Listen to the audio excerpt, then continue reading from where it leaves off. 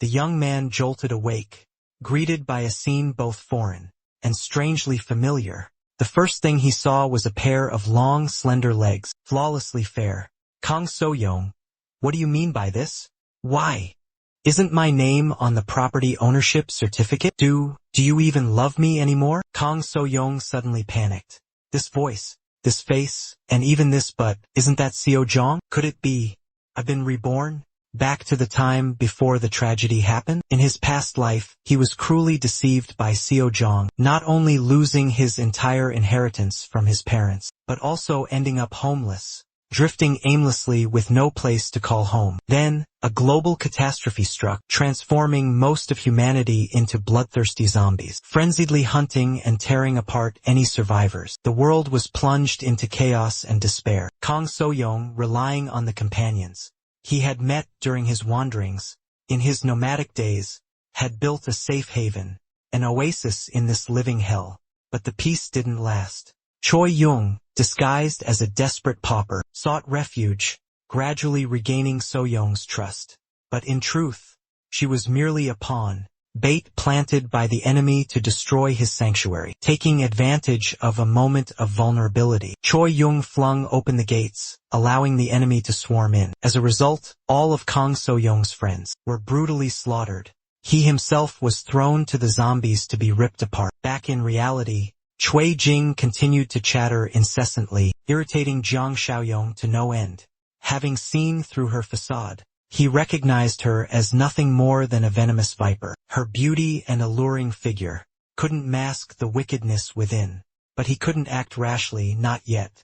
He wanted Cui Jing, and everyone involved in his past tragedy, to pay for their sins, slowly and painfully. He wanted them to feel the agony he had endured, down to their very bones. Are you even listening to me? I'm giving you 1 week. If you don't. Before Cui Jing could finish, Jiang Xiaoyong kicked her out the door. All right, I get it. You can go now. The apartment door slammed shut, leaving Cui Jing stunned. She couldn't understand Jiang Xiaoyong's sudden outburst, or his violent reaction. Even though he was usually a complete and utter fool, after chasing her away, Kang So-young's house finally became quiet again. He glanced at the clock on the table. There was still a month until the apocalypse arrived. The priority was to prepare for the upcoming disaster, not waste time with that wicked woman.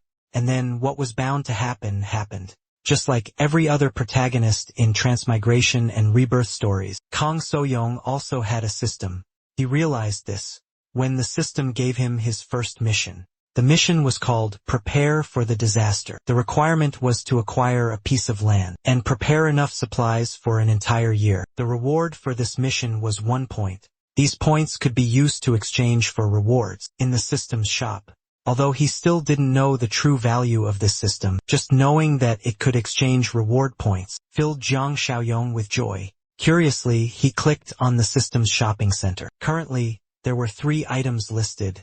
A physical enhancement potion, worth 20 points, an apocalypse farmer's supply box, worth 2 points, and a protagonist's supply box, worth 10 points. Refreshing the item list would cost 2 points. At the moment, Jiang Xiaoyong had no points. He needed to find a way to earn points to exchange for valuable items. Just as he thought of this, his stomach rumbled loudly. Jiang Xiaoyong almost forgot, in his past life at this time, to save enough for Cui Jing's betrothal gifts. He had been eating meager meals every day, leaving him severely malnourished.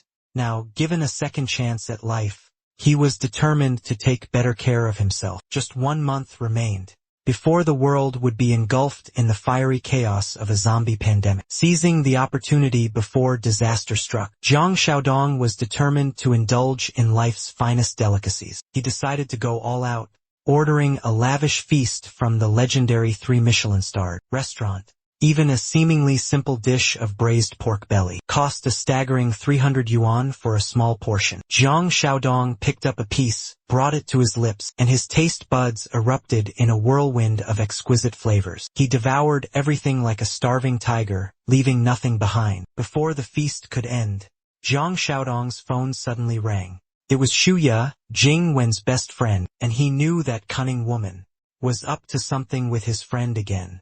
The moment he answered, his eardrums were nearly shattered. by a blood-curdling scream from the other end. Kang So-young, what in the world do you mean? Have you ever treated Seo-jong this badly before? Huh? All she wants is for you to show her your sincerity. Think about it.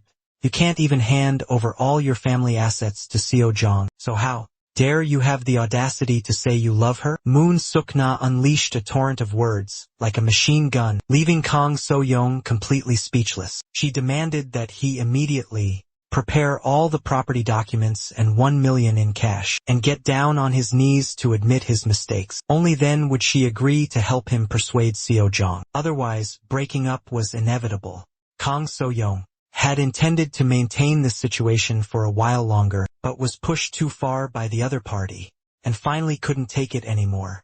Who the hell do you two think you are? She wants to test my feelings too? How ridiculous! When Shuanya, with her haughty demeanor, was left speechless by his blunt words, Xiang Xiaoyong didn't want to give her another chance to ramble on, so he hung up. Now, his mind was solely focused on the task assigned by the system. First, he needed to find a plot of land. But he couldn't just choose any random piece of land, just to complete the task. Xiang Xiaoyong wanted to take this opportunity to build a fortified stronghold on that land. It needed to be easily defensible and suitable for launching attacks. Therefore, the location had to be near a water source and a forest. With that in mind, after finishing his meal, Xiang Xiaoyong quickly headed straight to the real estate agency. He was greeted by an agent named Xiao Ning, who was extremely polite and courteous. But before Xiang Xiaoyong could even say he wanted to buy land, behind Xiao Ning, a tall man suddenly appeared. She addressed him as Director Zhou. It seems this is the sales director. Xiao Ning, quickly clean up back there. Move these cluttered boxes somewhere else. Director Zhou ordered. But I'm attending to an important client. Xiao Ning looked flustered. Xiao Ning, have you forgotten everything I taught you? You have no discernment. How can you possibly work here long term? Look, he's wearing cheap clothes. I bet he can't even afford to buy a toilet. What a destitute customer. Director Zhou spoke without any reservation. Thus, Jiang Xiaoyong heard all the insults. His contemptuous attitude was truly infuriating. What do you mean by that? The blind fool who can't judge people, he retorted loudly. Perhaps this was the first time watching Director Zhu get viciously berated by the AI in such a scathing tone. He let out a snicker, his face filled with contempt. Meanwhile, he stubbornly clung to his opinion, believing Jiang Xiaodong to be nothing more than a poor, destitute kid. The man, surnamed Zhu, even went so far as to challenge him, saying that if he could afford even a single toilet, he would livestream himself eating feces. Those are your words. Just you wait and see. Just wait. I'll find you some steaming hot shit. With that, Jiang Xiaodong pulled out a black card containing all the money he had saved to marry his wife. Composing himself, he said to the employee, Xiao Ning, I'm not here to buy or rent a house today. I'm here to buy land. As soon as he finished speaking, all the staff and customers present were stunned, because compared to buying a house at that time, owning a piece of land was an even more extravagant dream. Many had lived past 35. But this was the first time they'd witnessed someone inquiring about buying land. After a brief moment of astonishment, Xiao Ning quickly guided Jiang Xiaoyong to another area for a more detailed consultation. Meanwhile, Director Zhou maintained his disdainful attitude, believing the young man was merely trying to show off. When it came time to pay, he was certain the kid wouldn't have enough money. Jiang Xiaoyong asked Xiao Ning to show him a plot of land with picturesque scenery, surrounded by mountains and rivers, preferably with a stream running through it, and easily accessible by road.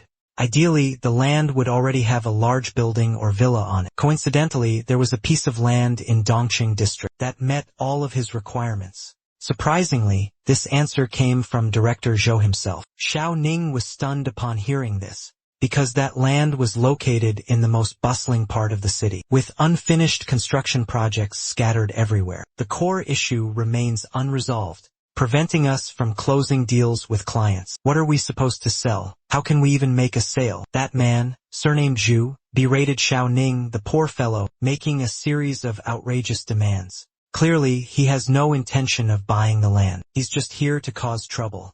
That land in Dongqing district, can it truly meet all of my requirements? Xiang Xiaoyong expressed interest. Xiao Ning cautiously nodded in agreement to the requests he'd just made. That plot of land is essentially the most suitable. It's just that the unfinished factory there is quite dilapidated and desolate. The construction team leader has already skipped town. Xiang Xiaoyong meticulously reviewed the land documents and was more than satisfied. Precisely because of that abandoned factory, the surrounding area is enclosed by a sturdy barbed wire fence, forming a naturally defensible position, difficult to attack from the outside, easy to defend from within. The unfinished factory would also save him a considerable amount of money in construction costs. I want to buy this land. Xiao Deng made his decision instantly, without hesitation. So can we finalize the payment and sign the contract now? Xiao Ning was even more astonished, repeatedly asking, "You really want to buy that land with the unfinished factory?" "Yeah, of course. Hurry up, let's get the contract done. Don't keep me waiting, someone's itching for a taste of what's coming." Director Chu started to feel uneasy, and upon seeing Jiang Xiaodong's deposit slip, he completely crumbled. "You already put down 300,000 yuan as a deposit? The total to buy this land outright is millions of dollars." He couldn't believe that someone would actually spend millions to buy a half-finished piece of land. He found it even more unbelievable that his own arrogant words had now become the weapon used against him. "Buddy, I've completed the payment. Now it's your turn to keep your promise. The live stream of you eating, you know what? If you put on a good show, I wouldn't hesitate to send you a super chat."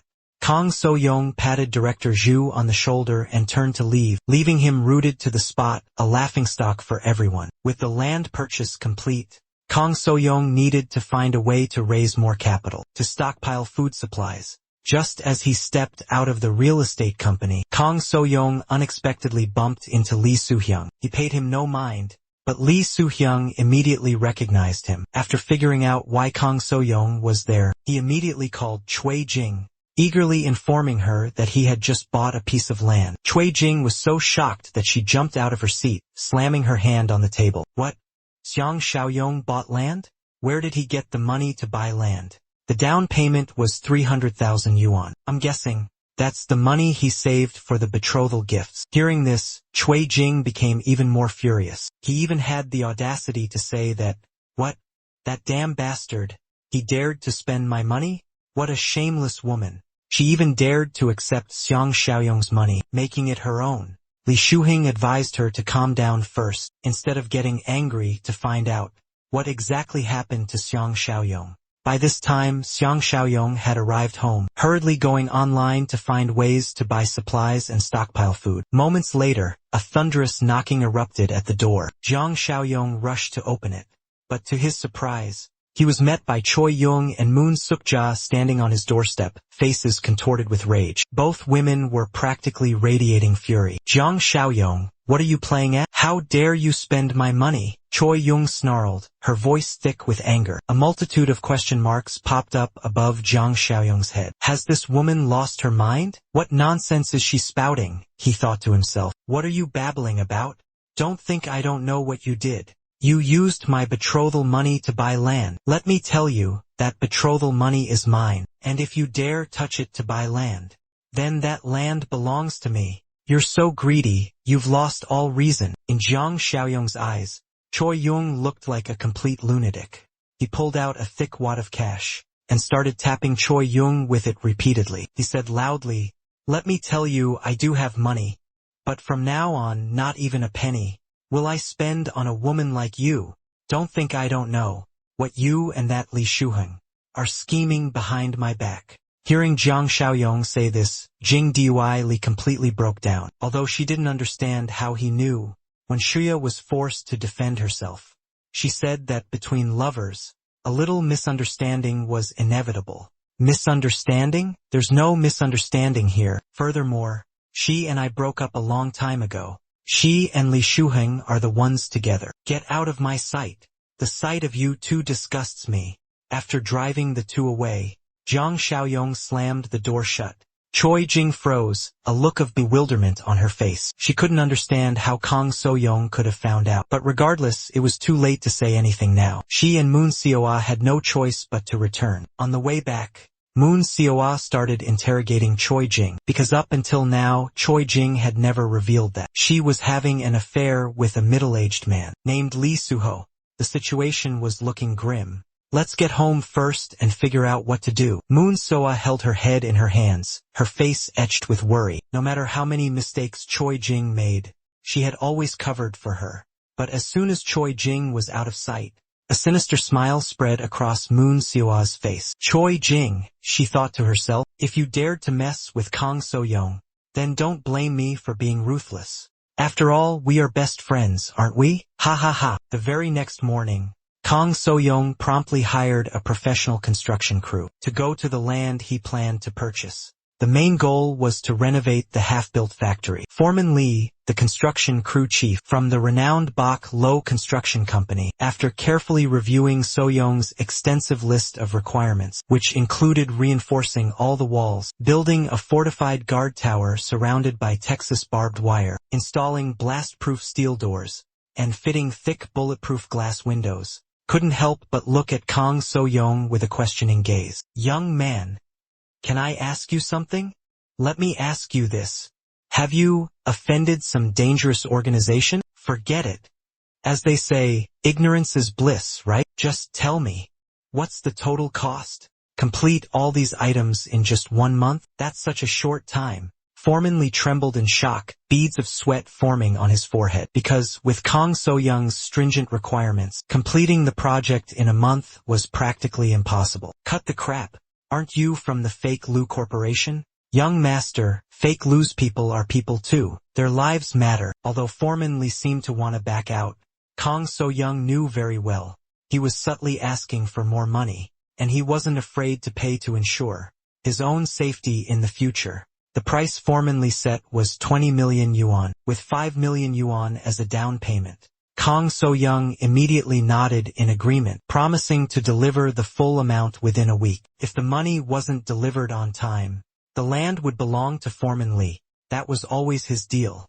Reassured, he urged his subordinates, demanding they accelerate the work. Kang So-young was racking his brain for ways to make money, when a honey-sweet voice called out from right behind him.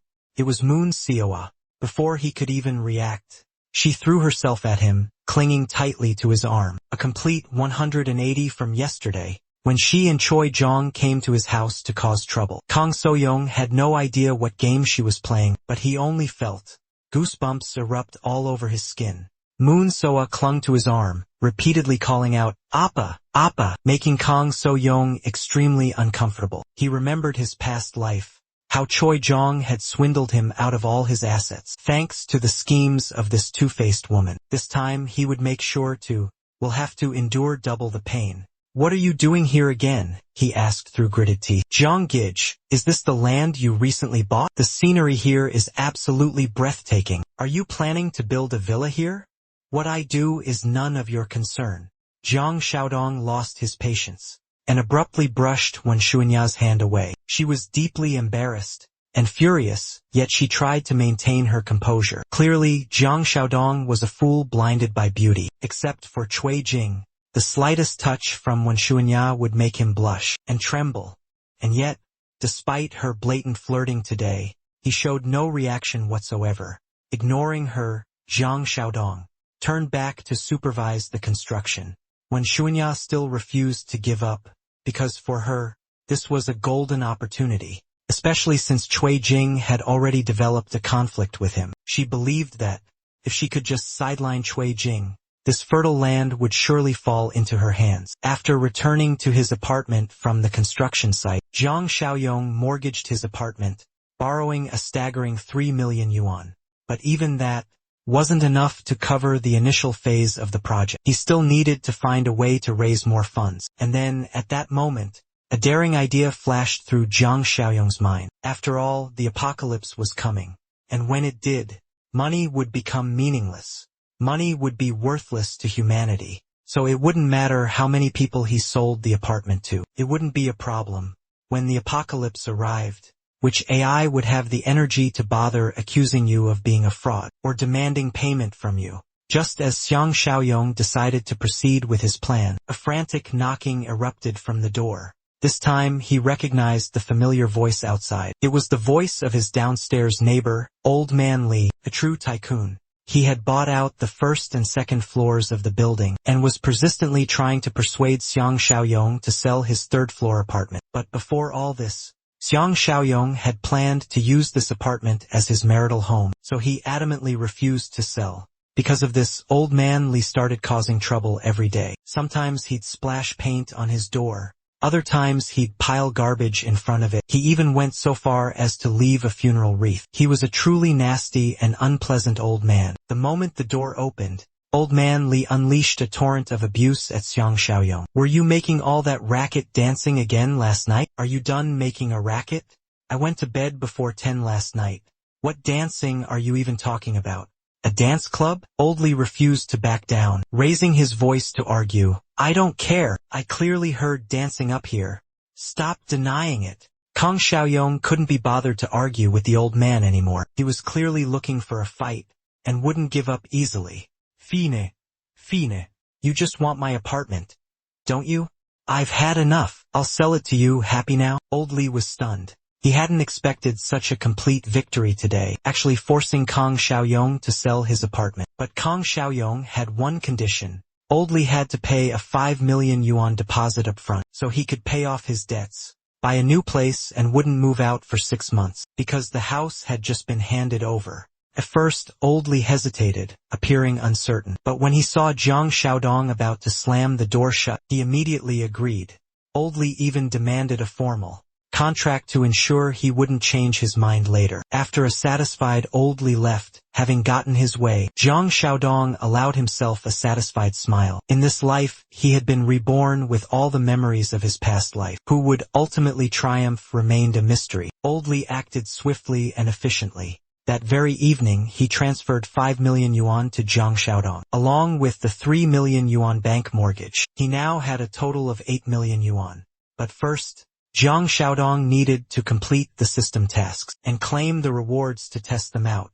Then, he began gathering and stockpiling enough supplies to last a year. Inside the supermarket, looking at his overflowing cart, everyone thought Jiang Xiaoyong had lost his mind. After all, he had purchased dozens of shopping carts. But he paid no attention to the gossip, because the most important thing was that he had successfully completed his mission, and he had earned a handsome reward for it. In these chaotic end times, increasing one's physical strength was essential, and the protagonist support pack in the system's mall happened to cost exactly 10 points. Without any further hesitation, Jiang Xiaoyong immediately selected the protagonist support pack. He'd had a hunch. The first purchase was bound to yield something good. The first item Jiang Xiaoyong received from the protagonist support pack was a special ring, a level 1 spatial ring, containing a 500 square meter space where time stood. Time inside the ring would be frozen. This meant that, even if he stored fresh food inside, it would never spoil. As he was about to pay for his groceries at the supermarket, the manager suddenly rushed over, yelling loudly. Jiang Xiaodong's eyes widened in surprise. He unexpectedly ran into an old acquaintance, Yang Tao, his middle school classmate. Back in school, he was always a lackey, the henchman of another guy, Zhang Xingxia. He was only good at bullying the weak but was terrified of those stronger than him. During middle school, Yang Tao often bullied Jiang Xiaodong, leading to conflicts between them throughout those years. He never expected to run into him here. Today, seeing Jiang Xiaodong purchasing 6 or 7 overflowing shopping carts full of goods, Yang Tao immediately assumed he was intentionally causing trouble at the supermarket. It took the cashier almost an hour to calculate the entire bill. The total came to 50,000 yuan, 6,884 yuan and 3 cents. Note, this seems like a typo in the original script. It's likely meant to be a single total amount. Yang Tao held out the POS terminal. Kang So-yong couldn't believe he actually swiped the card. He turned away, unable to say another word. He turned and started to walk away. But Kang So-yong wasn't someone to let others walk all over him like that. He called Yang Tao back. "Just now, your attitude towards a customer like me was unacceptable. You need to apologize properly. Otherwise, I'll return everything I bought today." Kang So-yong had purchased over 50,000 yuan worth of goods. Returning everything would cause a huge problem. But Yang Tao was used to bullying him, so apologizing wouldn't be easy. Don't push it. Are you looking for a fight? Kang So-young found it ridiculous.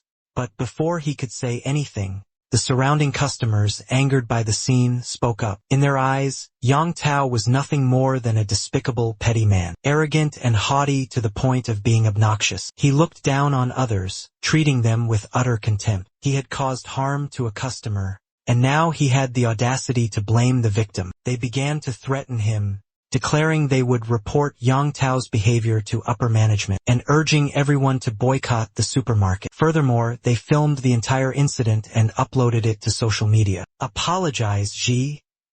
If you offer a sincere apology, I'll buy 10 times the amount of goods here. Xiang Xiaoyong added. Don't boast, or Yang Tao will throw another fit. Boast, Ji?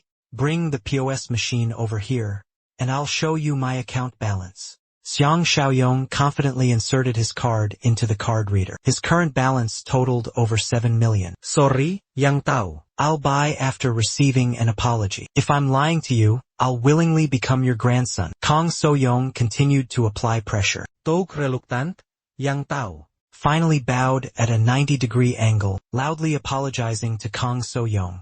He was even patted on the head like a puppy, and didn't dare to utter a single word of protest. Yang Tao quickly changed his tune, becoming incredibly flattering, inquiring about why Kang So-young was hoarding such a massive amount of goods. But he didn't bother to give a detailed explanation, simply saying he needed them for something. Fine, keep your secrets. It's just that, at this supermarket, there probably wasn't enough left for him to clean out anymore. Yang Tao had been in the supply industry for years, so naturally he had other connections. He quickly suggested another place to Kang So-young, and it just so happened to be the place owned by Zhang Shengzhe, who currently ran a commodities company. Jiang Xiaodong remained silent, tacitly agreeing. Yang Dao quickly made a phone call. Jiang Xiaodong had a hunch about what was going on. Yang Dao was still working as Zhang Shengzhe's lackey. He wondered how much dirty money those two had made together from this Warunfa supermarket. A short while later, Yang Dao personally drove Jiang Xiaodong to the warehouse. Soon after Zhang Shengzhe arrived, that young lackey eagerly introduced Jiang Xiaodong as his old middle school classmate. Took a moment for Zhang Shengzhe to recognize him, but it seemed the habit of bullying classmates was ingrained in him. So now, even though Jiang Xiaodong was a big client, he showed no respect. He even blew cigarette smoke directly in his face. Now I remember, that stubborn punk, right? Zhang Sungcheol took a few steps closer, his eyes scanning Kang So-young, as if appraising merchandise. He had the same condescending attitude as Yang Dawn before he saw his bank account balance. Seeing Kang So-young's simple, somewhat worn clothes, Zhang Sungcheol dismissed him as just another poor kid, trying to act rich. And Yang Dawn, that blind fool, couldn't judge a person's worth. Not only did he fail to find a potential customer, but he also wasted his precious time. That guy was a big client, a real catch. Yang Dawn quickly defended himself. Big client? What are you talking about? I've been around long enough. I can tell who's rich and who's poor just by looking at them. Kang So-young suddenly chuckled, perhaps realizing his aura wasn't quite as imposing as he thought. Even an illiterate dared to show him contempt. Zhang Sungcheol, having been bluntly mocked as uneducated, flew into a rage. He immediately grabbed him by the collar. What did you just say? I said you're as blind as a bat, can't judge a person. Kang So-young repeated boldly, a provocative smile still plastered on his face. This only further enraged the other man. Caught in the middle, Yang Da-won felt incredibly awkward. Zhang Sungcheol truly was illiterate, but he was also a very sensitive illiterate. Kang So-young kept bringing up his illiteracy, leaving Yang Da-won beside him, at a loss for how to mediate the situation. Big customer, huh? If you don't buy a truckload of goods from me today, then neither of you will walk out of here standing, Zhang Sungcheol said through gritted teeth. Kang So-young reasoned with him, suggesting that, instead of pointlessly clutching his collar, he should quickly provide his bank account number. Only then could he transfer the money. Without hesitation, he sent Zhang Sungcheol 1 million won, leaving him speechless for a long moment. But that was just the initial deposit, as Kang So-young intended to purchase goods, totaling 5 million won. This generous act was due to his latest mission, his next task, which was to stockpile a large quantity of supplies and food. Kang So-young's request for Jang Sung-cheol was quite simple. He needed firewood, rice, cooking oil, salt, snacks, and drinks. Basically, anything edible and drinkable, as long as it's not spoiled or expired. Zhang Shengzhe said as he walked alongside him, wearing a sly and dangerous smile. He felt like he was about to hit the jackpot. Zhang Xiaoyong and that money were like a gift from heaven. It just so happened he had a batch of food nearing its expiration date. He even acted generously, saying that if Zhang Xiaoyong bought the entire lot, he would give him a 10% discount off the original wholesale price. But Zhang Xiaoyong wasn't easily fooled. After carefully inspecting the goods, he discovered that apart from the fresh outer layer, the inside was full of food about to expire. Zhang Shengzhe, your little scheme might just backfire on you. Zhang Shengzhe looked flustered and embarrassed. He couldn't believe that someone with such a naive appearance like Kang So-young could grasp the situation so well. But he couldn't ignore this shipment, so Jang Sung-cheol tried to renegotiate the terms. If Kang So-young agreed to pay the full price for these soon-to-expire food products, he would offer a 50% discount. No need. My 5 million is reserved for only the highest quality products. Kang So-young flatly rejected the offer. While Jang Sung-cheol was flustered, unsure of what to do, the young man continued. However, for your expiring goods, I have a solution. The swindler's eyes lit up. Kang So-young agreed to buy the entire expiring stock at a 50% discount. However, he had one condition: receive the goods first, but he could only pay in a month. Zhang Shengzhe was skeptical, wanting some kind of guarantee. What if you go back on your word in a month? This doesn't seem right. Zhang Xiaoyong used the same tactic again, insisting that if he didn't pay, Zhang could come and collect the debt himself. Why are you so insistent on buying these near-expired foods? Can you tell me what your distribution channel is? Zhang Shengzhe remained doubtful. Distribution channel? There's no distribution channel. I'm the consumer, alright? He couldn't reveal to him that these soon-to-expire foods seemed useless now, but in just a few days, when the apocalypse hit, they'd become priceless. Just then, Zhang Xiaoyong received a call. It was the person interested in buying the old house he'd listed for sale. It was the buyer calling. Zhang Xiaoyong quickly gave Zhang Shengzhe the delivery address and walked away. Watching his retreating figure, he couldn't hide his jealousy, his eyes burning red. Despite having just completed a lucrative deal, he couldn't help but curse under his breath. That damn brat! He clearly came from an ordinary family. So how can he be living so comfortably now? The person who contacted Zhang Xiaodong to buy his house was an elderly man, with a kind and gentle appearance. Upon arrival, the old man brought 4 million yuan as a down payment. Xiaodong maintained his initial requirement that he would hand over the house in a few months. The old man didn't even need to thoroughly inspect the house. He immediately agreed to the deposit and seemed eager to sign the contract. It seemed like he truly wanted to buy this apartment. Seeing the old man's honest and sincere demeanor, Zhang Xiaodong asked, "Uncle, are you in a hurry to buy the house?" "To be honest, my granddaughter is about to transfer schools, so I really need to buy this house to settle her accommodation. I've searched around this area many times, but yours is the only house for sale. So, Mr. Kong, you must think this through carefully. Don't make a decision you'll regret." "Uncle, you're being incredibly straightforward. We just met, and you've already told me everything. Aren't you afraid I'll use this to lowball you?" Kang Xiaoyong finished speaking, and the man's face immediately changed, revealing a worried expression. He said that the money from selling this house was his family's entire life savings, 2 generations worth. Seeing his honest and hard-working demeanor, Kang Xiaoyong reassured him, saying he wouldn't let him down.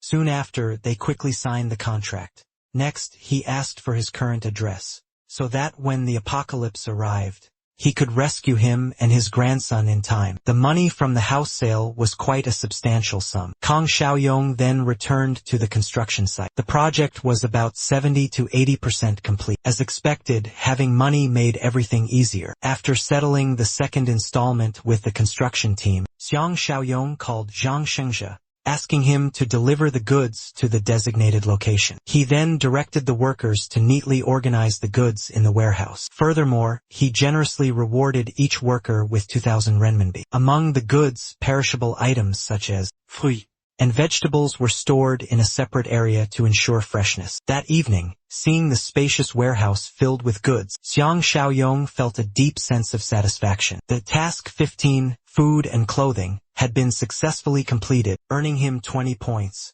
Meanwhile, in the systems shop, a new item had appeared. It was called the Ability Awakening Supply Box, priced at 10 points. Without hesitation, Xiang Xiaoyong immediately purchased it. Upon opening the box, he gained a powerful ability. Gaining an ability before the apocalypse was a huge advantage. The ability Xiang Xiaoyong just activated was worth 10 points. In return, he possesses the Eye of the Spirit, a special ability that allows him to discern friend from foe. This is considered one of the most effective abilities in the early stages of the apocalypse. After all, a dog's heart is easier to read than the unpredictable nature of man, especially in a dangerous situation as precarious as this. In his past life, it was because he trusted the wrong people, misplaced his faith, that he met such a tragic end. This time, he was determined not to repeat that mistake. The system quickly updated a new mission for Xiang Xiaoyong. The mission was called Armed to the Teeth, with the following objective. He must arm himself. The reward was 10 points, along with a random prize. What a coincidence! This was exactly what Xiang Xiaoyong had just been thinking about. But in any case, currently, the apocalyptic disaster hasn't officially erupted. Weapon acquisition is facing many restrictions. Xiang Xiaoyong has no other choice, forced to sneak out in the dead of night, to visit the black market. This place trades in all sorts of goods prohibited in the legitimate market. He plans to look around, assess the situation, search for a suitable item for himself and survey the prices. Unexpectedly, he bumps into a familiar face right here in the black market. Come on! Just 300 yuan. Xiang Xiaoyong hears a familiar voice, turns around, and indeed it's Li Shuheng. Talk about running into someone you'd rather avoid. He's haggling over a jade bracelet, originally priced at 2,000 yuan. And yet he dares to lowball the price to 300 yuan. What a shameless cheek. After a bit of haggling, the stall owner agrees to sell. Seems like that bracelet is just a fake. Xiang Xiaoyong only needs a moment's thought. It was easy to guess this guy was planning to use the fake ring to scam Cui Jing. In this world, only greedy and ignorant fools like her could be so easily deceived. Putting Li Shuheng aside for the moment, Xiang Xiaoyong had found what he was looking for. It was a stall selling weapons, mainly daggers. Xiang Xiaoyong looked them over but nothing caught his eye. It seemed to be the only weapon stall in the market, so he had to stop and have a chat with the owner. Xiang Xiaoyong said that he wanted to buy a more robust weapon. The owner thought he was looking for trouble, so he tossed him a sharpening stone and told him to buy that. If you want something hard, sharpen it yourself. Xiang Xiaoyong just chuckled, then scanned a QR code with his phone to pay before leaving, and offered him 200,000 yuan. The weapons shop owner's jaw dropped, his eyes widened in disbelief, and he was left speechless. Don't worry, this is just a small token of my sincerity. If you can truly find me something worthwhile, this amount will be much higher. Truly, money talks. As soon as Xiang Xiaoyong transferred the money, the shop owner's attitude did a complete 180. He quickly called over someone named Xiao Zhang, asking him to mind the counter, while he personally led Xiang Xiaoyong to a different area, more discreet and private.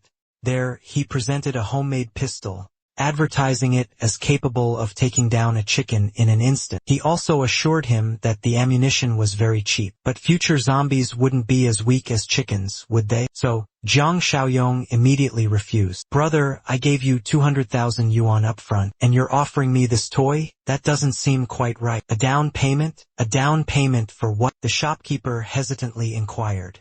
A 10% down payment on the total value. Initially, I planned to use 2 million to purchase weapons from your shop. The shopkeeper's hesitation was evident, as if he wanted to refuse the deal. Perhaps he was wary of Kang Soyang, the court reporter, sent here undercover for a secret interview. But after a long pause, the young man held his ground, his eyes hardening with a chilling intensity, like a true gang boss. This change in demeanor shifted the shopkeeper's attitude. He locked the front door and glanced around cautiously through the window. After ensuring no one was outside, he drew the curtains closed. You've come to the right place, he said, leaning closer to Kang Soyang, and whispered, I can help you with this. Just make a list of what you need. I'll give you the specific address later. Noon, 2 days from now, come directly to that location. We'll finalize the transaction there. And remember to bring cash. Seeing the shop owner's serious and tense expression, Xiang Xiaoyong felt somewhat reassured that he would be provided with quality goods. They quickly reached an agreement. Afterwards, the weapons shop owner personally escorted Xiang Xiaoyong to the door. Just as he stepped out of the shop, he unexpectedly bumped into Li Shuheng again. Isn't this Xiang Xiaoyong? His voice was laced with sarcasm and curiosity. Fancy meeting you here in the black market. Mind if I ask you something? You seem to be spending money quite freely these days. Even ignoring Jingjing, I see. Looks like you've come across some kind of family heirloom, haven't you? The sight of his face irritated Xiang Xiaoyong. Calling each other so intimately, Cui Jing. What a shameless pair of adulterers. But the appearance of these two presents a perfect opportunity to test my new ability. Jiang Xiaodong focused his mind, and his heavenly eye instantly grasped Li Shuheng's attitude, as well as the weapon shop owner's. The weapon shop owner's attitude towards him was represented by a green smiley face icon. Meanwhile, that Li Gai's attitude was a purple angry face icon. Well, is Mr. Li buying gifts for Cui Jing? It makes sense after all. Only she would be fooled by these old, fake goods. She's just my trash anyway. So she only deserves this kind of stuff. Jiang Xiaodong's words were a clear implication that Li Shuheng was using his leftovers. He became even angrier. Wanted to strike but didn't dare to make a move. Witnessing the tense confrontation between the two, the weapons shop owner couldn't contain his curiosity and stepped forward to ask, Boss Jiang, is this an acquaintance of yours? Humph, an acquaintance? Calling him an enemy would be more accurate. The weapons shop owner, a veteran of the underworld, immediately grasped the situation. He told Jiang Xiaodong to go ahead and promised to teach that Li fellow a lesson in his place. He's got a lot of goons. A minute ago they were nowhere to be seen, but the moment we talked about getting physical, they popped up right away. Li Shuheng, who was all talk just now, was now sweating bullets at the sight of the crowd, backing away continuously. However, he still couldn't avoid a severe beating. 2 days later, Jiang Xiaodong arrived on time at the location they had previously agreed upon. The weapon shop owner had prepared a first-rate arsenal for him. Thanks to that, the mission to gear up was perfectly completed. Kang Soyong received 10 accumulation points, bringing his current total to 20. The random reward was also revealed. 2 special physical enhancement injections. Kang Soyong was afraid of needles like a little girl, but he gritted his teeth and jammed the needle into himself. Instantly, his physical stats surged by 2 points, reaching an average level. Normally, the physical stats of an adult man are 5 points. He gained 2 points, equivalent to 40% compared to an average man. With this significant advantage, Kang Soyong felt he should continue to push his limits, upgrade himself to the peak. Therefore, he decided to use the remaining injection. Enduring the pain once more, he was now 60% stronger than other grown men. Eager to test his newfound strength, Kang Soyong searched for a suitable target and spotted a nearby iron pole. The old Kang Soyong would have thought it foolish to randomly kick something so hard. Yet here he was doing just that, and even bending the iron pole with a single kick, without feeling any pain. Kang Soyong was incredibly satisfied with the result. It seemed that, in the early stages of the apocalypse, dealing with zombies would no longer be a concern. As for the weapons, they didn't take up much space.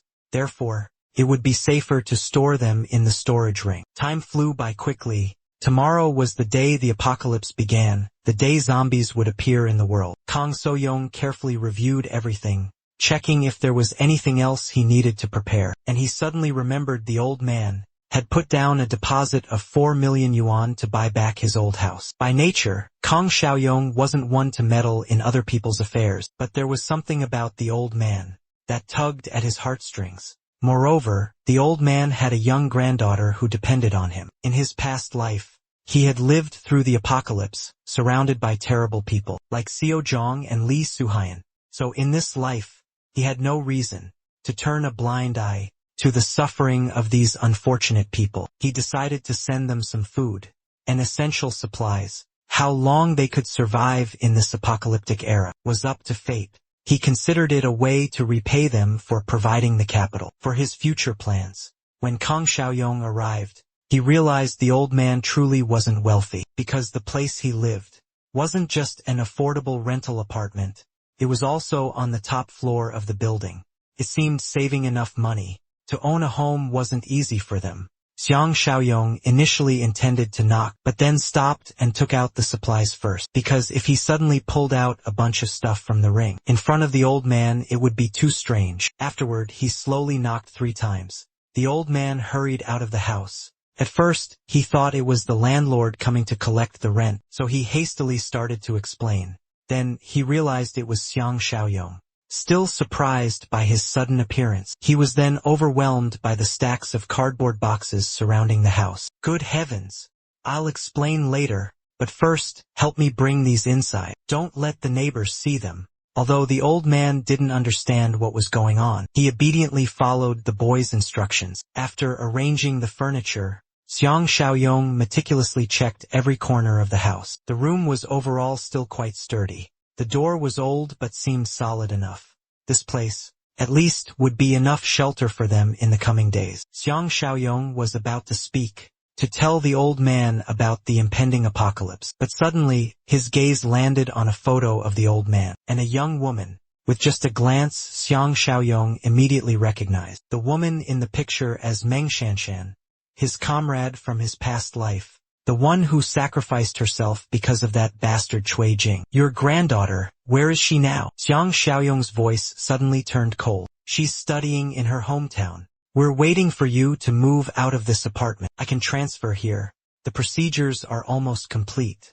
Kang So-yong suddenly recalled his past life. The first time he met Meng Xianxian, she had told him how her grandfather had risked his life to enter the high school that was overrun by zombies to save her.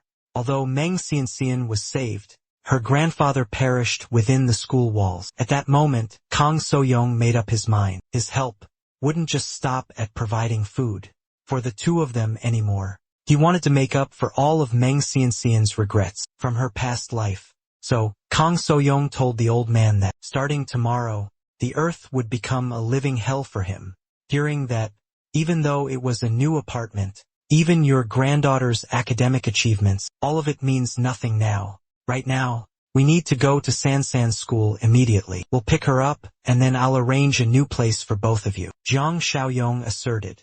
But the old man responded with a dubious look. Mr. Jiang, what are you talking about? I don't understand a thing. Jiang Xiaoyong sighed inwardly. The old man was advanced in age.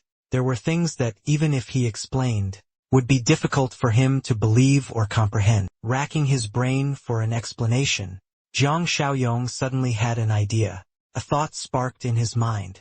Uncle, have you ever heard of a famine? I have, the other man nodded repeatedly.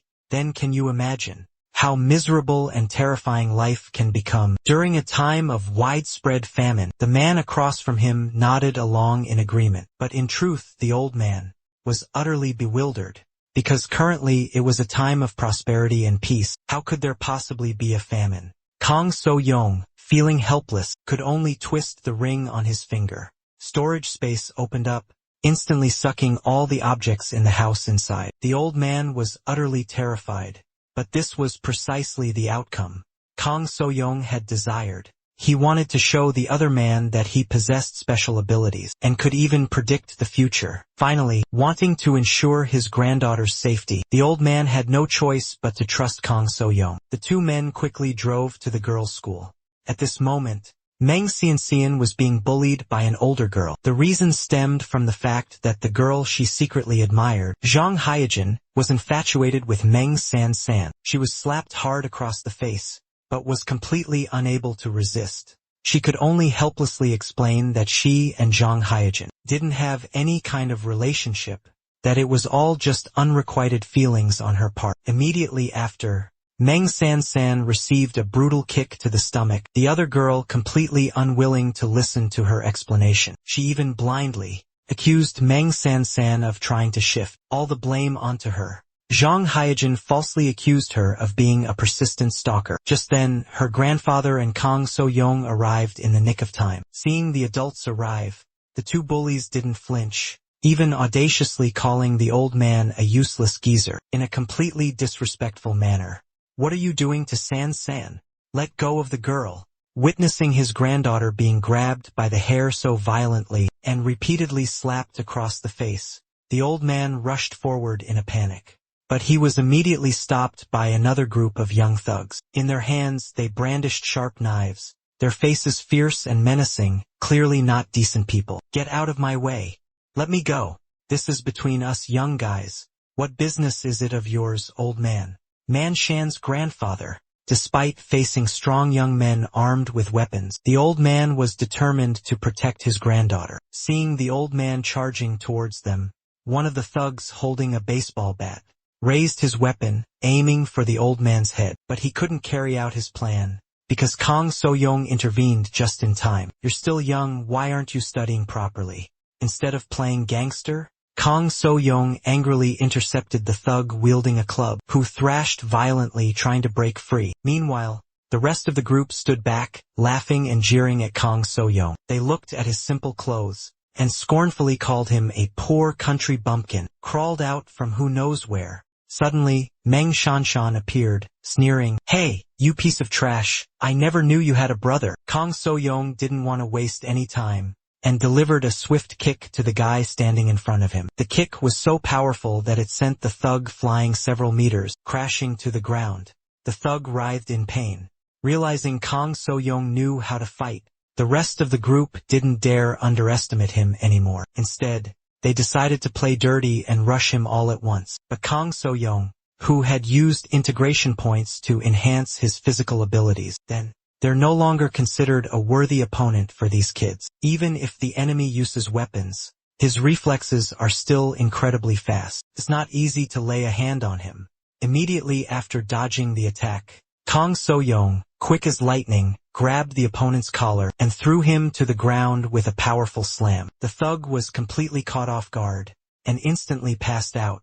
Witnessing this, the remaining blonde-haired thug with the knife charged forward to attack. But his speed, in Kang So-young's eyes, could only be described as unbelievably slow. In the blink of an eye, he disarmed his opponent and delivered a powerful kick to the back of his knee. This thug's fate was no better than his companions. It took Kang So-young less than 30 seconds to take down two burly young men. This sight terrified the girls who had been bullying Man Sansan. They were utterly horrified. Kang So-young had never laid a hand on a woman before, never raised a finger against the fairer sex. But Meng Shanshan was a comrade who had fought alongside him, even sacrificed herself for him in a past life. Though they hadn't met in this life, he still wanted to repay her. So, after teaching the three thugs a lesson, Kang So-young turned his attention to the two girls, who had bullied Meng Shanshan. First, he delivered a resounding slap to the ponytail girl, then grabbed the other girl by the hair, just as they had done to Meng Shanshan. Kang So-young held a knife to the long-haired girl's throat, frightening her so badly she almost choked. But of course, he had no intention of killing anyone. Kang So-young's knife flashed through the air, slicing off the Daji's long hair. She burst into tears, sobbing and cursing uncontrollably. "Kang So-young, you bastard! How dare you cut my hair? You wretch, I swear I'll never forgive you." Kang So-young released the long lock of hair he held tightly in his hand. The curly lock fell to the ground. "Long hair is just a burden for you. In a few days, this short hair might just save your life." Kang So-young spoke vaguely, not bothering to explain further. He then turned to Meng Xianxian and her grandfather. "Follow me." Meng Xianxian was still reeling from Kang So-young's strange actions. But seeing her grandfather agree to follow him, she quietly followed suit. Once in the car, her grandfather explained to Meng Xianxian, "You won't have to go to school anymore starting tomorrow, because the apocalypse is coming." Meng Shanshan kept glancing at her grandfather, then back at Kang So-young in the driver's seat. She seemed wary of him since he was a stranger, but couldn't help but argue with her grandfather a little. "Grandpa, how many times have I told you, don't believe in those scammers? Who called you this time with another one of their scams? How much money did you lose?"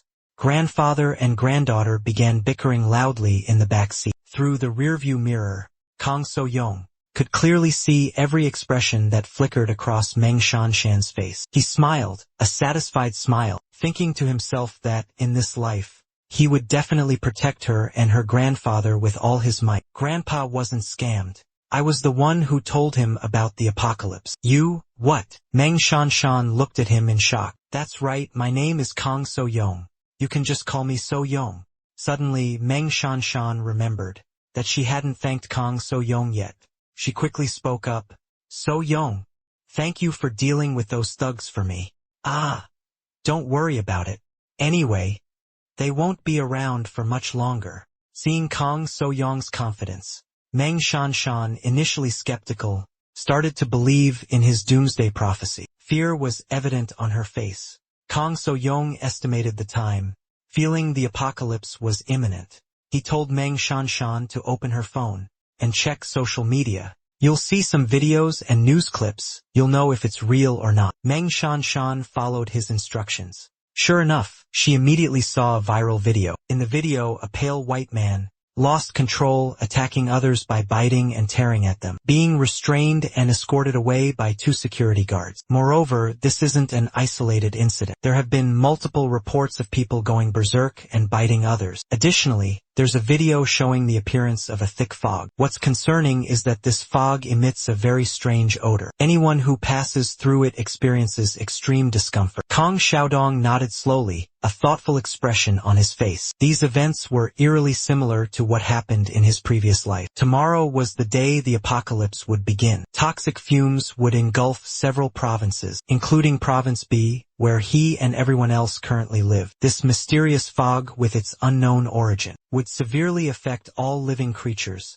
transforming them into bloodthirsty zombies. Others, without immunity, would only need to be bitten once to be transformed into one of them. And now, based on the information gathered, the signs of the approaching apocalypse were clearly evident. Meng Sansan was still young and had watched countless movies about the apocalypse, so naturally she knew what zombies were. It was just that this was beyond her imagination. Even though Jiang Xiaodong didn't seem to be lying, he understood her feelings. Therefore, he just told her and her grandfather to stay calm and wait patiently until tomorrow. By then, they would have a definite answer. Jiang Xiaodong was anxious and wanted to drive back to his base immediately. Unexpectedly, he encountered a traffic jam on the way. Even the emergency lane was completely blocked. Meng Sansan's grandfather started to worry when he saw this. Mr. Jiang, we're stuck in traffic here. What if those zombies you just mentioned catch up to us? Uncle, don't worry. It's not that serious yet. Jiang Xiaodong reassured the old man. But truthfully, he was a nervous wreck inside. Although the widespread zombie outbreak was still a few days away from spiraling out of control, it was just a matter of time. If even a small outbreak occurred at this congested point, the consequences would be catastrophic. Suddenly, a luxury car came speeding down the emergency lane. Then, despite the suffocatingly narrow gap between the 2 cars beside it, it forced its way in. Coincidentally, the car behind was Kong So-young's. His car was rear-ended hard.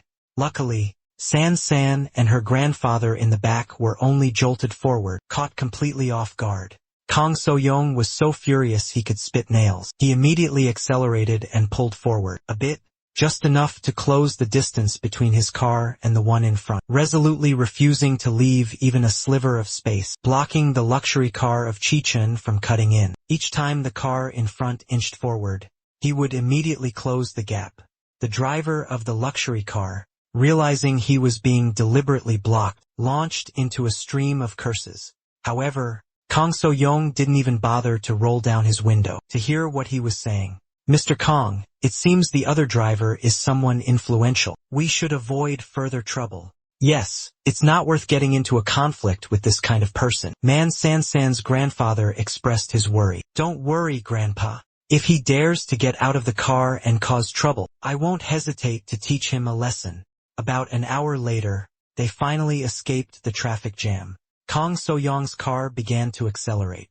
Just then, Meng Shanshan noticed the luxury car they had encountered earlier was tailing them relentlessly, as if intent on their destruction. The car continuously pressed in, provoking them and looking for a fight. Jiang Xiaodong was furious. Before, he might have let it slide. But tomorrow was the apocalypse, and he refused to put up with this kind of despicable behavior any longer. So, using his expert driving skills, Zhang Xiaodong not only forced the other car back, but also delivered a devastating blow, sending it spinning like a top before it careened off the road. The impact was terrifying. Smoke suddenly billowed from the luxury car. Its owner stepped out, his face scratched and a furious rage burning in his eyes. He immediately called his AI assistant, demanding data from 6 types of surveillance cameras to find the license plate of the car that had just hit him. "Call the traffic division now," he roared. "I'll teach them that there are some people in this world you don't mess with." Kang So-young finally managed to bring Man San-san and her grandchild back to the base as night fell. Stepping out of the vehicle, both gasped in awe at the imposing sight of the massive fortress. Exhausted from driving all day, Kang So-young didn't offer any explanations, simply telling them to get some rest, because tomorrow life would become much harder. The next morning, Kang So-young woke up early. Gang San-san was still fast asleep. She sleepily stretched as she stepped out of her room. Waiting for his grandfather to wake up, Gang So-young took everyone on a tour, showing off his newly completed fortress. The walls surrounding the fortress were made of solid reinforced concrete. The entrance gate was remote-controlled, made of thick solid steel, 3 centimeters thick. Whether human or Zhangshi, nothing could breach it, unless they had heavy weaponry. "Remember, without my permission, besides the 3 of us, absolutely no one is allowed to set foot inside this fortress," Gang So-young declared sternly. He didn't want the tragedy of his past life to repeat itself, even once more. "But what if there are survivors? How can we possibly save them?" Meng San-sen asked hesitantly, her face etched with worry. Zhang Xiaodong understood the reason behind her question. After all, in this life, Meng San-san hadn't truly experienced such devastating events, hadn't fully grasped the complexities of human nature. When disaster strikes, the already unpredictable human heart becomes even more treacherous. The darkness within people would be magnified 1,000-fold. Kindness and compassion would only transform into sharp blades, turning back to stab oneself. Zhang Xiaodong led the old man and his granddaughter to a different area, still within the compound, but separate from the central fortress. From the outside, this place still seemed relatively safe. He explained that this area could serve as a temporary shelter for those seeking refuge. But in his absence, Meng Shanshan and her grandfather were given strict orders not to show mercy or allow anyone to enter the fortress. Disobeying this order would have dire consequences, potentially leading to their demise. Shortly after, Zhang Xiaodong led the 2 to the food storage area. His purpose was to show them where the food was kept, so they could distribute it to the refugees in need. Taking advantage of this opportunity, the boy decided to use his spiritual eye to examine the grandfather and granddaughter. Above their heads appeared a green smiley face icon. This was the first time this icon had appeared, but Zhang Xiaodong could guess that they harbored no hostile intentions towards him. More accurately, they seemed to trust him completely. Reassured, he decided to show them the most crucial item in this apocalyptic era: weapons.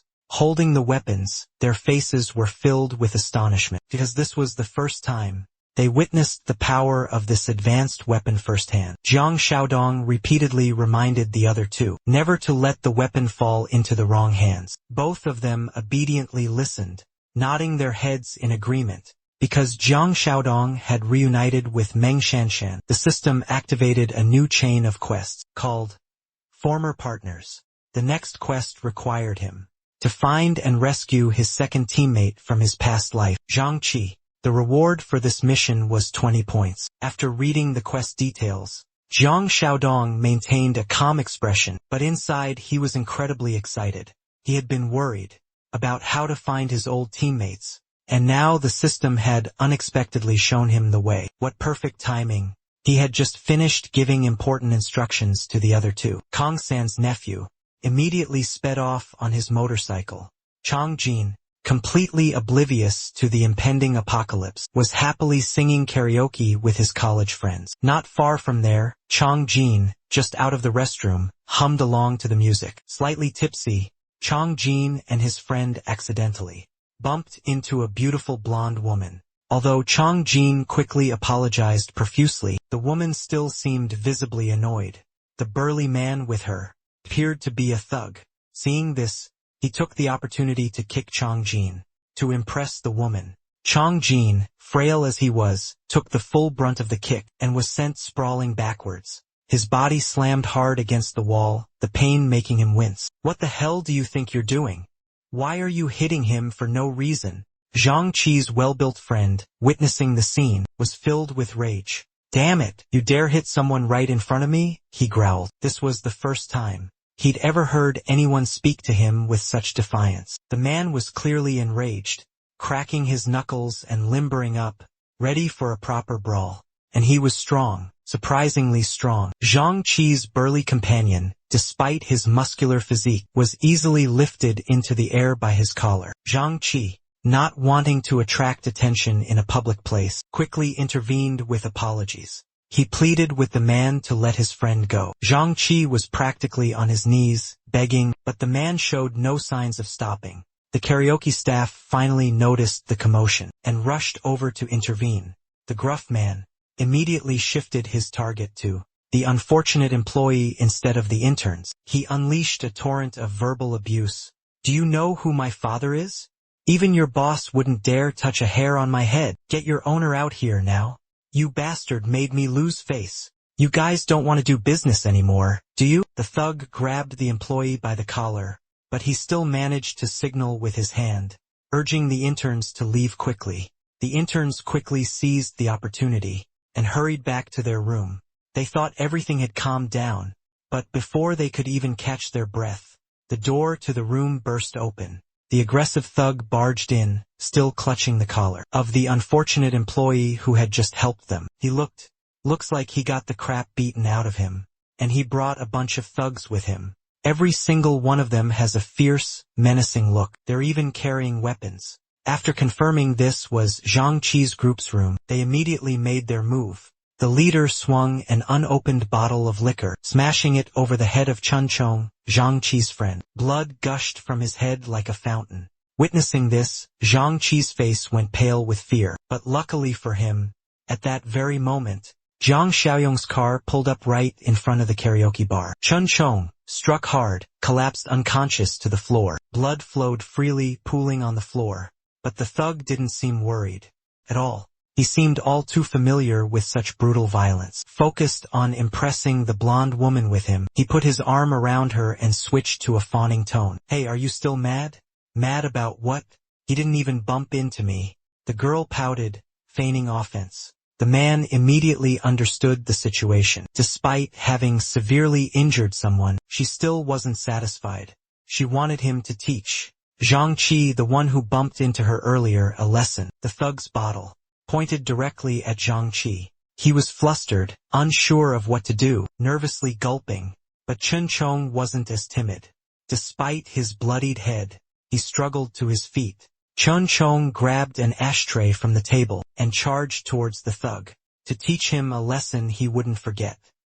But unfortunately, his impulsive act was quickly stopped by the thug's lackeys. Before he could retaliate, his resistance only enraged the thug further. Chun Rong, furious, slammed another bottle of liquor against his head. This time he collapsed completely unconscious. Witnessing his friend brutally beaten twice, Zhang Chang couldn't take it anymore.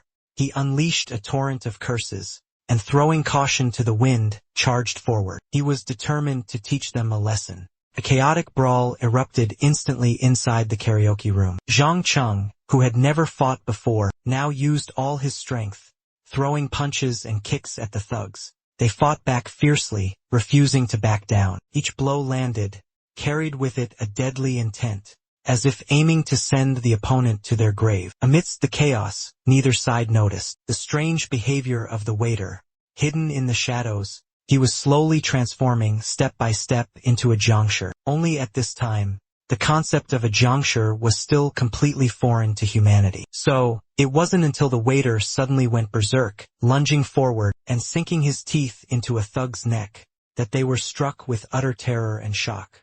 First, the thugs simply thought he was trying to help Zhang Ji's group, Two thugs immediately charged in, attempting to pull the waiter off, but his strength was beyond their control, for he had fully transformed into a Zhangshi. After the first one was bitten on the neck, in the blink of an eye, a second victim was bitten on the hand. The waiter was now like a rabid dog, ferociously biting anyone who got in his way. Although the thugs were strong, none of them could put up a fight, until Jiang Xiaoyong suddenly appeared. Lulu suddenly appeared in the sealed room. She immediately grabbed the raging zombie employee by the throat, who, in a frenzy, was biting another person. Lulu, without hesitation, lifted the zombie and decisively threw him into the reinforced glass door. The sharp sound of shattering glass echoed, drawing all eyes in the room towards the source of the noise. Kang Soyoung's sudden appearance and actions caused the brawling crowd to pause, partly because the thugs realized Kang Soyoung had effortlessly restrained the bull-like employee. With just one hand, they dared not make a move in front of him. Only the leader remained oblivious to the dangerous situation and continued his vulgar rant. "You bastard! Who the hell are you? Where did you come from?" he roared. But Kang Soyoung ignored him, worriedly, turning to ask Zhang Qi if he had been bitten. Zhang Cheng had no recollection of this person, but still shook his head firmly. He insisted he hadn't been bitten. Xiang Xiaoyong breathed a sigh of relief, grateful he'd arrived in time. He then gestured for Zhang Cheng to follow him. Despite not knowing Xiang Xiaoyong, Zhang Cheng didn't want to linger, so he followed. But he hadn't taken 2 steps before the thug leader blocked his path. "Hey, this isn't over yet," he snarled. Before Zhang Cheng could respond, the thug who'd been bitten on the neck suddenly clutched his head and trembled. "Boss, my head suddenly hurts so much," he groaned. "What? It's getting worse again?" the other man asked, his face filled with confusion. "Just a moment ago, you were only having a runny nose." But only Xiang Xiaoyong knew. "What's wrong with that guy?" He focused on the deep wound on the man's neck and asked, "The wound on your shoulder, did he bite you?" The man responded in a panic. Kang Soyoung sighed quietly. "Based on this guy's story, it seems he was infected by the virus from the poisonous fog earlier, and he was bitten near his central nervous system, so the zombie virus will quickly invade and take over his brain. I'm afraid that in just a moment, he'll completely transform." Without hesitation, he grabbed the crazed waiter and threw him straight into the bathroom. The door slammed shut. From inside, the sounds of banging and screaming were incessant. But fortunately, right now, these newly emerged zombies weren't smart enough to open doors. It seems like this is a good opportunity, hoping to win over his future teammate. Kang Soyoung thought to himself. He turned to Zhang Qi, who was dusting off his hands, and asked, "Hey Yang, which one do you want to handle?" Zhang Qi let out a surprised "huh," and asked back with a dubious expression, Do we know each other?" Before Kang Soyoung could answer, the leader of the thugs charged towards him. He saw Kang Soyoung speaking so freely, and wanted to teach him a lesson. But the result was predictable. Not only did he fail to touch Kang Soyoung, but he was also countered. His large body was easily thrown onto a glass table by Kang Soyoung. The glass shattered. Just looking at it was enough to know how much pain he was in. Seeing their boss being manhandled, his underlings also eagerly rushed forward. But none of them were skilled enough to be his opponent. The thug who was bitten on the neck, after taking a full blow from Kang Soyoung, collapsed onto the floor. His body began to convulse violently. Seeing this, his companions panicked and rushed over to check on him. "What's going on? What's wrong with you?" "No way, he's having a seizure after just one punch?" Kang Soyoung didn't care if he was about to turn into a zombie. His fist remained clenched as he shouted, "Anyone else want to taste a few of my punches? Come on." Having witnessed Kang Soyoung's terrifying strength firsthand, none of the thugs dared to make a sound. He then told Zhang Qi to take his friend outside first and wait for him. The show still couldn't explain who this young man who fell from the sky was, but still hesitantly obeyed him. The wounded thugs staggered to their feet, supporting each other. They tried to leave, but Kang Soyoung swiftly blocked the doorway. "What more do you want?" the leader snarled. "A few drinks and you lose all sense of reason? You almost got my friend killed." Kang Soyoung's eyes were icy, clearly showing he had no intention of letting them go easily. He suddenly shoved the leader, catching him off guard and sending him sprawling backward. Kang So-young quickly slammed the door shut, leaving the thugs to their fate, with their leader on the verge of transforming into a juncture. Sure enough, moments after he left, the transformation was complete. The leader's eyes glowed blood red, his jaws gaped open, and he began to savagely attack his companions. Kang So-young stood outside, clearly hearing the screams of terror, the frantic pounding on the door mixed with the sickening sounds of flesh being torn. The bathroom door suddenly burst open. The male staff member, previously restrained, had turned into a juncture, and now ferociously charged out. One could only imagine the chaos unfolding inside. Another staff member, awakened by the commotion, rushed over to investigate. Zhang Xiaoyong immediately ordered him to lock the door immediately. Under no circumstances was he to open it. Then he was to call the police, reporting a patient with rabies, in critical condition. The staff member, hearing the term rabies for the first time, looked skeptical. But seeing the deadly serious expression on Zhang Xiaoyong's face, he quickly obeyed.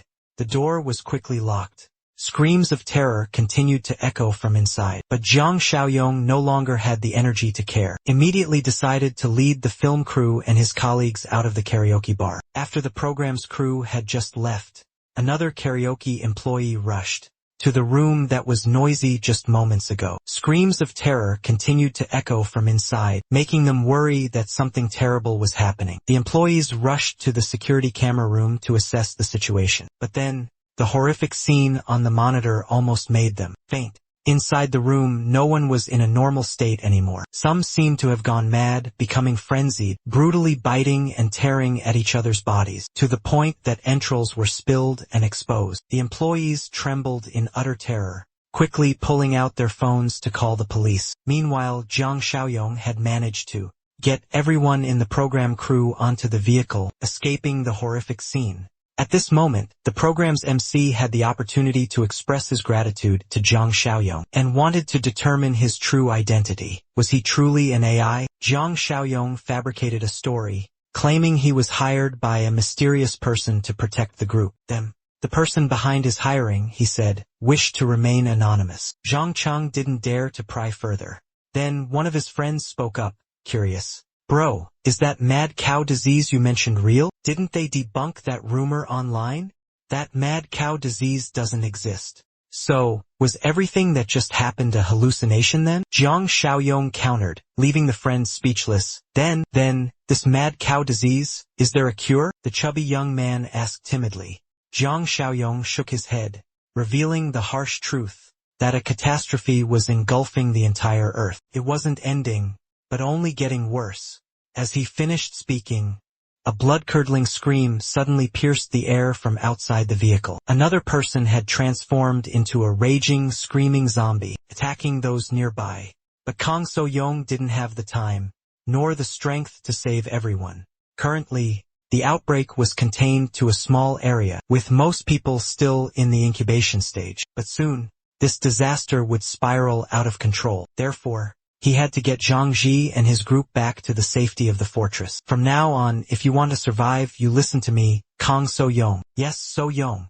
Zhang Ji's group responded in unison. Kang So-young had just saved their lives from certain death, and he seemed to know a lot about this rabies-like disease. So, no one dared question his words, not even slightly. After successfully rescuing Zhang Ji, the new mission assigned by the system was complete. Kang So-young received 20 more accumulation points. He immediately accessed the system's shopping center to see if he could exchange them for anything useful. Compared to the first time he visited the exchange center, the current items seemed to only include a supply box for doomsday farmers. Kang So-young guessed that to exchange for other items, he needed to buy this box, or use 2 points to refresh the list. The items below looked quite useful. Moreover, the most expensive one only cost 5 points. He planned to exchange for them all at once when he got home. But for now, Kang So-young had something more important to take care of.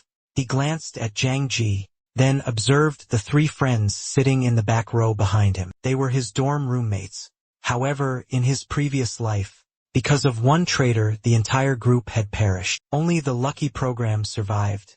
But now, Kang So-young still couldn't confirm that the traitor was the AI. Meanwhile, at Choi Young's apartment, after being exposed by Kang So-young, she was forced to rely entirely on Lee Soo-hyung. The situation outside had been chaotic for days. Choi Young, being timid by nature, was too afraid to even step outside for groceries. She could only stay holed up in her apartment, waiting for her temporary lover to bring her supplies. While the two were on the phone, a sudden, frantic knocking echoed from the door. Anxious, Choi Young approached the entrance, peeking through the peephole to find Moon Seo-ah standing outside. She breathed a sigh of relief, quickly opening the door for her friend. Upon entering, Moon Seo-ah delivered unsettling news. Their neighbor, Mr. Ryu, who lived downstairs, had been taken away early that morning. Both an ambulance and a police car were present. The situation seemed quite serious. Choi Young, it seems this mad dog disease is more than just a scary story. And that's not all. The relief supplies Lee Soo-hyung promised to deliver by noon are still nowhere in sight. Choi Jing, still exhausted, replied listlessly. When Shunya let out a curse, she launched into her usual tirade against men. All men are trash, she complained, and they can't even look in the mirror at themselves. Then she offered Choi Jing a suggestion. Call Jiang Xiaoyong for help, she proposed. He's got a ton of supplies right now. He's the real big shot in these chaotic times. In the middle of this epidemic. How do you know that? Choi Jing gave Wen Shunya a suspicious look. She couldn't just admit that she'd been following Jiang Xiaoyong like a shadow. So, she made up a story about sending one of her admirers to tail Jiang Xiaoyong, then suddenly noticed something suspicious. Every so often, a truck carrying supplies would arrive at the abandoned factory, located on the very land he had just purchased. Upon hearing this, Choi Jing immediately grew suspicious, wondering if Jiang Xiaoyong had known about the epidemic beforehand, but deliberately failed to warn him. Rage boiled inside him, making him grind his teeth. Now's not the time to be overthinking things. When Shunya reminded him, call Jiang Xiaoyong as soon as possible, and Lee Soo-hyung too. When he gets the money, tell him to give us a bigger cut. Just then, a car suddenly emerged from the darkness. Tires screeched against the pavement, the sound piercingly loud. After the car came to a complete stop, people began to file out. They surveyed the scene with Jiang Qi gasped in astonishment, catching Kang So-young's attention. This place is magnificent. It's like a fortress. Seeing Jiang Qi's surprised expression, So-young smiled with amusement. It seemed everyone had a different initial reaction. Just then, Uncle Sung emerged from inside the warehouse. So-young, you're finally back. Man San followed behind Uncle Sung, quickly asking Han, are you all right? So-young nodded slightly to everyone behind him, replying, don't worry, Uncle Sung. San, come, let me introduce you to the new members. He extended his hand, carefully introducing his friends. This is Jiang Qi and his classmates. These people will be our companions from now on. With that, he turned around and introduced. These two are Uncle Sung and San. With that, San flashed a charming smile, welcoming the newcomers. If you are companions chosen by Xiaoyong, then you are most welcome. He then turned to San's grandfather and suggested, Uncle Shang, could you please show these guys around the grounds and introduce them to our rules and necessary information? The man immediately nodded in agreement. Leave it to me. Xiao Jia, who had been observing the situation, muttered, this feels like I've stumbled into northern Myanmar. Suddenly, someone from behind raised their hand to speak. About that, Yiming. He pointed to himself, stating his request. Could you provide us with a few weapons? We also want to contribute to protecting this place. Hearing this, Xiaoyong's expression turned serious. He frowned at the man. Noticing Xiaoyong's expression, Xiao Jia quickly turned around, whispering to the person behind him. Imayong, don't be hasty in asking for weapons. We just got here. We need to build trust with them first. As soon as he finished speaking, Xiaoyong's expression softened and he spoke up. Don't worry, in a few days, I'll distribute weapons to everyone. With that, he looked towards the person Xiao Jia was helping, instructing him. His injuries are quite serious. It's best to take him to the infirmary for a checkup first. After everything was settled, Zhang Qi's group began to wash up. Xiao Jia finished showering and exclaimed with relief, that's so refreshing. At this moment, Amayung seemed annoyed, questioning him, fourth brother, why did you stop me just now? Still not understanding the issue, he innocently asked back. Amyong gritted his teeth, sulking and reproaching Xiao Jia. If you hadn't stopped him just now, he probably would have surrendered his weapon to us. He pointed in a direction and dramatically declared his reasons for being upset. Simply put, our current situation is that we're being protected. To be blunt, we're being held captive by him. Hearing those words, Xiao Jia frowned slightly in response. How could he say such things? He just saved us. Yiming turned indignantly to the person in front and asked, what's his background? Why did he save us? Hearing the question, Zhang Cheng looked back at the two of them. They said he didn't save us on his own accord, but that someone hired him to protect us. Then why didn't he accept this explanation? Yiming retorted, did someone actually hire him? He didn't breathe a word about the AI being the mastermind. Truth and lies are mixed, making it hard to distinguish. He gritted his teeth, his brows furrowed with worry. Moreover, look at his attitude towards Chong Ra. He said he'd take him to the infirmary for observation, but you saw it yourself, the doors and even the windows are as fortified as a prison. Yiming suddenly thought of Chun Chong being taken there, and came up with a terrifying theory. What if he's taken in there, and dissected by him? Therefore, we must strike first and eliminate Wei Chong. Hearing this, Xiao Jia hurriedly approached, trying to reason. But what if we're wrong about him? Wouldn't we be repaying kindness with resentment? Despite his objections, he insisted, Ning Ke would rather betray the whole world. If what Xiao Yong said is true, we will take this fortress and gain the upper hand. Gradually, his words lost any semblance of humanity. Besides us and that Xiao Yong, there's only an old man and a young girl left. We just need to wait for the moment Xiao Yong is absent, then we'll capture them. As for the girl's looks, we can discuss that later. He noticed the sudden silence and the strange looks the other two were giving him. Yiming stumbled, waving his hands dismissively. Alright, I was just kidding, guys. Don't take it seriously. Hearing him say that, Zhang breathed a sigh of relief. Lao Shang, don't scare me like that. It's not the apocalypse yet. You're acting like you're above the law. Xiao Jia agreed. Exactly. If he really wanted to harm us, we'd be locked up by now. Regardless, he has a gun in his hand. The sound of dripping water from a faucet echoed, then slowly faded away. Yiming watched them leave, a sneer playing on his lips. He scorned those reckless, foolish kids. In these chaotic times, one must be ruthless. Once I succeed, I'll make you both my slaves for life. Meanwhile, in another room, Uncle Tang and San San approached Xiao Yong. Uncle Tang spoke first. Xiao Yong, Zhang Qi and the others have been settled. The most seriously injured child, Chun Chong, is currently being treated at the infirmary. I did as you asked. All the windows have been sealed. After listening to Uncle Tang, Xiao Yong stood up and said, thank you for your hard work. Uncle Tang, you and San San should get some rest too. Who knows what tomorrow might bring. Suddenly, he remembered something and stopped them. Oh, right. Listening to his meticulous instructions, a subtle tension seemed to build between them. Besides Chun Chong, two other students were participating in the program. You also need to be extremely careful. I have a feeling, among these people there will be a traitor. After they left, he quietly entered a pitch-black room, filled with items like an abandoned warehouse. Xiao Yong opened his personal system panel to check his inventory. It's like those chests in the marketplace.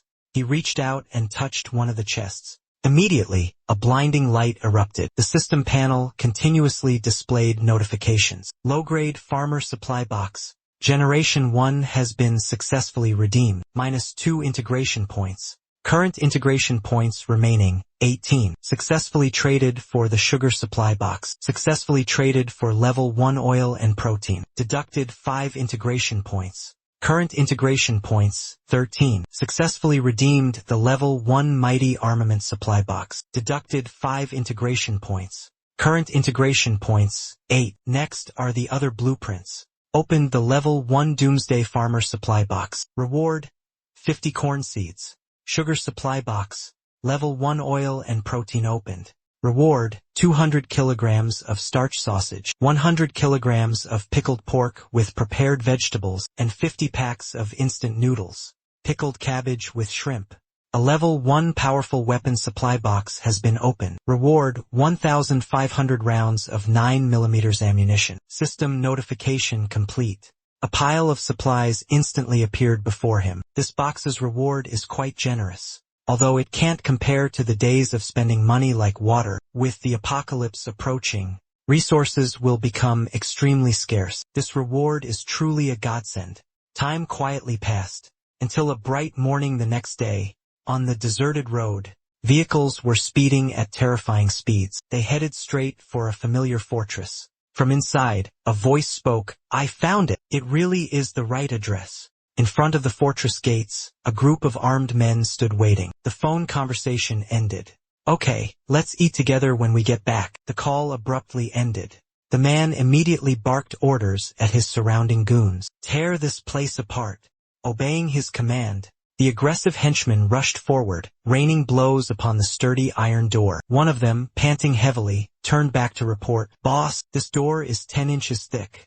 There's no way we can break through with just a few of us." At this moment everyone realized. The man they called boss was the same driver who hadn't used his turn signal on the highway earlier. He flew into a rage, gnashing his teeth and cursing, "Damn it! Who in their right mind would use a door this thick?" Then he ordered, "Bring out the goods." When they opened the lids of the boxes, inside were items that looked like homemade explosives. The henchmen quickly grabbed them, lit the fuses and hurled them forward. A barrage of homemade explosives flew straight into the fortress, causing a series of small explosions. Finally they stopped, observing. The fortified stronghold, a massive, violent pillar of fire suddenly erupted, incinerating everything in its path. Molotov cocktails were continuously hurled into the fortress. San and Zhang Qi's group rushed out with buckets of water and fire extinguishers to fight the blaze. "Hurry! Put out the fire! Quickly!" someone yelled. A girl clutched a bucket of water, ready to throw it, and said worriedly, "Xiao Yong was right. Even before the real disaster strikes, dangerous situations are already starting to appear." Just then, from inside the fortress, Xiao Yong and Uncle Sung emerged, armed with guns. The boy strode to the top of a makeshift tower and roared, "Let's see who dares to come here looking for trouble." He and Uncle Sung climbed to the top of the watchtower, observing below. Uncle Sung replied, "That person looks familiar." There seemed to be a few vehicles too. It wasn't until he took a closer look that he suddenly recognized the driver who didn't use his turn signal as the same guy who had picked a fight with them on the highway the other day. Just then, one of the underlings heard a strange noise from the watchtower. He hurriedly reported to the driver who disregarded turn signals. "Boss, they're here."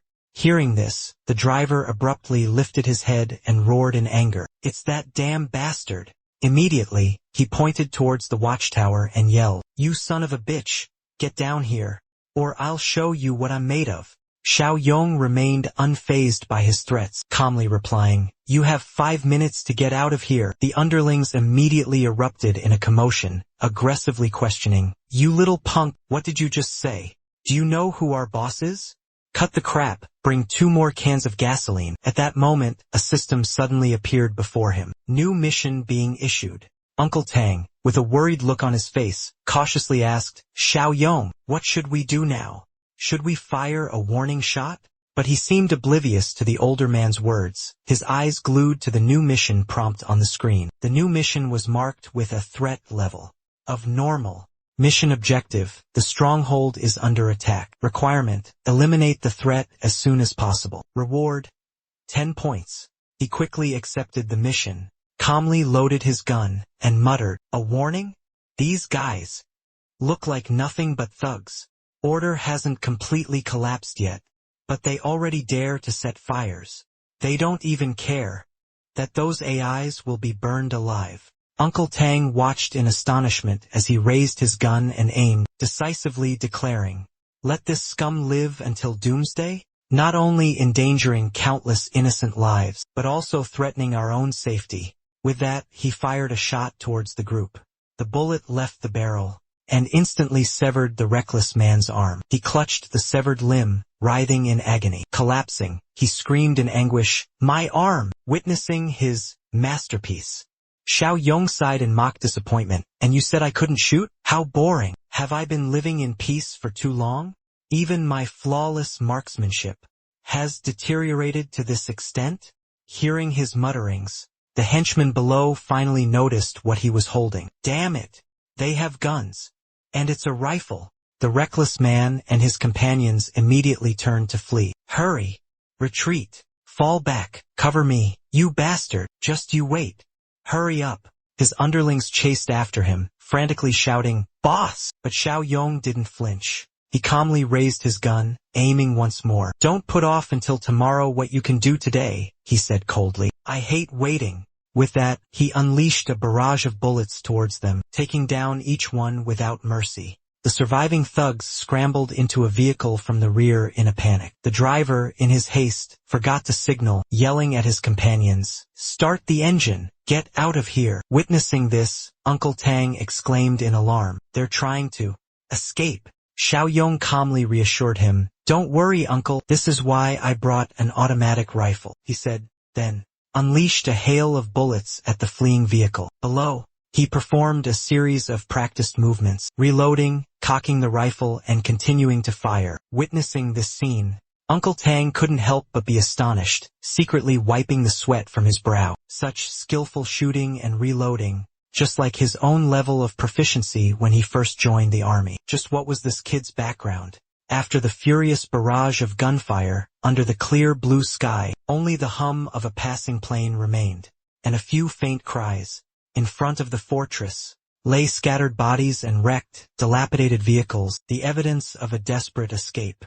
Xiao Yong turned and jumped down, starting to assign tasks. "Uncle Tang, go call Zhang Ji and the others over here. We'll attack together and wipe out those monsters." But suddenly he paused. Wait a minute, a thought flashed through his mind. It's still the early stages of the disaster. It's better to let them turn into zombies and use them for Zhang Ji and Shan Shan to practice on, he thought to himself.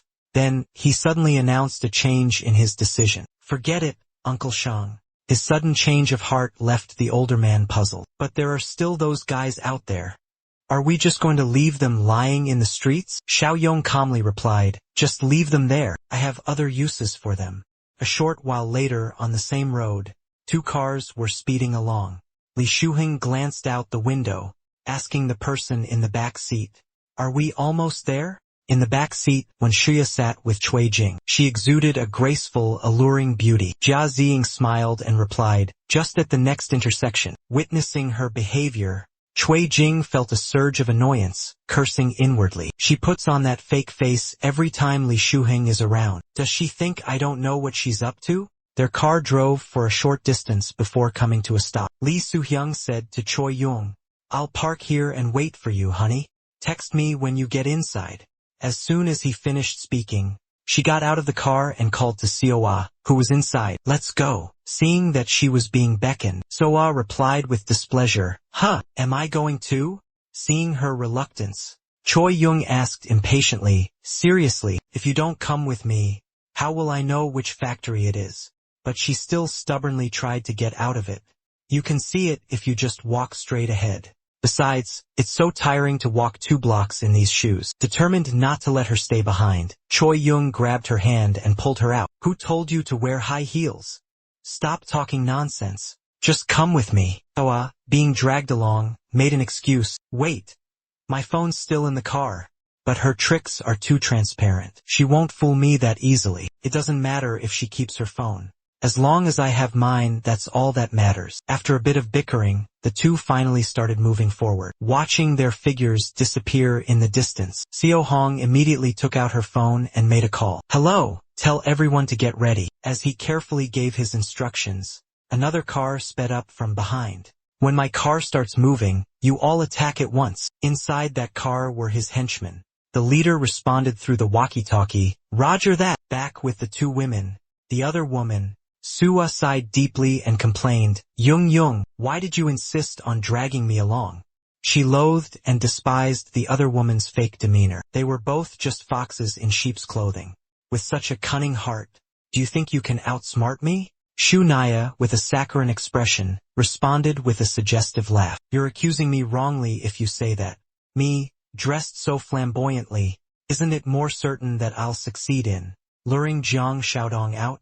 Besides, he already knows about you and Li Shuheng. As they were chatting, the expressions of both women suddenly changed. Up ahead. What's going on? Shu Naya, walking behind, asked without yet seeing the situation. Witnessing the devastation before her, Shu Naya was stunned and exclaimed, "Oh my God, what happened here? Has there been a shootout?" She quickly huddled close to her friend, stammering in fear. Calm down. These people, they're all dead. Should we just go back?" Observing the bodies scattered on the ground, assessing the spreading bloodstains, it was clear these people hadn't been dead long. Could it be that two groups of people? Are they fighting over Kang So-young's supplies? Those two need to be careful. Just past the rear of the car, that driver who didn't signal is driving like he's scared. That Kang So-young, could he be in danger? That Kang So-young deserves whatever happens to him. But I wonder if he still has the supplies. I don't know.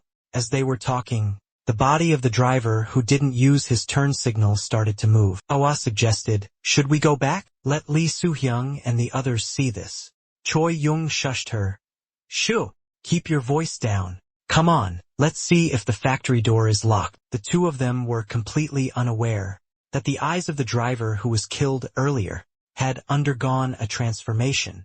Seoa and Choi Young, as they drew closer to the imposing gates of Kang So-young's fortress, Seoa reached out and lightly knocked on the sturdy door. "Damn, this door is intimidating," she exclaimed. "It's pitch black inside. I can't see a thing." She continued to mutter, "The main door is bolted shut. That means Kang So-young is still safe." Just then, a voice called down from above, catching the attention of both women. "You two girls down there, get on the watchtower." The voice interrogated, "Who are you? How do you know this place?" Thinking quickly, Seoa replied, "Hey there, we're friends of Kang So-young." Choi Young, standing behind Seoa, brazenly interjected, "I'm Kang So-young's girlfriend."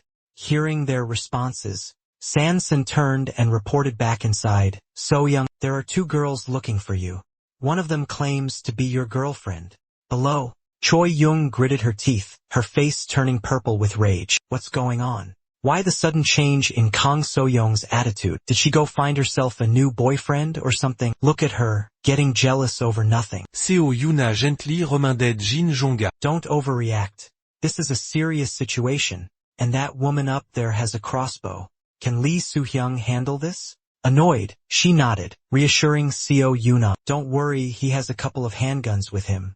As soon as we open the door, he'll take down Kang So-young immediately. Up in the watchtower, you need to show yourself and signal the two down below. Come on, Jong-mun. Seo Yuna, what are you doing here? With that, he immediately used his mind's eye to look directly at them. It allowed him to see through their fake smiles. But inwardly seething with rage, Shuya tried to sweet-talk the young man. "Xiao Yong, we're all friends here. We've come to visit you in these troubled times. Are we not even welcome? We were truly worried about you." "And were you worried about me?" Hearing her words, he scoffed. "Worried? I bet I know what's going on.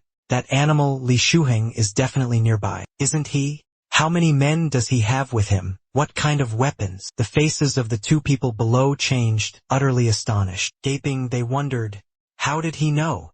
Before they could recover, the person above unleashed a hail of bullets. Seeing his cold demeanor, they flew into a rage, cursing at Xiang Xiaoyong. "Are you crazy? Why did you shoot at us?" Shuya quickly intervened. "Calm down, miss. He's got a gun. Keep your voice down, don't provoke him." The girl appeared indifferent, stating confidently, "What's there to be afraid of? He wouldn't dare shoot me." Seeing her confidence, the young man laughed. "Wouldn't dare shoot you?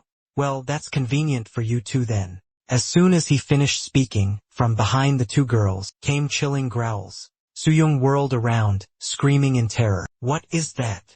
Could it be people infected with the mad flu? Seoa was filled with unbelievable horror. The mad flu, can it bring the dead back to life? She looked towards the horde of undead below. Taehyung's eyes were filled with cruelty and pleasure. He exclaimed, "I want you to die in their mouths." As soon as he finished, the undead roared furiously, charging towards the two girls. Luckily, thanks to their small and agile frames, they both managed to dodge the impact in time. They ran for their lives, desperately calling out Li Shuheng's name. Li Shuheng. Li Shuheng! Their frantic cries echoed through the chaotic space. Hearing the shouts, he turned his head towards the source of the sound. Before him was a scene of pure chaos. Shuya and Cui Jing were desperately fleeing from the gruesome horde of zombies, their pleas for help unending. Li Shuheng, save us! Their desperate cries echoed. Witnessing the horrifying scene, Li Shuheng cried out in panic. Damn it! How can there be so many infected people in this godforsaken place? He muttered to himself. With that, he hurriedly jumped into the vehicle, grabbed the walkie-talkie, and spun the vehicle around. Turn around. We've got rabid infected. Turn the damn vehicle around, he roared into the walkie-talkie. Cui Jing watched as Li Shuheng turned the vehicle and fled, abandoning her to the bloodthirsty horde. She screamed in fury. Li Shuheng, you bastard, you damn dog. As the zombies nearly surrounded her, she raised her handbag high and screamed in despair. I don't want to die like this. In a flash, she viciously swung her arm, hurling her purse at Shuya, who stood before her. You bitch! She screamed. Cui Jing's purse strap unexpectedly wrapped tightly around her own ankle.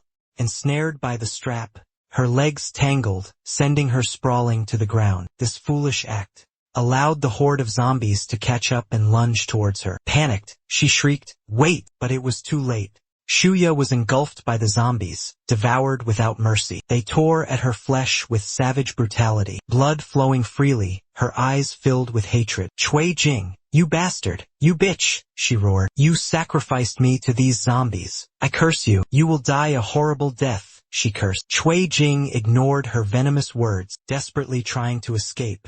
Serves you right, Cui Jing thought to herself. You deserve it. You deserve it all. Meanwhile, as San watched the horrific scene unfold in terror, Xiao Yong remained strangely calm amidst the silence. Ding! Ordinary threat mission complete. System awarding 10 integration points. Current integration points, 18. New mission issued. New mission, street cleaning. Mission objective. Clear infected and monsters outside the base. 0% deduction penalty. Reward is 10 points. After a long silence, San suddenly spoke. These people, they just breathe the air and turn into zombies? He calmly explained to her. We've officially entered the apocalypse. The air contains a large amount of otherworldly contagion. The dead will quickly turn into zombies when exposed to the outside environment. Even those injured or in poor health face a very high risk of mutation. His explanation seemed to make everything perfectly clear to her. So that's how it is? After their conversation ended, he turned to leave and called for a meeting. We need to talk. Now, a moment later, everyone had gathered inside a spacious room. Xiao Yong spoke first. So, for the next 48 hours, unless absolutely necessary, everyone should try to stay indoors. Make sure all doors and windows are tightly sealed to allow your body's time to adapt to the source of infection. Only this way can we minimize the risk of mutation. After listening to him, Zhang Qi suddenly felt a pang of worry. What about Chongxiong? At that very moment, inside the quiet hospital room, Chan Chongyan lay motionless on the bed. His hands began to transform, turning a strange color with prominent blue veins. Not stopping at his hands, the terrifying change slowly crept up his face. Chun Chongyan gritted his teeth, sweat pouring down him, fighting against the agonizing pain. Meanwhile, in the city center, chaos erupted as people panicked in the streets. Witnessing the mayhem outside, Zhang Sungqiol exclaimed, "It's complete chaos out there." He then muttered to himself, turning back to instruct his wife and child standing behind him. "Tonight, I have to go to the warehouse to bring back the remaining goods. Xiaoli, you and Shuai stay inside and wait for me. Don't open the door for anyone, except me, understand?" Just as he finished speaking, a frantic knocking echoed at the door. Anxious, he looked towards the door, where the aggressive pounding continued relentlessly. Without hesitation, Sung Cheol, signaling for his wife and child to stay quiet behind him, he cautiously gripped his golf club, slowly approaching the door. Suddenly, a doorbell rang out. "Is anyone home?" Recognizing the familiar voice, he breathed a sigh of relief. "Yang Du." As soon as he finished speaking, he immediately turned the doorknob. The moment the door cracked open, A foot suddenly appeared, kicking him hard in the stomach. The golf club clattered to the ground, and he was instantly overwhelmed and restrained by strangers. Glancing back, he roared, "Let me go!" Furious, he confronted the ingrate. "Yong-do, you son of a bitch, what the hell is the meaning of this? I treated you and your mother so well." Hearing those words, Yong-do pointed at himself, his tone dripping with sarcasm. "Say that again? Treated me well? In your eyes, I was nothing but a dog." Shang-Ji ignored him, continuing his tirade. "Do you have any conscience left? If it weren't for me, then, would you have enough money for a house down payment? Ha!" His words were like adding fuel to the fire, enraging Yang Tao, who retorted, "That's right, I've already made a down payment. But how many houses? Have you earned enough to buy? Cut the crap. Give me the key and the address to your warehouse." He gritted his teeth, silent, refusing to compromise. Seeing this, Yang Tao smirked and moved towards Shang-Ji's wife and child. "Still playing tough guy, huh?" He grabbed Xiao Li's hair, yanking it hard, making her cry out in pain. "You bitch, come here." Witnessing his mother's torment, the boy cried out in anguish, rushing towards Yang Dao. "I'll kill you!" The boy bit hard into Yang Dao's hand, making him yell in pain. "Ouch! You little brat! You dare bite me?" He showed no mercy, and delivered a sharp slap across the boy's face. Seeing his family being abused, Shang-Ji couldn't stand idly by. He roared with indignation. "You bastard! If you're so tough, come at me. Chàng về về đúp lái. Let my wife and son go." Yang Dao turned to Shang-Ji with amusement. "Don't worry, as long as you cooperate, your wife and son will be safe. Now, take us to your warehouse."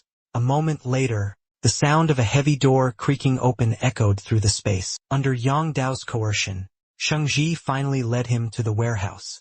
Stepping inside, Yang Dao saw only a few scattered crates remaining, and asked with suspicion, "That's all that's left?" He answered curtly, "It's not your big-shot clients coming to SAO. Everything's been completely sold out. Even the expired goods are almost gone." Hearing this, Yang Tao brought a hand to his chin, quietly mentioning a name, Jiang Xiaoyong. Then, he rubbed his chin, a cunning and scheming smile spreading across his face. "If we can get our hands on the supplies inside Xiaoyong's factory, we can live comfortably without a worry in the world." Seeing that expression, the other man earnestly advised, "I advise you not to mess with him.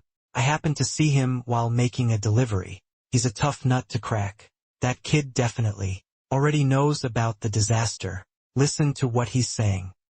He replied with a cryptic smile, "It's something that's going to give you a major headache." Confused, he asked, What do you mean?" Yang Dao slowly laid out his terms. "Trade Xiaoyong supplies for the safety of his wife and children. A fair trade, wouldn't you say?"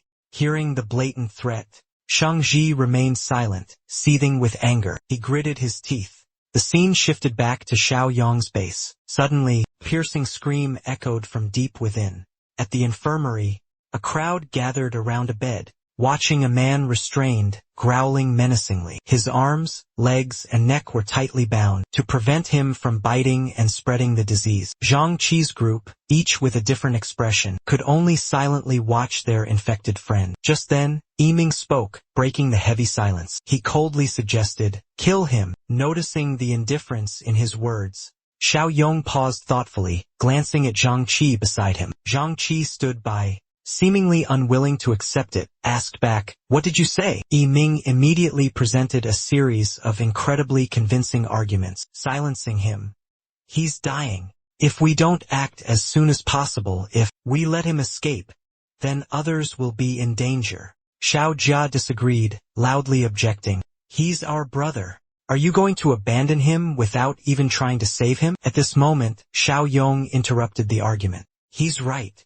Once the illness breaks out, there's almost no chance of a cure." Hearing Xiaoyong's words, Xiao Jia exclaimed in despair, "Brother Xiaoyong." Without another word, he pulled out a small knife from his side. He offered the knife to Yiming, ordering him to take it. Yiming was startled by this action, stammering, What is this?" Xiaoyong didn't waste words, bluntly commanding, "Finish him." Despite his bold words, Yiming couldn't hide his fear at the sight of the sharp blade. Seeing Yiming tremble, he stepped closer, coldly questioning, "Haven't you always yearned for a weapon? Now take it and set him free. In the suffocating tension, another hand suddenly reached out, grasping the knife's handle. Zhang Qi, with a solemn expression, took the knife, telling Xiao Yong, "Let me." Though his hand trembled slightly, Zhang Qi resolutely volunteered, "I'll take care of this." His inherent goodness rising to the surface, Zhang Qi summoned his courage to hold the knife, the fear evident on his face impossible to conceal. Zhang Xiaoyong, gripping the sharp knife, asked, "Have you thought this through? What will happen? If everything I've said is a lie, then when this knife goes down, you'll all be murderers. That's right, you'll bear the weight of murder on your consciences." Though fear filled his heart, he looked directly into Xiao Yong's eyes and said firmly, "I trust you, Xiao Yong." Hearing this, he smiled slightly, a look of satisfaction spreading across his face at how his plan was unfolding. Then he commanded, "Do it." The man approached Chun Chong, his hand gripping a sharp dagger he'd taken from beside the bed. Chun Chong, now a bound and zombified corpse, thrashed violently, his whole body trembling. He was in agony, tears welling up as he fought to contain them, his hand shaking as he raised it, summoning all his strength to plunge the knife down. Chun Chong screamed in despair, his face turning purple, his breath coming in ragged gasps. The knife was mere inches from his throat. Zhang Qi gritted his teeth, tears streaming down his face, his eyes bloodshot. Suddenly, for some reason, Xiao Yong stopped Zhang Qi. Zhang Qi was stunned, which took him by surprise. "Look at me, Xiao Yong." "But you." 01 stared intently at the system panel with a pensive expression and said, "You all get out. His situation is highly unusual. Keeping him here is still beneficial to me." The system suddenly displayed a notification. "Alert! Rare variant detected." A moment later, after everyone had left, loud noises continuously echoed from the medical room. At this point, only Xiao Yong and Chun Chong remained in the room. He looked at him, roaring fiercely and incessantly. It seemed he hadn't completely transformed. Was he trying to call out Chun Chong's name? He immediately leaned closer to Chun Chong and whispered, "I have an important task for you." He seemed to understand, his resistance lessening. Scene change. The city sky remained clear blue, with fluffy white clouds. A luxury car was careening out of control, but swerved erratically as it sped down the road. The car lost control, smashing into a nearby utility pole with a terrifying impact. The force of the crash completely mangled the front end, black smoke billowing as Tang stumbled out of the wreckage. Looking at the destroyed car, he clutched his head and cursed, silently berating his terrible luck. Thinking it was over, he stood up, muttering to himself that he needed to get out of there fast. But he didn't know. A zombie was silently stalking him. The gruesome creature suddenly lunged forward, roaring ferociously, making Tang jump in sheer terror, letting out a string of curses. Before he could finish, before he could even react, the zombie latched onto his arm.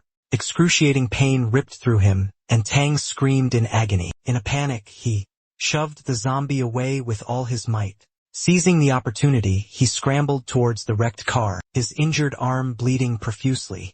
On Tang's car seat there was a metal pipe. He quickly grabbed the iron rod. Without hesitation, he swung hard, hitting the zombie square in the face. Enraged, he roared, "Get the hell out of my sight, you damn monster!" The blow, as powerful as a thunderbolt, sent the zombie sprawling, one of its teeth flying out. Now in a frenzy, he rained down blows upon the zombie without pause, each strike unleashing the pent-up fury he had held inside. Moments later, Tang stood still, the iron rod clutched tight in his hand, sweat dripping from his brow, his breath ragged. Looking at the motionless zombie corpse at his feet, he knew he couldn't stay here any longer. He decided to leave. His blood-soaked arm was a gruesome sight. The scene shifted to Xiao Yong's base. A few zombies were staggering around outside the gate. He pushed open the main gate, emerging from a smaller side door. He carefully surveyed his surroundings. He showed no fear, for he was all too familiar with such scenes. Following behind him was a squad that looked to be in top physical condition. Everyone was tense, weapons at the ready, hammers, clubs, baseball bats, guns, each step heavy and slow. Wearing a bulky protective suit, Kang Sen-san was still getting used to the feeling. She seemed apprehensive and grumbled incessantly. "Xiao Yong. Ugh, this thing is so cumbersome, so uncomfortable."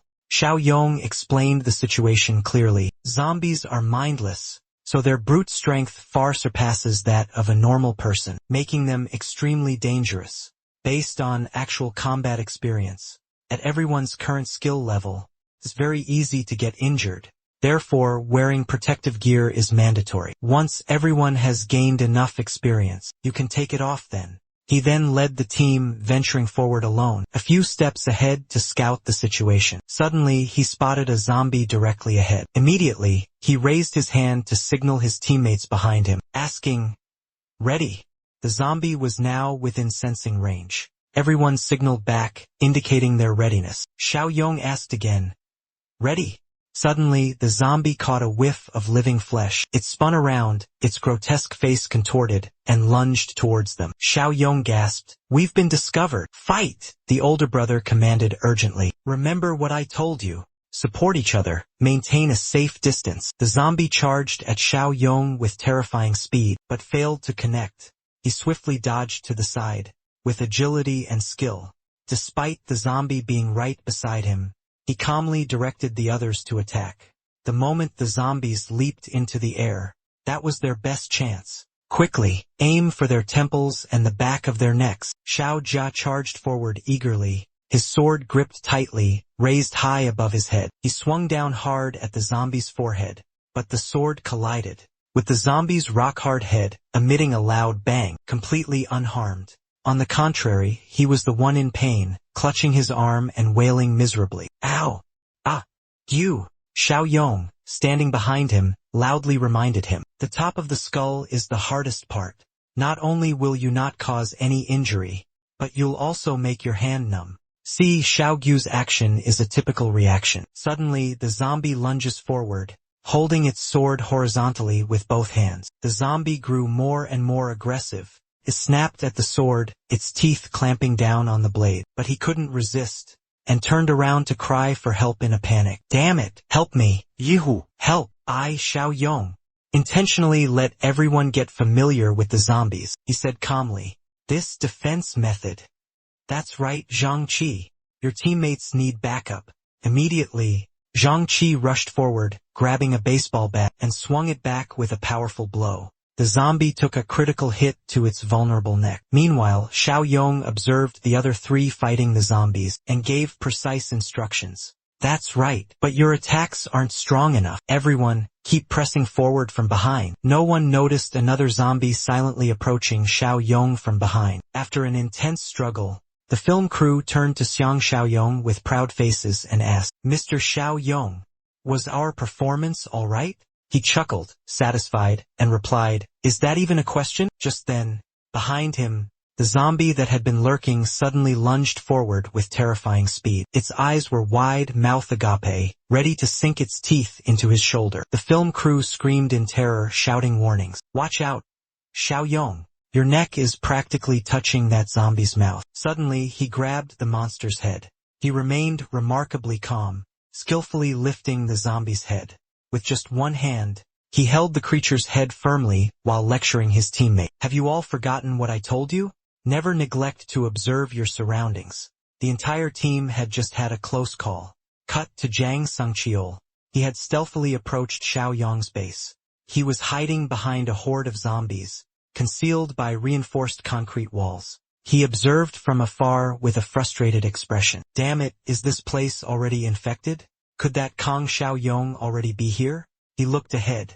An empty car, echoing, with Xiao Yong's voice continuously warning his teammates. "Behind your comrade, he needs your support." Exactly. His constant vigilance made him acutely aware of the sound. Soon after, Sung Cheol also quietly approached the vehicle. As he walked, he was lost in thought. It really is Jiang Xiaoyong. Han Jianjin hid behind the car, carefully poking his head out to observe what was ahead. He muttered to himself, "Jiang Xiaoyong, along with those people, is hunting down the infected." He was so engrossed in watching Xiaoyong's group, completely unaware that, under the car, the eyes of a newly awakened child zombie were glowing. This creature had just awakened, and upon smelling human flesh, its eyes lit up like headlights. It turned out this zombie was Moon Sioa, now transformed into the undead, her former beauty lost. Her face was mangled, her skin torn and shredded. Suddenly, her hand grabbed Sung Cheol's pant leg. He panicked, thrashing on the ground, kicking wildly and screaming. The sight before him was so horrifying, it paralyzed him for a moment. A chill ran down his spine, leaving him numb. Xiaoya seemed to have completely lost her humanity. She shrieked with savage, guttural sounds. Her face was contorted in a frenzy of bloodlust. Her eyes were wide and ferocious, her mouth gaping open, like a wild beast ready to tear its prey apart. Suddenly, a zombie lunged out of nowhere, leaping onto Zhang Sungcheol, who screamed in terror. "Damn it!" he yelled. Suddenly, a gunshot rang out. Blood splattered everywhere, accompanied by Zhang Sungcheol's agonizing scream. The shooter was none other than Kang So-young. Having just escaped the jaws of death, Zhang Sungcheol hurriedly pushed the corpse off of him. Kang So-young approached him and asked, "What are you doing here?" He shuffled towards So-young, his voice trembling. "So-young, I finally found you." Suddenly, So-young's gaze fixed on something else. His eyes fixed on the man's hand, where a suspicious bite mark was clearly visible. He instantly aimed his gun at the man's head, his voice ice cold. "You've been bitten." Staring down the barrel of the gun, the man panicked, stammering and pleading, "Brother Dung, Brother Dung, Brother Dung, please don't shoot. Don't fire. Please spare me. Have mercy. There's something I need to tell you, something important." Hearing this, he still didn't lower his gun, only replying coldly, "Say it quickly, but don't even think about coming closer." Suddenly, Zhang Sheng spoke, his voice trembling, each word forced from his throat. "Brother Dung, I know I won't survive this. It won't be long before I turn into one of those monsters, but..." Suddenly, he roared in despair, "That bastard Yang Tao, listen to me. He kidnapped my wife and children. He forced me to try and trick you, Brother Dung. He wants to steal all of your resources." Then he pleaded, his voice desperate, "Brother Dung, please believe me. I know I'm not a good man, but I haven't done anything truly cruel or wicked. My wife and children are completely innocent." He's using pity to plead with Kang So-young. "Those villains will never let my wife and children go. Their fate will be far worse than mine. So-young, I beg you, please take care of them for me. Consider it my share to help you stockpile more supplies." Hearing Zhang Sungcheol's plea, Kang So-young began to think. Although initially he only wanted to enrich himself, objectively speaking he had helped him a great deal. Suddenly he turned and looked, assessing the number of people in the fortress. Currently, the fortress still had plenty of capacity. There were more men than women. The ratio was somewhat unbalanced. Just then, the system announced something that made him rejoice. "There's a quest reward?" In fact, the opportunity was even greater than that. The system suddenly appeared. 2 new quest information panels from the system popped up. Quest: Waterfall Sacrifice. Requirement: rescue Zhang Sungcheol's wife and children. Reward: 0%. Quest: street cleaning, 25 people currently undertaking. Requirement: eliminate the infected and monsters outside the stronghold. Reward: -70%. Seeing the reward for this quest, he decided to accept Zhang Sungcheol's request. "Don't worry, I'll take care of your wife and children." His agreement stunned the man. "Really? Yung Dung?" Suddenly, he slammed his head on the ground, bowing in gratitude. "Dung, I Zhang Shengxia will never forget your kindness," he begged, promising to serve as a beast of burden in his next life to repay his debt. Then, he calmly ordered Dung, "Do it." Hearing this, Zhang Xiaodong asked, "Do what?" Zhang Shengxia calmly replied, "Finish it. I don't want to become a madman later on and threaten the lives of my wife and children." Hearing him say that, he remained silent. Suddenly, he turned and ordered Meng Shanshan, "Shanshan, get a bicycle from the warehouse for him." This unexpected order surprised her, and she let out a surprised, "Huh!" Without further explanation to her, Zhang Xiaodong turned to Zhang Shengxia and said, "Go. Leave here as soon as possible. Go somewhere with fewer people." His words puzzled him. "Why?" he replied. "Don't ask why. Your time is running out. Make the most of every precious second." He seemed to understand. He sighed, then replied in a raspy voice, "Okay, I understand. Thank you, Gang Tae." He pedaled the bike with all his might, a desperate urgency in his every push. The transformation was upon him, turning him into a grotesque zombie. But deep within his fading mind, thoughts of his family lingered. My wife, my son. Half of his face was gone, consumed by the zombie virus. But the other half, human still, was wet with tears, filled with longing. Back at the fort, Gang Tae and the others were piling up the bodies of the zombies. They doused the corpses with gasoline. Then, a flick of a lighter ignited the pyre. Flames erupted, consuming everything in their path. Suddenly, a groan broke the silence. "I'm dead tired." At that very moment, Kang So-young was quickly assessing everyone's abilities. With everyone's current strength and combat experience, it was entirely possible for the three using conventional melee weapons to eliminate individual zombies without sustaining any injuries. It was completely within their capabilities. The system simultaneously issued a notification. The street clearing mission had been completed. 10 points had been added to the system. The current point total was 28. Suddenly, Kang So-young looked towards Uncle Tang and Man San, then glanced over at Jang Chi's group. He realized that if they faced a small horde of zombies or a massive wave, they definitely wouldn't be able to hold out. Without hesitation, he turned and started walking, but not before signaling for everyone to follow him. "Follow me." Kang So-young led them to a warehouse. He suddenly called out, "Uncle Tang." Hearing his name, the older man quickly responded. "What's wrong, Uncle Shang?" The boy handed the key to the older man, carefully instructing him. "There are weapons securely stored in this warehouse. I'll be going into the city tonight. For the safety of the fort, I entrust it to you." Accepting the key, the man asked worriedly, "The city is in chaos right now. Are you going alone?" Zhang Qi and Xiao Jia, his two companions, immediately volunteered to go with Zhang Xiaoyong. "Yong, the three of us will go with you," they enthusiastically offered. Unlike their eagerness, Yiming quietly shied away, remaining silent. Faced with his friend's enthusiasm, Zhang Xiaoyong firmly refused. "No need. You guys aren't strong enough to face that danger yet. If you follow me, you'll only be a burden. Uncle Shang, please take care of everything here." Seeing the boy's request, Uncle Shang readily agreed, but not before reminding the boy, "Don't worry, Xiaoyong, you absolutely must. Be careful and stay safe."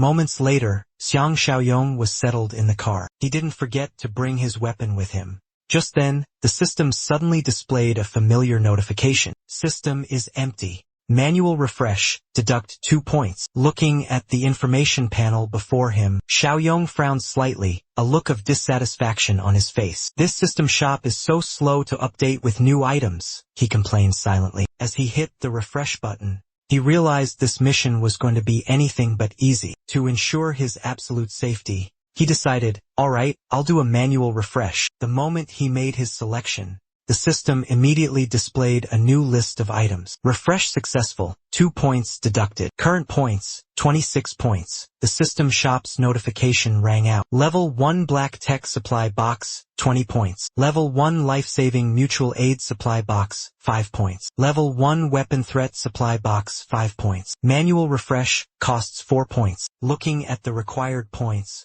Zhang Xiaoyong sighed inwardly. Just a single manual refresh, and the cost jumped from 2 to 4 points. It seemed he needed to be more economical with his points. Without further hesitation, he decided to choose a toolbox, thinking that if he used points to refresh the box, hopefully his current points would suffice. Immediately, the system displayed a notification. Level 1 Black Technology Supply Box successfully exchanged, 20 points. Current points, 6. Suddenly, a blinding light erupted from within his vehicle. The system simultaneously sent a message. Level 1 Black Technology Supply Box open. Reward, Physical Enhancement Potion +5. Inside the vehicle, Zhang Xiaoyong grimaced at the unusual glowing effect. "What the hell is going on? Did I just get hit by a flashbang or something? It's so bright." Suddenly, a vial appeared in his hand. The strange occurrence made him gasp in astonishment. "Damn, isn't this a +5 physique boost potion?" Without hesitation,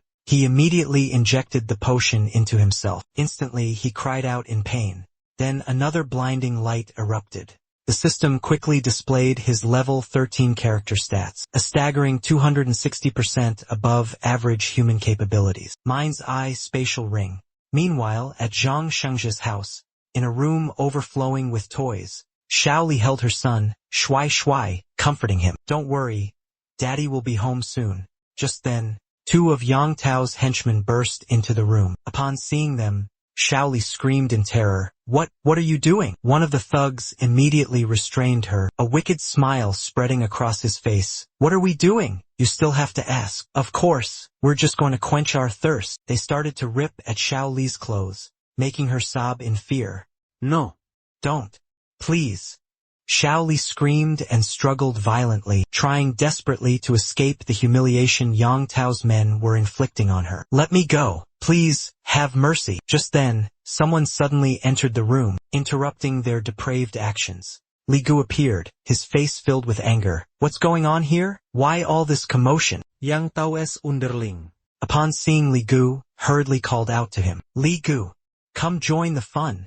However, Li Gu coldly refused and demanded they stop immediately. This isn't over. Worry about the job first. Let her go. Li Ji's words caused the underling to show his displeasure and voice his objection. What's going on? This isn't the first time we've done this. Seeing the man question him, he flew into a rage and roared.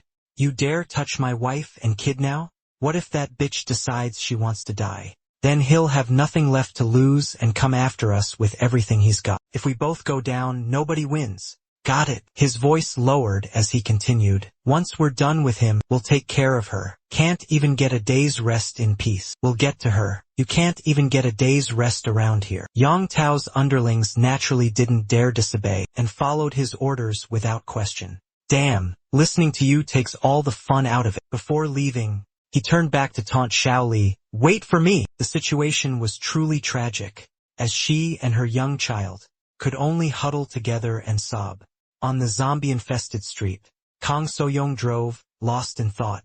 13 physique points was practically a twofold increase. Even his reflexes and control had improved significantly. His driving skills were more refined than ever, allowing him to navigate effortlessly, dodging obstacles smoothly and gracefully. This feels amazing, he exclaimed in delight. The streets were shrouded in darkness, teeming with wandering zombie shadows.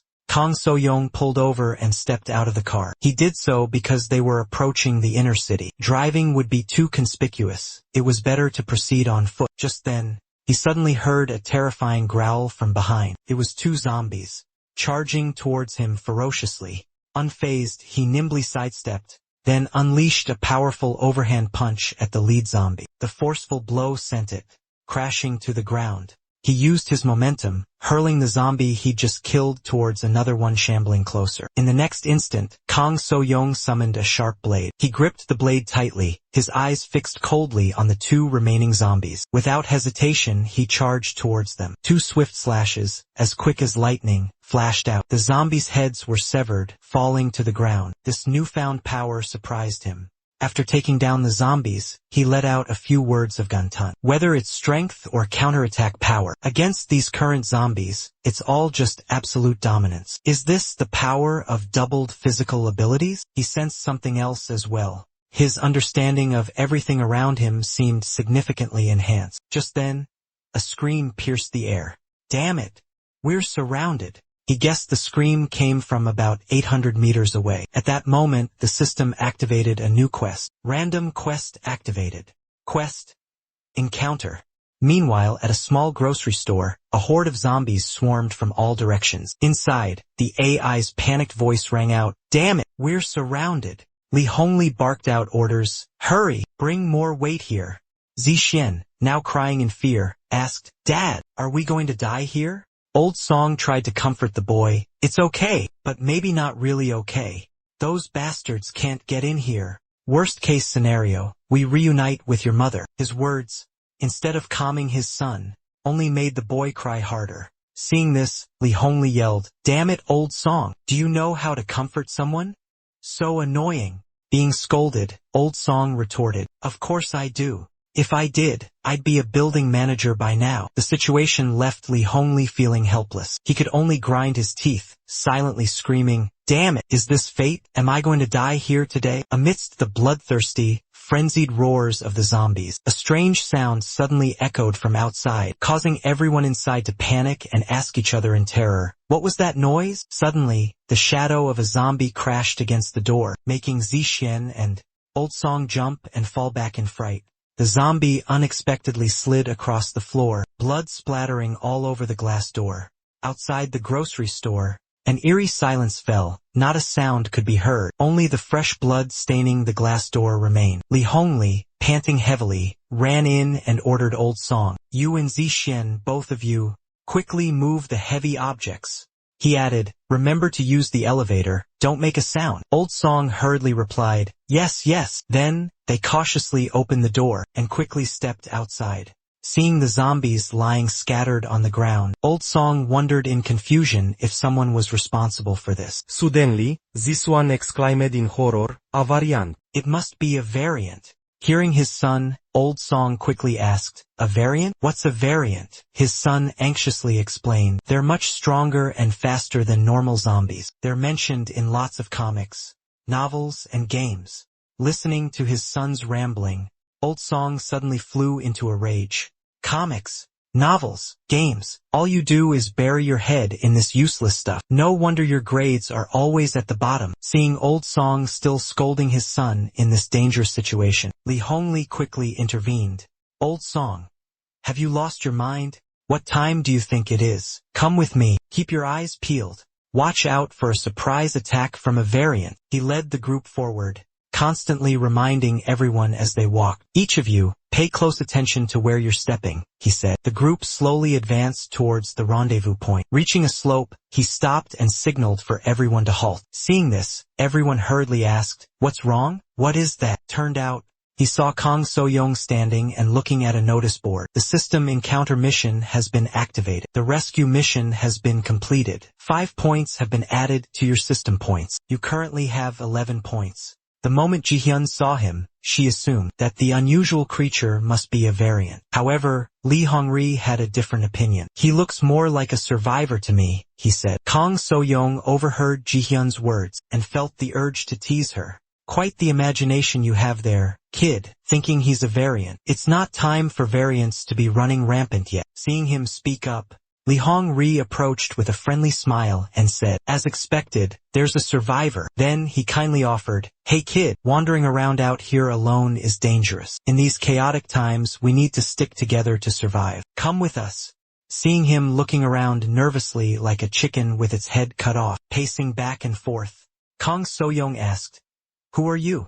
Are there only a few of you? He honestly replied, we're searching for supplies. There are quite a few refugees taking shelter in Rongxiang Lane. Hearing that, the boy quickly asked, Rongxiang Lane? I remember there's a Jinyu mansion, not far from Rongxiang Lane, right? Old Song stepped forward and answered for him, it's not far, just a street away. Just as enthusiastic as Li Hongri, he suggested, young man, come with us. There's safety in numbers, strength in unity. Captain Li, gun in hand, was ready to deal with them. We're experienced. We can protect you. Faced with their enthusiasm, Zhang Xiaodong had to agree. That's great. Thank you so much. The group stood gathered in the middle of the street, constantly scanning their surroundings with wary eyes. Old Song suddenly turned to Zhang Xiaodong and asked, kid, you were asking about Jin Yufu. Are you trying to find someone important there? He simply replied, yes. The old man pressed further, wanting to know if it was a relative or a girlfriend. Then suddenly, he gave the boy a comforting pat on the shoulder. It's the end of the world now. Whoever you're looking for, chances are they're gone. You need to prepare yourself for that. Suddenly, Li Hongli gritted his teeth and agreed, exactly. Even if they weren't killed by the crazies, they probably ran into those beasts. We're born. Hearing this, Kang So-young immediately asked about the brutal group. Li Hongri angrily recounted the story. A vicious gang occupied the entire luxury villa complex on by Tui Mountain in the east of the city. For their own survival, they resorted to any means necessary, even killing other lucky survivors. Those who were still alive. We encountered them once. Many of our comrades lost their lives at their hands. With that, he turned and issued a warning. No reminder necessary. In short, when encountering other survivors, exercise extreme caution, because he had just turned around. He was unaware of a zombie right in front of him. Ji-hyun shouted in alarm, Uncle Lee, watch out! He reacted immediately, and saw the zombie charging straight at him. 2 deafening gunshots rang out.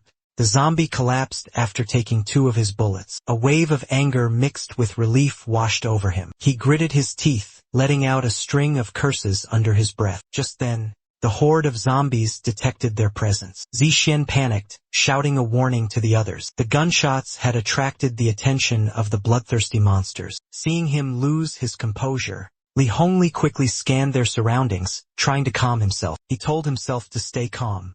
What do we do? Stay calm.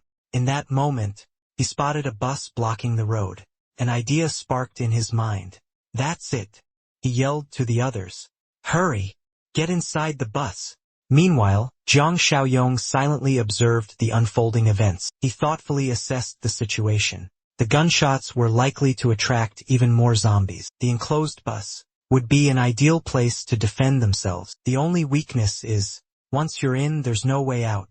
It seems the boy has taken quite a liking to Li Hongli. I'd give him 70 points for judgment in this critical situation. Seeing the kid trailing behind him, Li Hongli, already in the vehicle, yelled at the boy to hurry up and get in.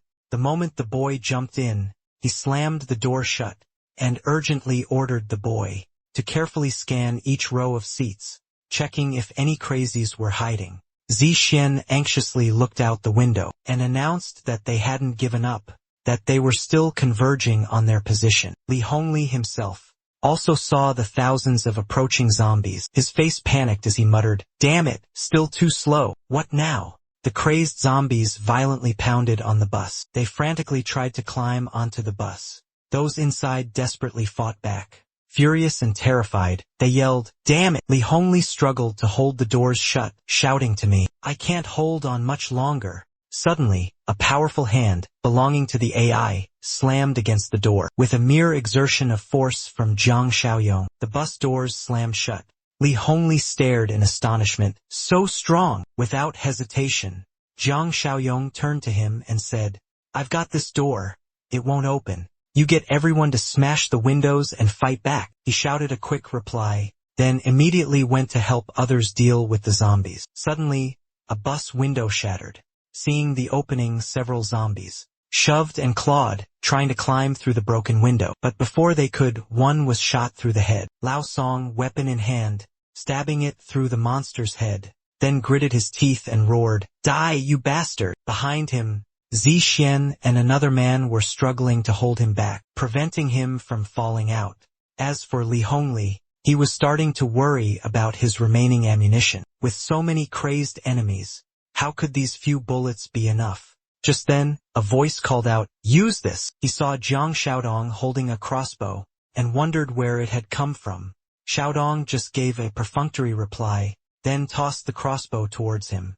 Just picked it up. Thanks to the crossbow, he managed to take down a large number of zombies. Old Song was also helping him, both of them fighting and cursing. "You ungrateful brats, trying to make your grandpa eat shit." After a fierce battle, finally they eliminated all the zombies and stepped out of the bus. Zixuan, with a smug look, declared, "Two narrow escapes from death. Can't be mere coincidence. We are the chosen ones, destiny's favorites in this apocalyptic era." Just then, Zhang Xiaodong warned, "Stay alert, don't make any more mistakes." Deep down, he was worried about the people back at the fort.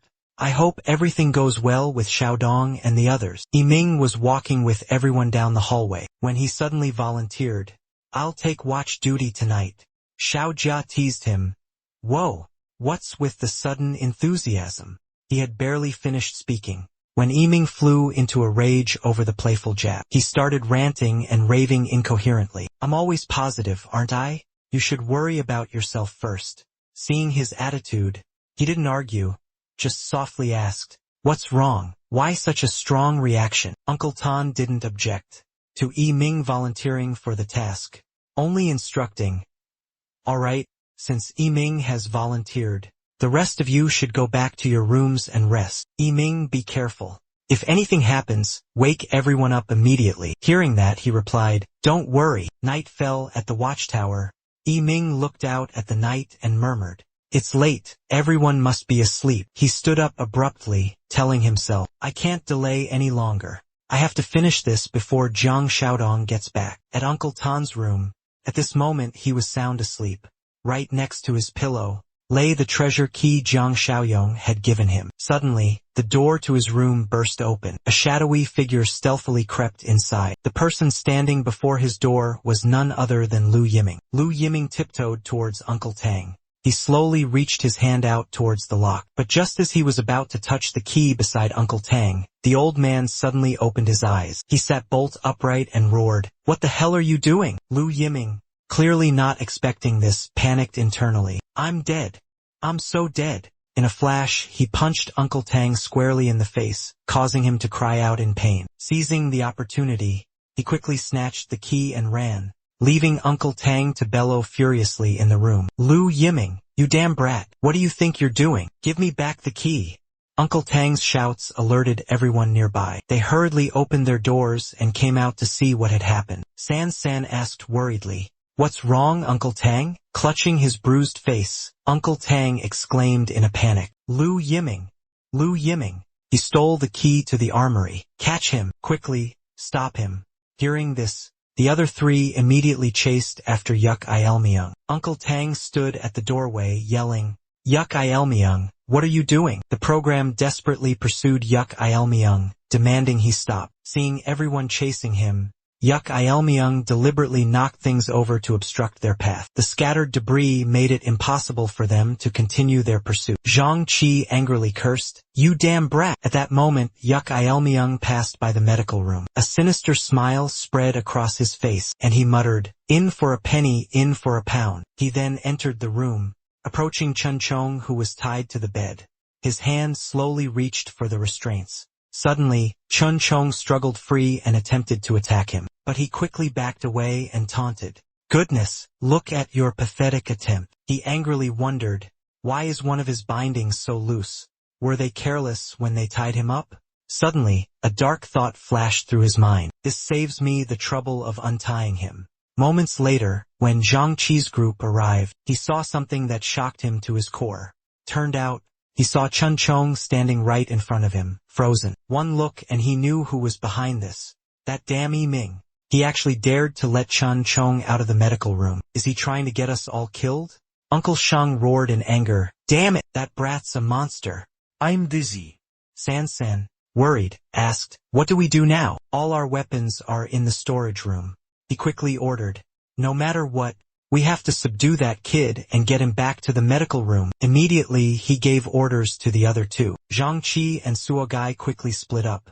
Use the tactic Xiao Yong taught us before. Be extremely careful, absolutely don't let him bite you. Immediately after, all four cautiously advanced step by step. Seeing the opportune moment, Uncle Sung yelled, "Now's the time!" In an instant, the three young men charged forward. Chong Bum grabbed Chan Sung's head. Suogai and Man Shanshan held his arms tight. Seeing Chan Sung restrained, Zhang Qi announced, "We've got him." Without hesitation, Uncle Sung urgently ordered, "Carefully escort him to the infirmary." Everyone started counting down. 3, 2, 1, go. After the countdown, they pushed Chan Sung into the infirmary. Chong Bum immediately slammed the door shut. Uncle Sung watched Chan Sung pacing inside the room, then let out a relieved sigh. The three young men suddenly turned to each other, exchanging astonished looks. Could it be? Was that just my imagination? I feel like I subdued him without any effort at all. I have the same feeling. Suddenly, Uncle Tang roared in frustration, "Damn it! We wasted so much time here.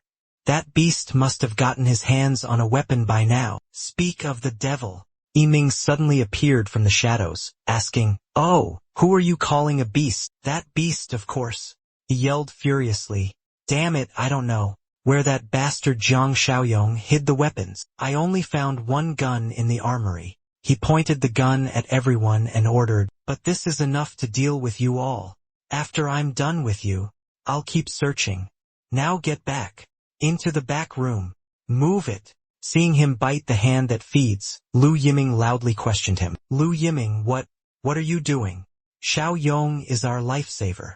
With an ungrateful nature, he nonchalantly said, "Great kindness turns into deep hatred." Look at his usual arrogant demeanor. So what if he saved our lives? Should we be his slaves for the rest of our lives to satisfy him? Uncle Shang, hearing this, angrily scolded, "Some people are born ungrateful, nourishing a viper in one's bosom." Xiao Jia gently persuaded Lu Yiming not to behave that way. Seeing them both scolding and trying to dissuade him, Lu Yiming angrily shouted, "Shut up! Do as I say!" Unbeknownst to them, Chun Chong was looking out the door with eyes red with fury. He held something in his hand, then silently walked towards the door.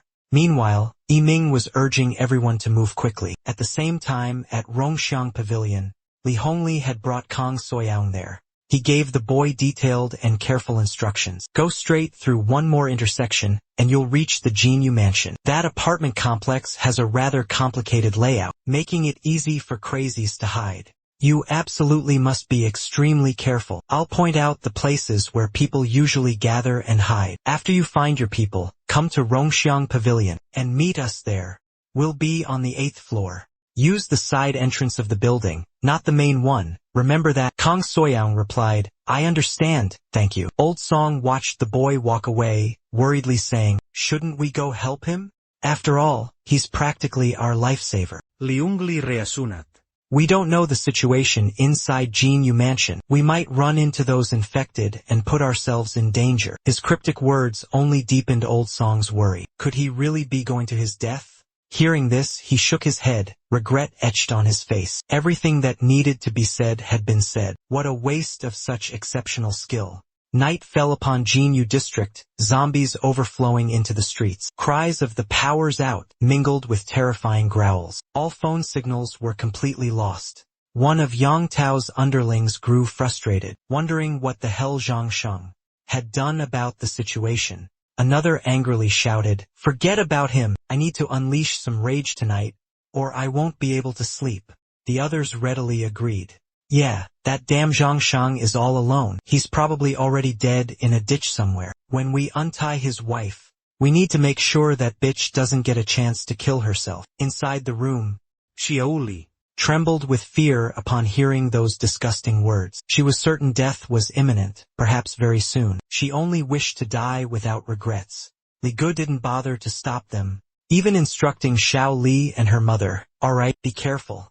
Make sure neither of you die. The underlings nodded in agreement. One of them asked, are you joining in, boss? Without answering, he suddenly noticed something that made him exclaim. The underling continued to ramble. If you don't say anything, you're last in line. Turned out, he saw a whole bunch of zombies lying sprawled on the ground. He was a bit suspicious. Why are all the zombies downstairs collapsed like this? One of Yang Tao's men opened the door. He looked down the dark staircase, filled with doubt. Could it be, reinforcements have arrived? But just then, an unexpected figure appeared, sending the soldier into a state of sheer terror. A cold, swift slash cut across the underling's throat, leaving him no time to react as he collapsed to the ground. His head, separated from his body, rolled across the cold, hard ground. Inside the nursery, a group of men burst in, causing Xiao Li to scream in fright. Who are you? Get out, she weakly protested. One of them sneered, a look of amusement on his face. Why bother pretending? Suddenly, one of them grabbed Shuai Shuai and dragged him out. Xiao Li screamed in horror. No, what are you doing? Let him go, she cried out in desperation. Angered by her defiance, the man delivered a resounding slap across her face. They then threw Shuai Shuai aside, coldly declaring, you're our target. Witnessing his mother's suffering, Shuai Shuai furiously yelled, I'll fight you to the death. But with the strength of a mere child, the frail boy was kicked out by Yang Tao's underlings. They slammed the door shut, ignoring the boy's screams at the wicked men. Let go of my mother.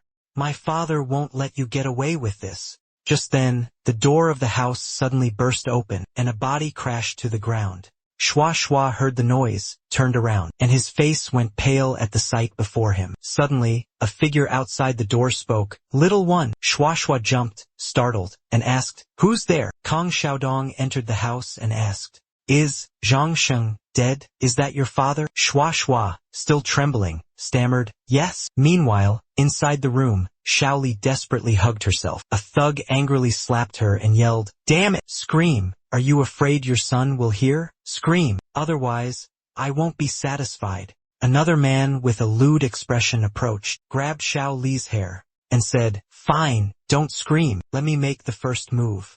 Just then the door burst open, One of them exclaimed furiously, "This brat is strong." Before he could finish his sentence, a cold blade flashed, slicing through his throat. He collapsed, blood spurting out. "How dare you break the door?" Seeing their comrade fall without anyone daring to move, one of Yang Tao's underlings roared, "What are you all standing around for? Get him out of here." As soon as he finished speaking, he fell to the ground, his head separated from his body. The horrific scene sent them into a panic. "What's happening?" Suddenly, a hand appeared out of thin air, gripping the remaining man's head. Zhang Xiaoyong threw him without hesitation. The powerful throw sent the man spitting out blood. The last man, trembling in fear, stammered, "WHW, who are you?" Zhang Xiaoyong didn't bother answering, delivering a swift kick to his face. Back at Fortress 6, Not Min aggressively pointed his gun at everyone, threatening and ordering me to speak one last time. "Speak up, or I'll shoot," he threatened. With the situation hanging by a thread, Uncle Tang urged me to comply with Not Min's demands. "Go to the room he wants," Uncle Tang said. However, Man San San strongly objected, but Tu Dung quickly stopped her before she could finish. "Don't! He has a gun," he interrupted San San. "Everyone do as he says. Let me think of a way out." Hearing that, Not Min scoffed, his face full of sarcasm. "What other way out could there be? Looks like I can't spare you all today. Guessing gets you nowhere.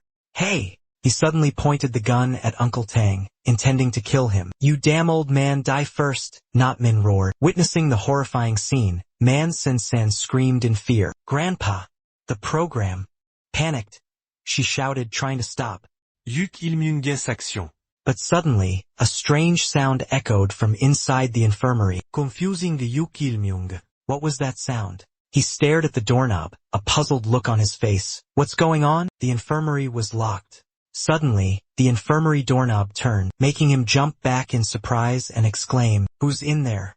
The infirmary door suddenly swung open. Jin Sung stood there right in the doorway.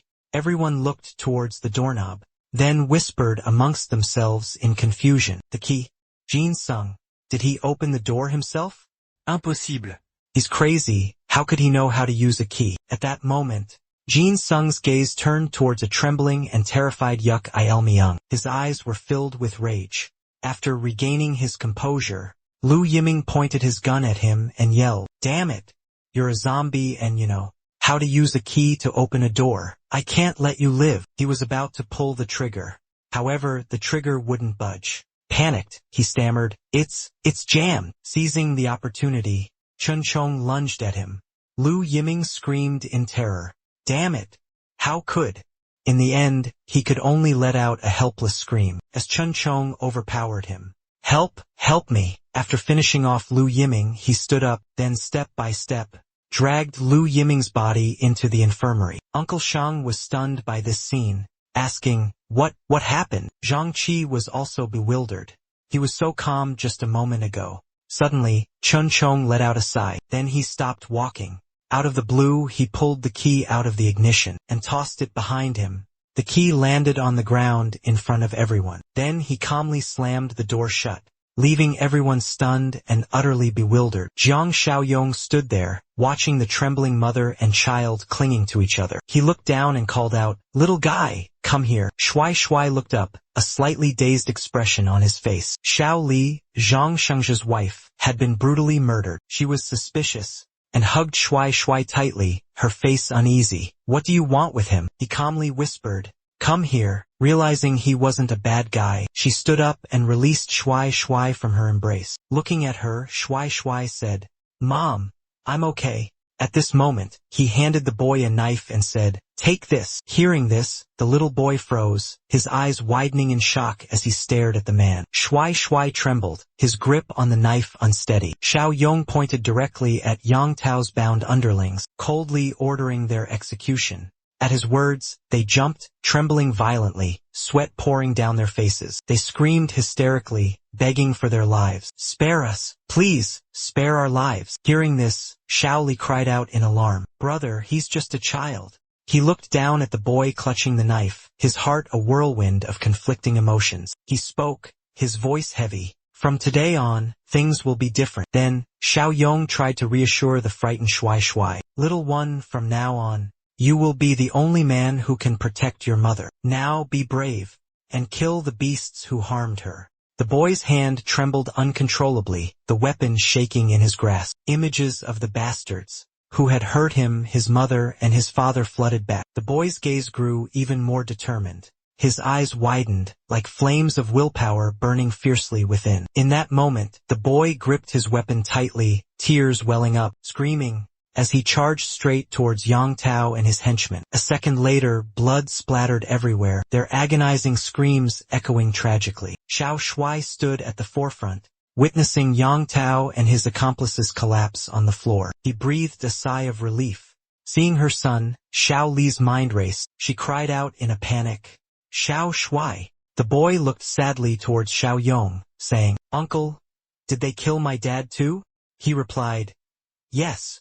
Hearing this, the boy dropped the knife, bursting into tears and running to hug his mother tightly. She too was in unbearable pain, biting her lip, tears streaming down her cheeks. The mission to protect Shang Zhi's wife and child was complete. As he was about to leave, the woman suddenly pleaded with him, her savior. She begged, "Please take my son with you." Her voice trembled with desperation. "I'm willing to give anything." Hearing this, the young man immediately refused. The boy firmly stated, "No, Mom, I don't want to go with him. I want to protect you." Witnessing the pitiful scene between the mother and son, Xiao Yong's heart ached. He decided, "Both of you, come with me. I promised Zhang Chengze I would keep you both safe." Xiao Yong led the way, the mother and son following close behind. Each of them carried a weapon for self-defense. Beneath their feet lay a carpet of lifeless bodies. Shuai Shuai was astonished to see the motionless bodies on the ground. The boy exclaimed, "What could be so powerful? To think something could wipe out so many zombies." Shuai Shuai turned, his wide eyes sparkling with admiration as he looked at Xiao Yong. Xiao Yong spoke coldly, "Kid." He was about to say something, but he suddenly signaled for the mother and daughter to stop. Seemingly sensing an unusual sound nearby, he immediately focused, listening intently for a moment before turning to his sister-in-law and asking, "Sister, do you know the exact location of the 8th floor of Dongxiang Garden?" Xiao Li gripped her sword tightly, answering without hesitation. "The 8th floor of Dongxiang Garden must be in the direction you're looking." The scene shifts to Building 8 of Dongxiang Garden. There, a group of men armed with various dangerous weapons are blocking the entrance to the building, belligerently shouting, "Don't worry, we'll divide your supplies fairly. And also, all women under 40 must come with us." Meanwhile, on the 3rd floor, Captain Li's group is in a state of panic. Lu Xichao anxiously says, "What should we do? Should we surrender?" Captain Li frowns, turning to firmly object, "No, those animals will never keep their word. By then, besides Yudurin and Hefong, none of us AIs will survive."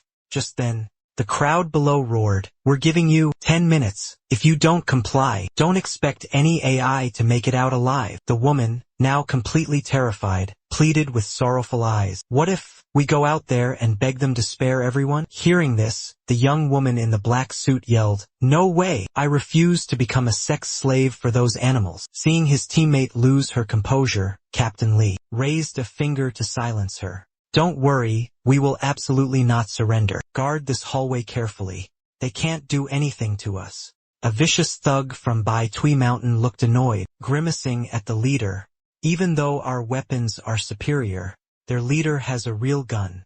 These guys are just gonna keep turtling up, making it damn near impossible for us to use any tactics." The leader, gun in hand, said with a cocky smirk, "No need for dirty tricks. You guys, go shut off the water valves to the 1st floor apartments. Let's see how long they can hold out."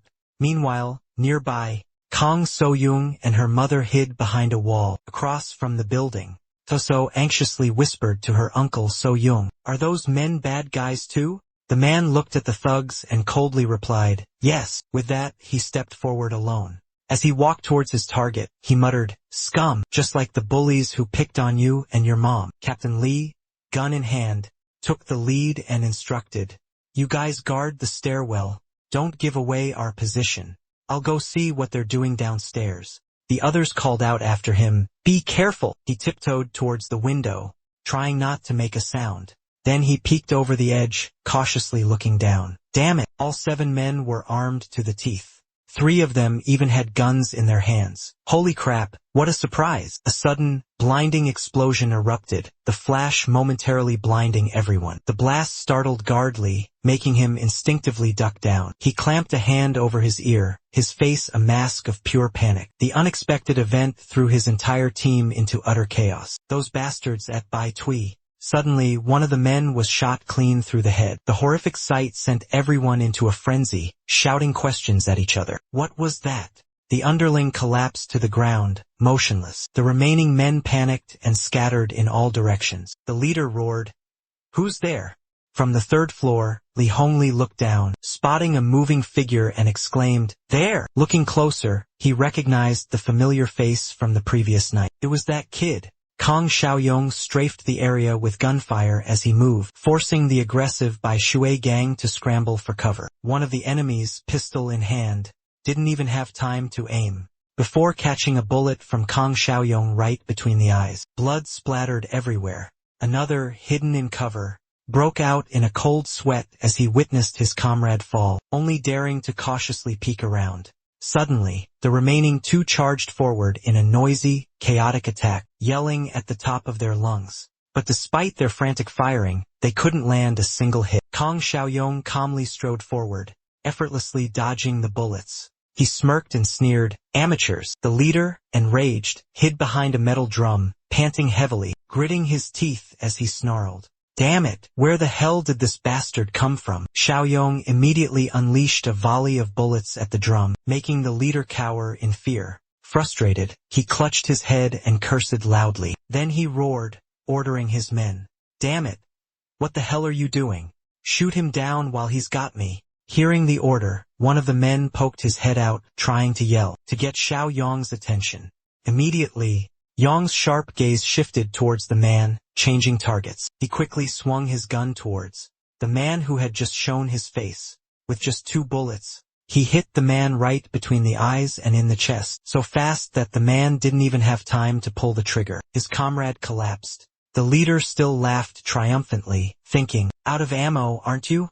You bastard." He rushed out, pointing his gun at Yong, and yelled, "Die!" At this moment, Yong stood motionless, placing his AK on the ground. Xiaoyong forced the man to look up, meeting his gaze with a menacing stare. The man frantically fired at Xiaoyong, but he skillfully dodged each bullet with ease. The boss roared in fury, "Die!" Xiaoyong simply tilted his head to the side, and in a flash, he swiftly snatched the gun from the thug's hand. A powerful twist forced the man's elbow to buckle at a painful angle. Xiaoyong pressed the cold muzzle of the gun against the man's chin, filling him with terror. After a moment's hesitation, he decisively pulled the trigger. Blood erupted from the man's head, splattering the surroundings in crimson. The boss collapsed to the ground, unconscious. Blood pooled on the floor, forming a gruesome, bright red puddle. Xiaoyong surveyed the area for a moment, then approached the body and knelt down to search the boss's pockets. Moments later, he boldly entered the building. Inside, several enemies lay in wait behind a wall, weapons at the ready. They were poised to attack. But Xiaoyong sensed the danger. There must be a few of them lying in wait, he thought. He cautiously glanced around, scanning his surroundings. Suddenly, a man lunged at him from behind a coconut tree. From the other side, 2 more appeared, yelling ferociously. Without hesitation, he sprang into action. In the blink of an eye, his attackers lay sprawled on the ground. He roared, "Come out, all of you!" At that moment, everyone rushed down, their eyes filled with admiration. Someone called out, "Uncle Xiaoyong, you were so cool just now." The system interface appeared before his eyes. System task. New mission. Mission objective, increase membership. Recruit and sway the people of Dongxiang Yuan. Number of lucky survivors, no more than 5. Reward points, 25 chong. Xiaoyong then looked down at the bodies, and asked Old Li, the guard, "Who were these people?" Old Li scowled angrily at the bodies and said, "Those animals from the Bai Shui mountain villa complex, on the south side of the city." Hearing this, he gasped in surprise, asking again about Mount Bai Shui. He then called over the 2 men in yellow standing nearby. Liao, Xiao, Chun Jie. Hearing his call, the 2 men rushed over, responding in unison, "Yes, sir." "Brother Li, did you call for us?" He immediately ordered, "You 2, tell Xiaoyong about what happened at Mount Bai Shui. Tell him everything that occurred there." Immediately, the two men took turns recounting, reporting the entire incident to Xiao Yong. In truth, that group was a dark force, wielding immense power, and possessing weapons, occupying the villa complex on Mount Bai Shui. The fortunate survivors of Changnan had all been absorbed by them. Xiao Yong closed his eyes in deep thought, pondering the situation. Isn't Changnan where Li Shuheng and Cui Jing are gathering their forces? Isn't it? Could it be them? Suddenly, he opened his eyes and asked, if that's the case, the Bai Tui mountain people are the only remaining gathering point in Nansha City. Chen Jia quickly replied, it wasn't originally like this, but they have weapons. Other smaller gathering points, faced with their attacks, had absolutely no chance of resisting. Mentioning those beasts, the two brothers' faces darkened with rage. Lu Xiu continued, those animals, every time they attack a gathering point, they first slaughter half the people, then take away the beautiful young women, the pretty ones and those willing to go with them, to commit depraved acts together. Hearing this, he understood the whole story. So that's it. Bodyguard Li, seeing his contemplative expression, couldn't help but wonder, and asked, what's wrong? Xiao Yong remained silent. He approached the three bodies sprawled on the ground and said, Lao Li, these three men all had guns. Everyone, collect them carefully. Search thoroughly later, there's bound to be more ammunition. He handed his rifle to Lao Li and instructed, and this one too. Keep it. I'll leave it with you. Fifth brother took the rifle and 5 clips of ammunition, his hands trembling as he stammered. Is this real? Xiao Yong turned to look towards Mount Bai Tui, his eyes blazing with hatred, and said, the people from Mount Bai Tui won't let this go. But with these weapons, they can't do anything to you.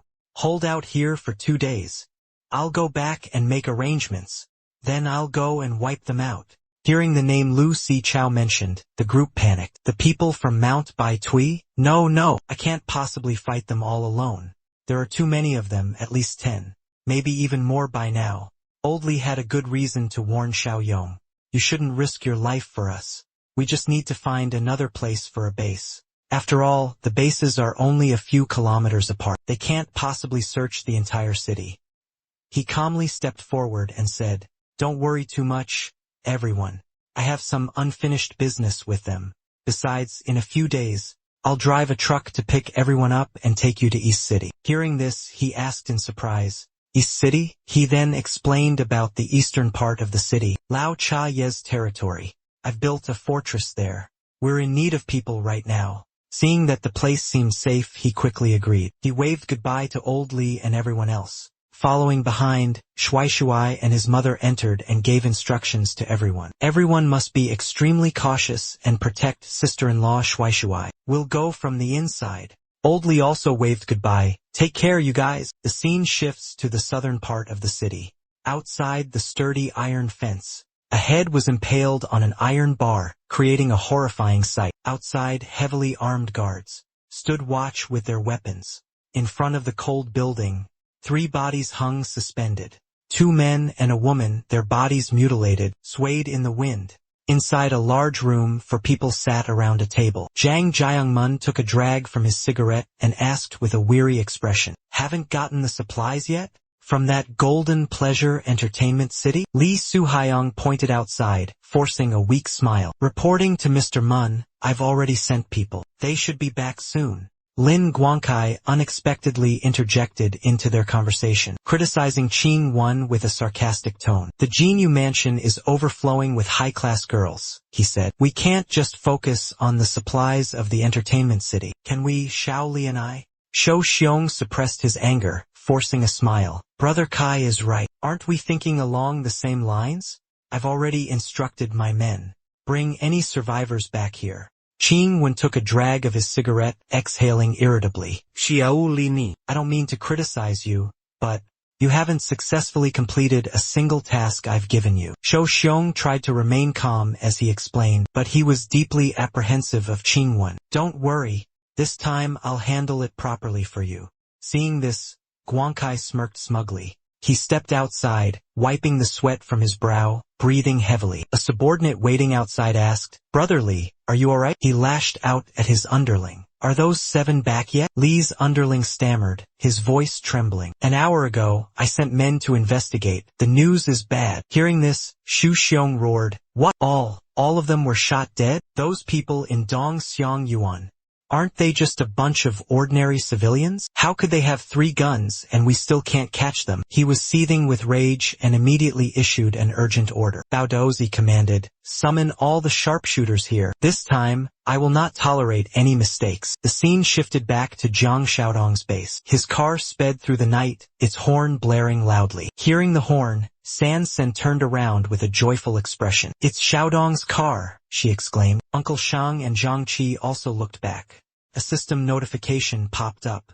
Mission, escort wife and child completed. System points awarded, plus 25. Total accumulated points, 36. Seeing this, everyone rushed out, waving a warm welcome. He stepped out of the car. San Sen beamed at him. Xiaodong, you're finally back. He looked around, noticing everyone was present except for one person. He laughed heartily.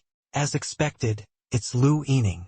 Startled, she asked in surprise, You knew all along? At that moment, before he could answer her question, he pointed towards the mother and daughter. Shui immediately instructed, Zhang Qi, take them to the resting room, then come to the infirmary to find us. Zhang Qi replied, Yes, sir. A moment later, the 4 of them and Xiao Yong arrived at the infirmary door. Lao Sheng Sudenli Edgar Lim. If that's the case, doesn't that mean Xiao Yong has known about Yiming's sinister plot all along? Picking up the gun, he explained, Actually, I'm not entirely sure about him. What I can say for certain is that among Zhang Qi's friends. Hearing this, both Zhang Qi and Xiao Jia's faces fell. Qi Wang suddenly remembered something from the past, when Zhang Qi had cried bitterly after being betrayed by a close friend, and the servant insisted, There's definitely a scumbag. Zhang Qi, holding the gun, suddenly froze, as if he had just realized something important. A moment later, he held the box of ammo, surprise evident on his face, as he saw it was filled with rubber bullets. Lao Sheng glanced towards the infirmary and asked, What about the child in the infirmary? Suddenly, he recalled the moment Chun Chong transformed into a zombie, and hurriedly recounted it to everyone. What was his name again? Oh right, Chun Chong. He's not an ordinary zombie, but an extremely rare mutated form. Inside the gym, Chun Chong lay motionless. He leaned close to Chun Chong's face and softly said, If you can understand me, blink 3 times evenly. At first, he lay still as a statue, but after hearing those words, his eyelids twitched slightly. Low growls escaped his lips. Ugh, ugh, ugh. Seeing this, he smiled approvingly. Good. What's 2 times 3? Use the number of blinks to answer me. He wrote the answer on a piece of paper as he spoke. Very good. He then began to share his knowledge of zombies. After the apocalypse descended, those infected by the otherworldly source have a low probability of becoming a rare mutated form. They often possess superior intelligence and abilities compared to ordinary zombies. Furthermore, a small number even retain some memories from their lives. Xiao Yong 01. Chun Xiong bolted upright as the door cautiously opened. Fortunately, Chun Xiong belongs to an extremely rare species. Chun Xiong's foot stomped on Yishang number SIX's head, shocking everyone. Suddenly, he turned around with a pale, vain face, growling but offering a friendly wave. He ordered him, No more stomping, make it quick. Immediately, he understood, grabbing Yishang by the neck and dragging his body away. The program was the first to approach Chun Xiong and ask, Do you really still remember? Chun Xiong paused at the sound of that voice. Chun Xiong turned around, grinning terrifyingly and growling. He stood there, stunned for a long moment, but his heart overflowed with happiness for his close friend. Suddenly, he snatched at Zhang Qi's bird, but Zhang Qi reacted quickly, dodging and exclaiming, Holy crap! Chun Xiong burst out laughing, while Zhang Qi, scared witless, his face pale, yelled, Damn it! Seems like he still remembers it well. Even turned into a zombie, his hands are still as quick as ever. Kong Xiaodong returned to his room to rest. He read the system panel in front of him. Hidden achievement. Possess a team of mutated bodies completed. Points awarded. System added 10 points. Current total, 46 points. He exclaimed, Oh, I didn't expect to trigger a hidden achievement. What a pleasant surprise. Let's see if there's anything new in the shop. At this moment, a new system panel appeared. Level 1 life-saving supply drop, 5 points. Level 1 armed deterrent supply drop, 5 points. Upgrading the Yang Continuity Black Tech to level 2 requires 50 accumulation points. The Lin's beginner crafting only costs 4 accumulation points. After reading the information, he jumped up in joy, his heart overflowing with happiness. Level 2 Yang? This is the first time I've seen this. Unable to contain his excitement, he brought a hand to his chin in thought. But the price is too steep. A whopping 50 points. I'll unlock the other 2 Yangs first, just in case someone else takes them. 2 boxes, each corresponding to a system panel, appeared one after another. Yang Continuity Life-Saving Upgrade to Level 1 successful. 5 accumulation points deducted. Current accumulation points, 41 points. Yang Continuity Armed Deterrent Upgrade to Level 1 successful. 5 accumulation points deducted. Current accumulation points, 36 points. He pointed at both of them. Immediately, a bright light emanated from them, illuminating the entire room. Just then, the system continued to announce his options. Activate Level 1 Positive Reinforcement, Life-Saving Supplies, Reward Received, Otherworldly Infection Prevention Medicine. Effect, capable of preventing infection from otherworldly sources of contagion. However, it cannot reverse a completed mutation process. Activate Level 1 Positive Reinforcement, Armed Deterrent, Reward Received. 1 Barrett M82 Antimaterial Rifle, 10 rounds of .50 BMG, 12.7 mm, ammunition. He leaned back, impressed, and exclaimed, "Damn! If the level 1 positive reinforcement weapon is this awesome, will level 2 or 3 give me a tank or something? And there's even preventative medicine too. Does that mean it can cure someone who's been bitten before they turn into a zombie?" Xiao Yong quickly checked the information panel. Mission in progress. Increase members. Mission. Requirements. Recruit the fortunate.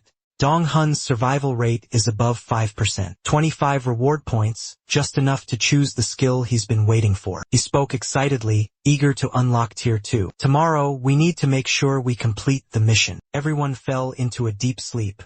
Only Chun Chong was secretly disposing of Yi Shang's body outside the base. The next morning, in the courtyard of the base, he gathered everyone. Everyone was buzzing with conversation.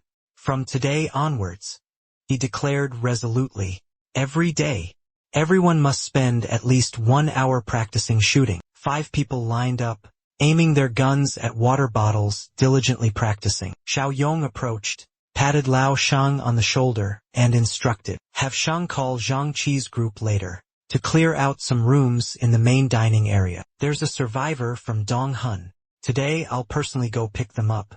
The old man replied reassuringly, "All right, don't worry." After giving his instructions, he turned to Chun Chong and called out, "Chun Chong!" He immediately turned around and replied firmly, "Give the order, I'll follow." Moments later.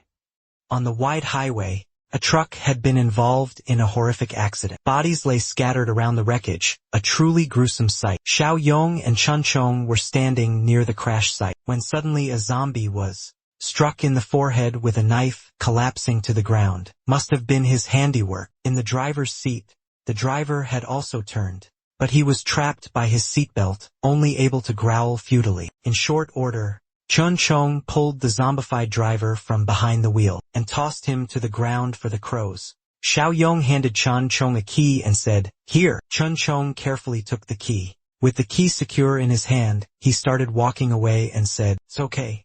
Go ahead and take it off. You don't need to wear this when it's just us." Immediately, he reached up and unclasped the mask. Xiao Yong added a word of caution.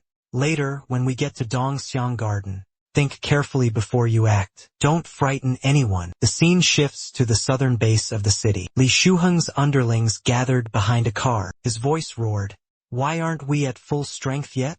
Just then, a man and a woman approached. The others replied, we're good. Let's go, Bosley." He took a drag of his cigarette and cursed angrily. "Damn it. I can't believe we still haven't taken Dongxiang Garden."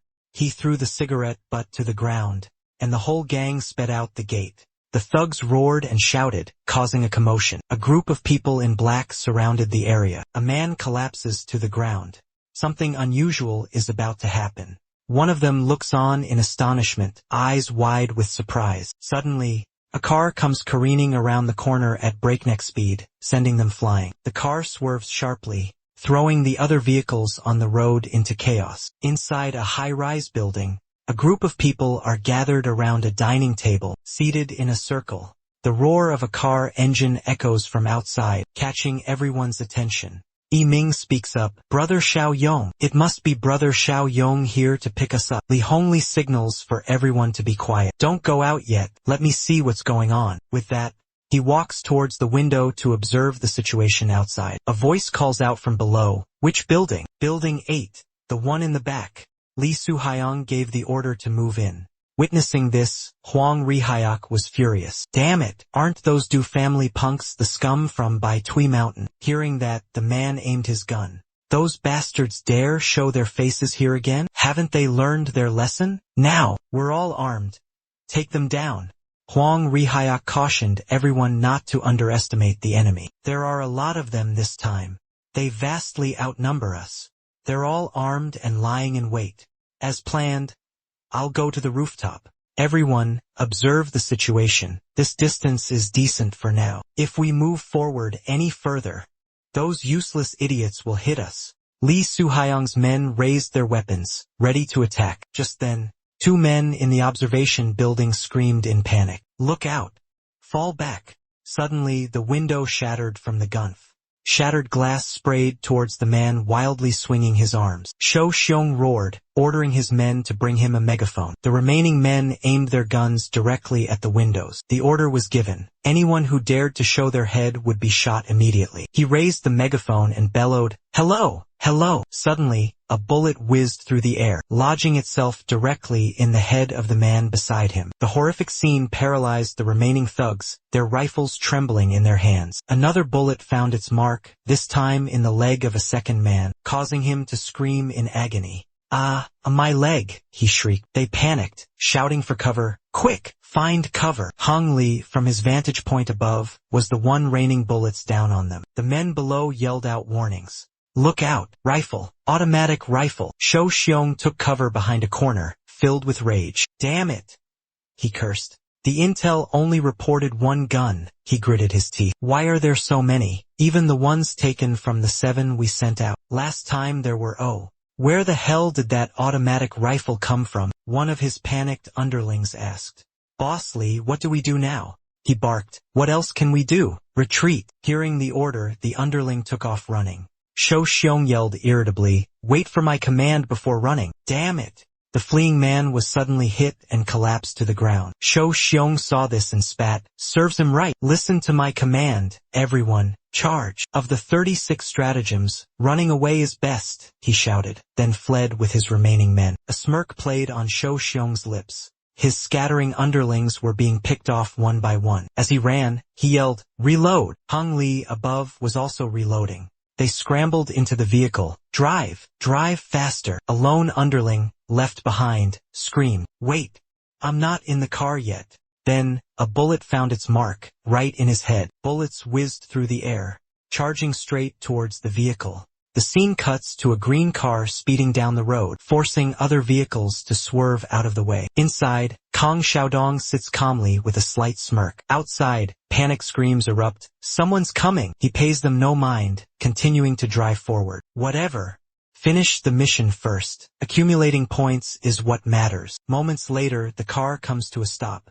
Xiaodong and Sung Ra get out of the car and approach the scene of the recent battle. "Oh, let's leave them that rifle to sort themselves out." He glances back at the green car. "I bet those robbers got beaten so badly they had to run away, huh?" Sung Ra stands beside him, struggling to say something. Xiaodong asks, "What's wrong? Are you hungry?" But Sung Ra continues to wail incoherently. Xiaodong scoffs. "Fine. I'll give you something even better to eat. How about becoming Noris?" With that, Sung Ra let out a chilling, maniacal laugh. He ran straight towards the scattered corpses. "Xiao Yong said to meet me on the ground floor of Building 8 in the residential area after you finish eating. Wait for me on the ground floor, Building 8, okay?" He turned and walked away. Sung Ra greedily devoured the blood-soaked corpses. He swallowed each piece of flesh whole. Xiang Xiaoyong strolled through the city. He thought to himself in admiration, this Li Hong is truly formidable. Quite a few have perished at his hands. A head suddenly popped out of a window, then exploded into pieces. A joyful voice called out, Brother Xiaoyong, it's really him. Everyone raised their hands in unison, chanting, Brother Xiaoyong. Moments later, everyone gathered around him. One of Yang Tao's men spoke first. Xiaoyong asked him if he's the one who took down all these guys. He boasted about his achievements. Thanks to Brother Xiaoyong's rifle. Before tournament number 5. I'm a crack shot. A damn good sniper. A strange noise echoed from behind them. Everyone spun around, their faces wary. What was that? A shadowy figure lumbered towards them. It was a person transformed into a zombie. Yang Tao's men instantly raised their guns, aiming with extreme caution. Zombie. Jiang Xiaodong quickly intervened. Hold your fire. He's one of us. He stared, bewildered. One of us. Xiaodong pointed towards a body lying on the ground, then ordered the zombie. Go over there. The zombified waiter shuffled towards where Xiaodong pointed. He limped along, following Xiaodong's direction. Yang Tao's men were still in shock. They asked curiously, what's going on? Xiaodong, can you talk to zombies? Xiaodong gave a cryptic reply. He's not a normal zombie. I'll explain later. Get in the car. I'll explain everything on the way. He instructed the zombie. Finish eating quickly and come back to the vehicle to find us. A moment later, after finishing his meal, he automatically put on a muzzle. This unexpected action unfolded before the eyes of everyone in the vehicle. Zixien was so astonished that he let out a curse. He put on a muzzle himself? Xiang Xiaodong reminded him. He heard me mention the muzzle. Be careful, he might just give you a beating. Zixien, startled, replied, that's so cool. Keep your voice down, he might hear you. The friendly zombie boarded the vehicle. The moment he placed one foot on the step, his immense weight caused the vehicle to tilt to one side. The vehicle wobbled, losing its balance. One of Yang Tao's men noticed the anomaly. Didn't the car just tilt a bit? The clumsy zombie held up a bunch of keys in front of Xiaodong. Xiaodong stammered, K-keys? It was his turn to be utterly surprised. You can talk? The clumsy zombie responded with broken, guttural groans. Kang So-yong remained silent, lost in thought. He was deep in contemplation. Devouring 6 naked zombies in one sitting, that one has definitely evolved to a new level. I need to get back to base quickly and relocate. Gather our forces and establish optimal strategic strength. The AI's voice, or perhaps the driver's, chimed in. Buckle up, let's head back. So-yong continued his train of thought. That can't be an ordinary zombie. The scene shifted to a boardroom, or perhaps in Guanghei's private office. He was berating his subordinates. Damn it! What did I tell you? You can't do anything right, you useless piece of... Li Suhong objected to Chairman Im's words. Chairman Im, you can't blame me for this. They had automatic rifles. Zhang Jiangmun looked on with disdain, clearly not believing him. What the hell are you talking about? Anicap. Having an automatic rifle? Do you think we're stupid? Li Suhyung struggled to defend himself. No, it's true. If you don't believe me, you can send someone to check. Lim Kwanghae flew into a rage, kicking him to the floor. Li Suhyung glared back at them with hatred. As he left, Kwanghae continued to mutter curses. I've had it with that useless punk for a long time. Why don't we? Now that his men have suffered heavy losses, he made a gesture with his finger. Ambush him. You've always wanted the woman beside him. Lim Kwanghae laughed loudly. Boss Hyo, did you hear him? His laughter echoed throughout the room. Share her? Of course we'll share her. Jang Kyungmoon cautioned Akai. Don't be rash. Let me find the right opportunity. Li Suho had been lurking outside the door, listening to their conversation. He gritted his teeth, rage boiling inside him. Glancing back at Li Suho's villa, he furiously threw things to the ground, cursing under his breath. Damn it! Li Suho's wife asked anxiously, what's wrong, honey? She tried to comfort him with her charms as usual, but this only infuriated Li Suho further. Pack your things. We're leaving, he roared. Confused, she asked, leaving? Where to? He didn't explain, simply replying coldly, this place isn't safe anymore. We need to be cautious. He yelled, Qingzi, Qingzi. His subordinate immediately appeared. Boss Li, what are your orders? Li Suho commanded, gather the rest of the men, early tomorrow morning. Follow me. He said a lot more, but his wife stood beside him, her face a mask of displeasure, her thoughts unreadable. Back at Xiang Xiaoyong's vehicle, everyone had gotten out. Only Zixian, the moment his feet touched the ground, exclaimed in astonishment. This is a truly advanced fortress. The system displayed a notification that the mission had been upgraded. Xiaoyong's team members had exceeded expectations, reaching 8 out of 5 required people. He received a reward of 30 accumulation points. His current total was 65 points. Xiang Xiaoyong looked surprised. There's a bonus for exceeding expectations? He said to Chun Chong, come with me to Chengnan tomorrow night. Although it wasn't clear what he replied, could be taken as agreement. One of Yang Tao's underlings curiously asked, what are we going to Chengnan for? Xiaoyong replied, the people from the Bai Shui mountain villa and I have some unfinished business from a past life to settle. Afterwards, he returned to his bed and continued working with the system. He had a choice regarding Yang Xianji level 2 black technology. With 50 accumulated points, Plus 4 manual refresh points. Kang Xiaoyong placed his finger on the screen, tapping the Yang symbol to exchange his points. He spent 50 accumulated points, exchanging them for the hope of obtaining his first level 2 Yang. Please don't let me down. After opening the level 2 black tech sacrificial Yang, Kang Xiaoyong received an unexpected reward, 20 precious doses of physical enhancement potion. He joyfully accepted them, and couldn't help but exclaim, 20 doses of physical enhancement potion, unbelievable, as expected of a level 2 Yang. Outside his room, loud screams echoed. After using the potion, Xiaoyong felt incredibly refreshed and invigorated. 33 points. His physical abilities were comprehensively enhanced, surpassing that of an average person by 6 times. This feels amazing. Suddenly, he heard the buzzing of a mosquito flying around him. Kang So-yong deftly caught it between his fingers. The tiny mosquito met the boy's gaze, a friendly look in his eyes. It seemed to understand, lying still and silent, no longer daring to buzz loudly. A moment later, So-yong released it and the mosquito hurriedly flew away. Dusk settled over the street. The sky was painted in breathtaking hues of purple and the fiery red gold of the setting sun. Men stood guard outside. Kang So-yong walked past. One of Yang Tao's underlings turned and asked So-yong, are you heading to South City? So-yong replied, yes, Brother Lee. Understanding, the man asked, anything I can help with? So-yong got straight to the point. Your marksmanship is probably the best around here. Train the others for me. He smiled, assuring him, that's my specialty. Don't worry. Finished with his request, Kang So-yong called out, Chun Chong, let's go. The car sped off. The night sky was a canvas of deep black, dotted with countless twinkling stars. Li Shuheng's voice broke the silence of the night. Qing Zi, what's the situation over there? Qing Zi replied confidently, don't worry, Boss Li. Everyone should be in position by now. Li Shuheng immediately gave the order to move out. 2 of his men quickly rushed ahead to clear the way. Li Shuheng, his face darkened with anger, followed closely behind. Suddenly, blinding headlights appeared from up ahead. Li Shuheng and his men instinctively raised their hands to shield their eyes. The intense glare temporarily disoriented them. Before them stood a group of men, led by Dong Su. Inside the car, Zhang Kan Van Lam sat calmly. Huang Kai and Cui Jing were also present. Li Shuheng's men frowned in confusion. What's going on? Dong Su, gun in hand, asked with a sneer, where do you think you're going?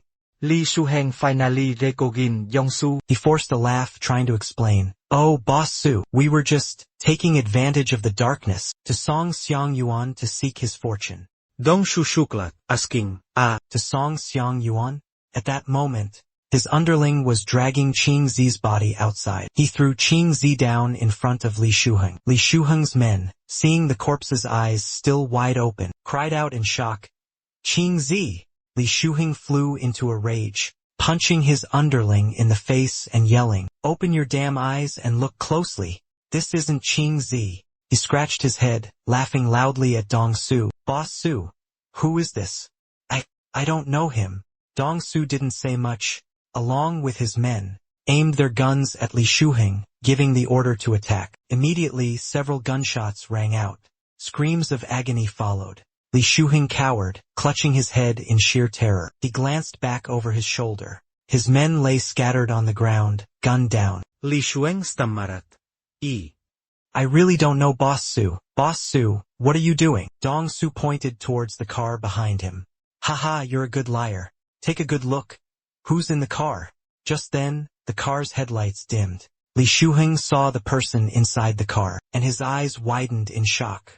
He gritted his teeth in fury. He saw Cui Jing wearing a strained smile, sitting next to Lin Guangkai. Boss Zhang was in the back with them both, wearing smug grins. Li Shuheng roardi nanger, Cui Jing. Lin Guangkai spoke. Don't deny it.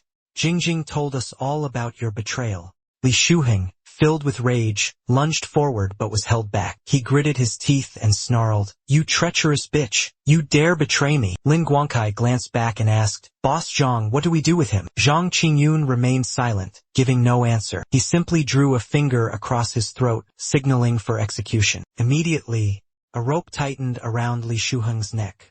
Dong, whose men yanked the rope hard, hoisting Li Shuheng into the air. He thrashed desperately, struggling to break free, but Li Shuheng's bulky frame became a fatal burden. He choked, gasping for air.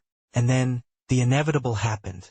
Li Shuheng was hanged to death on the spot, right in front of the main gate of his own house. Jiang Xiaoyong's cars arrived at that moment. Jiang Xiaoyong and Chun Chong cautiously approached Li Shuheng's house. They saw Li Shuheng's body hanging lifelessly above. Kang Soyong signaled for Chun Chong to stop. He looked at Li Xiaohong struggling above, a slight smirk playing on his lips. Serves him right. But not punishing him with his own hands left a lingering regret. Kang Soyong flicked a small stone, sending it flying with precision, severing the rope holding Li Xiaohong. He fell face first to the ground.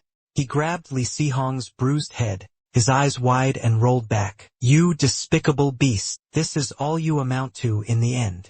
I will avenge my brothers somewhere else." From a nearby room, delicate moans echoed, mingled with lascivious laughter. Choi Zhongmel, scantily clad, face flushed, was tied to a bed. "Do you hate me that much? I achieved great things, yet you treat me like this. Why haven't you untied me yet?" Zhang Jiangmun leaned in close, his voice dripping with sarcasm. "This reward isn't great at all. Why are you here?" Jing moaned in pain beneath the depraved Wu Malin. Guang Kai was hastily unzipping his pants, preparing for his bestial act, when a strange sound suddenly pierced the air from beyond the window, interrupting the obscene scene. What was that noise?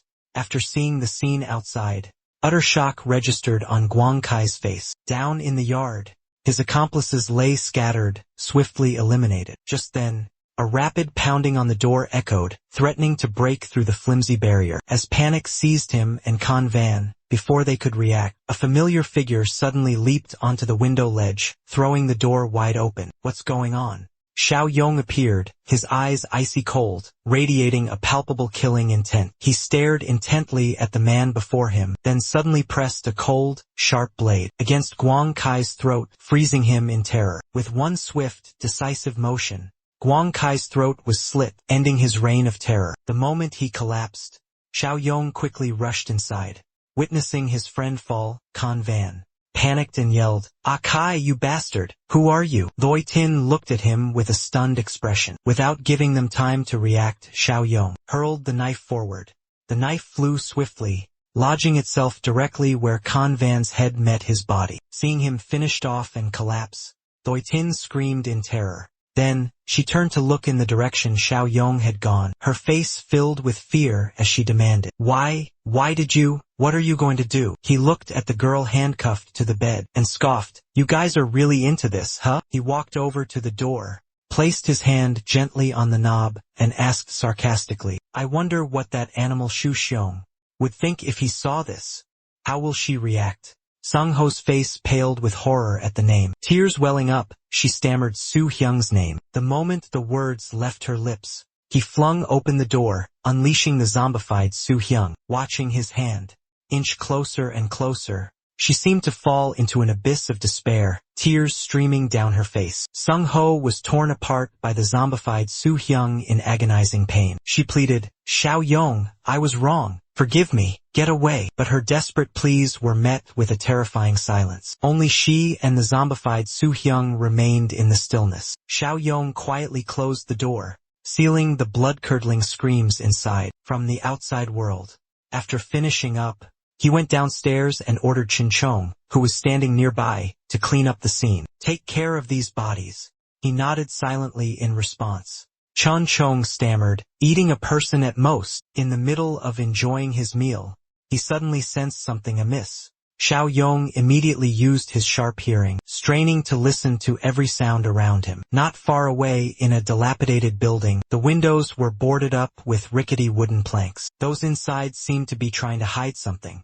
A chef slowly ascended the stairs, heading towards the mysterious room. He was the chef of the luxurious Bai Shui villa. He clutched a large knife, his eyes darting around suspiciously. He kept glancing around warily. Suddenly, an accomplice of his appeared, dragging a small girl. "This girl's skin is so smooth, she'll be delicious," the accomplice exclaimed. The chef looked at the girl with dissatisfaction, shaking his head. "Too skinny," he yelled. Then he pointed towards a young boy. Despite the mother's fierce resistance, he chose the boy. "This one is fatter," he said as he dragged the boy away. The mother panicked, trying to intervene and grab her son. "Let go of my child. Let the boy go." But the cruel cook showed no hesitation, shoving the old woman to the ground. He snarled, "Get out of here, you fat brat." Seeing his mother being struck, the little boy rushed towards her in a panic. "Mother!" he cried out in distress. The mother clutched her son's hand tightly, tears streaming down her face, as she pleaded desperately. "Please, spare my child," she sobbed. "I beg you.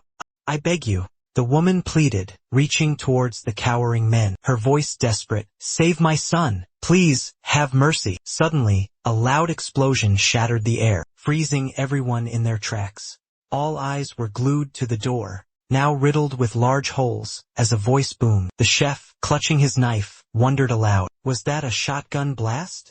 Does that guy have a gun?" His underlings quickly responded, "No way, only the boss has a gun." The mother and son, just rescued from their clutches, clung to each other, sobbing. "We're safe now, honey. We're okay." The air grew thick with tension.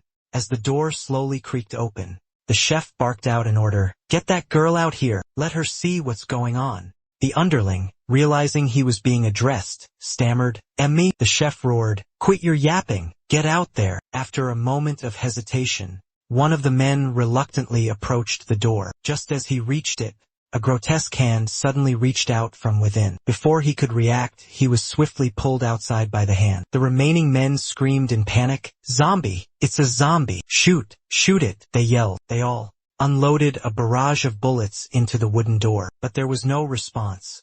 They paused, scanning their surroundings. Suddenly, a dark figure flashed past the window. They immediately opened fire in that direction. "Over there! Watch out!" one of them shouted. As soon as the gunfire ceased, Chun Chong burst through the door. His target was the chef of the Bai Shui villa. While the chef was still stunned, Chun Chong reached out. With a swift, aerial maneuver, Chun Chong snapped his neck, ending his life. And the moment he touched down, he immediately bolted forward. In the shrouding darkness, only terrified screams echoed throughout the mansion. "It charged at me, then saved me. Save me!" After a fierce struggle, the surrounding people watched Chun Chong stand motionless, wondering, "Why isn't he killing us? What the hell kind of zombie is this?"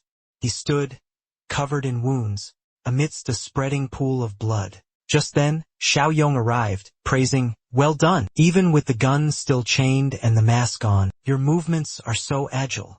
Praised, he became excited, raising his hand to show off. Even cooler, the surrounding people witnessing this scene were completely stunned.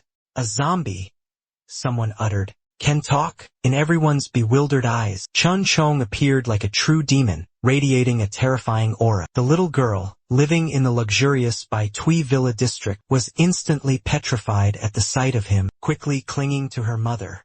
Witnessing their terror, Zhang Xiaodong reassured them, "Don't be afraid, everything will be all right.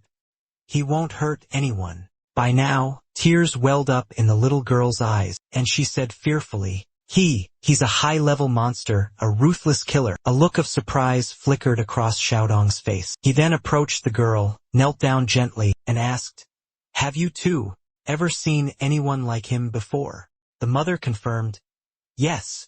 Hearing this, Zhang Xiaodong immediately asked, "Where?" "In Zhuangshi City, on the east side." The mother replied. Xiaodong exclaimed, "So soon? I thought it would be at least another month or two before." He trailed off. Furthermore, Zhuangji City isn't far from Laoi City. Chun Chong, from behind, spoke up. What did you ask? What? A variant with the exact same mutation as you. Jiang Xiaodong replied. He continued, depending on the individual, they retain varying degrees of their reason and memories. This makes them far more effective hunters than regular zombies. Because the mutation is unstable, most of them are violently aggressive and extremely dangerous. Hearing this, a look of worry washed over Chun Song's face. He stammered, Jiang Xiaodong placed a hand on his shoulder and reassured him, don't worry, you're lucky. Besides, I'm here. I won't let you lose your mind. Then, Xiaodong looked around at the others and asked loudly, there must be other survivors in this Bishui Villa complex, right? A resident quickly replied, over at the real estate office. It seems they're still holding quite a few people. A woman standing nearby added, her voice filled with worry. There might still be survivors in the basement. Not wanting to waste any more precious time, Xiao Yong and the others hurried down to the basement. In the dim, gloomy space below, he cautiously opened the heavy door. Witnessing the scene inside, horror washed over everyone's faces.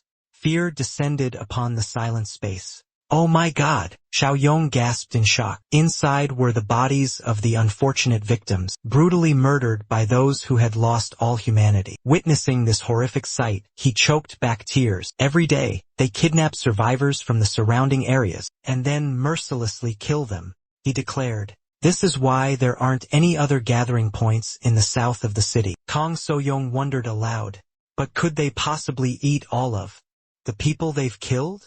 So-young hesitated, his eyes filled with worry. The boy continued to question. They slaughtered so many, could they consume them all? The man behind him answered, his voice low. They transport the meat periodically. He sighed, his face uneasy.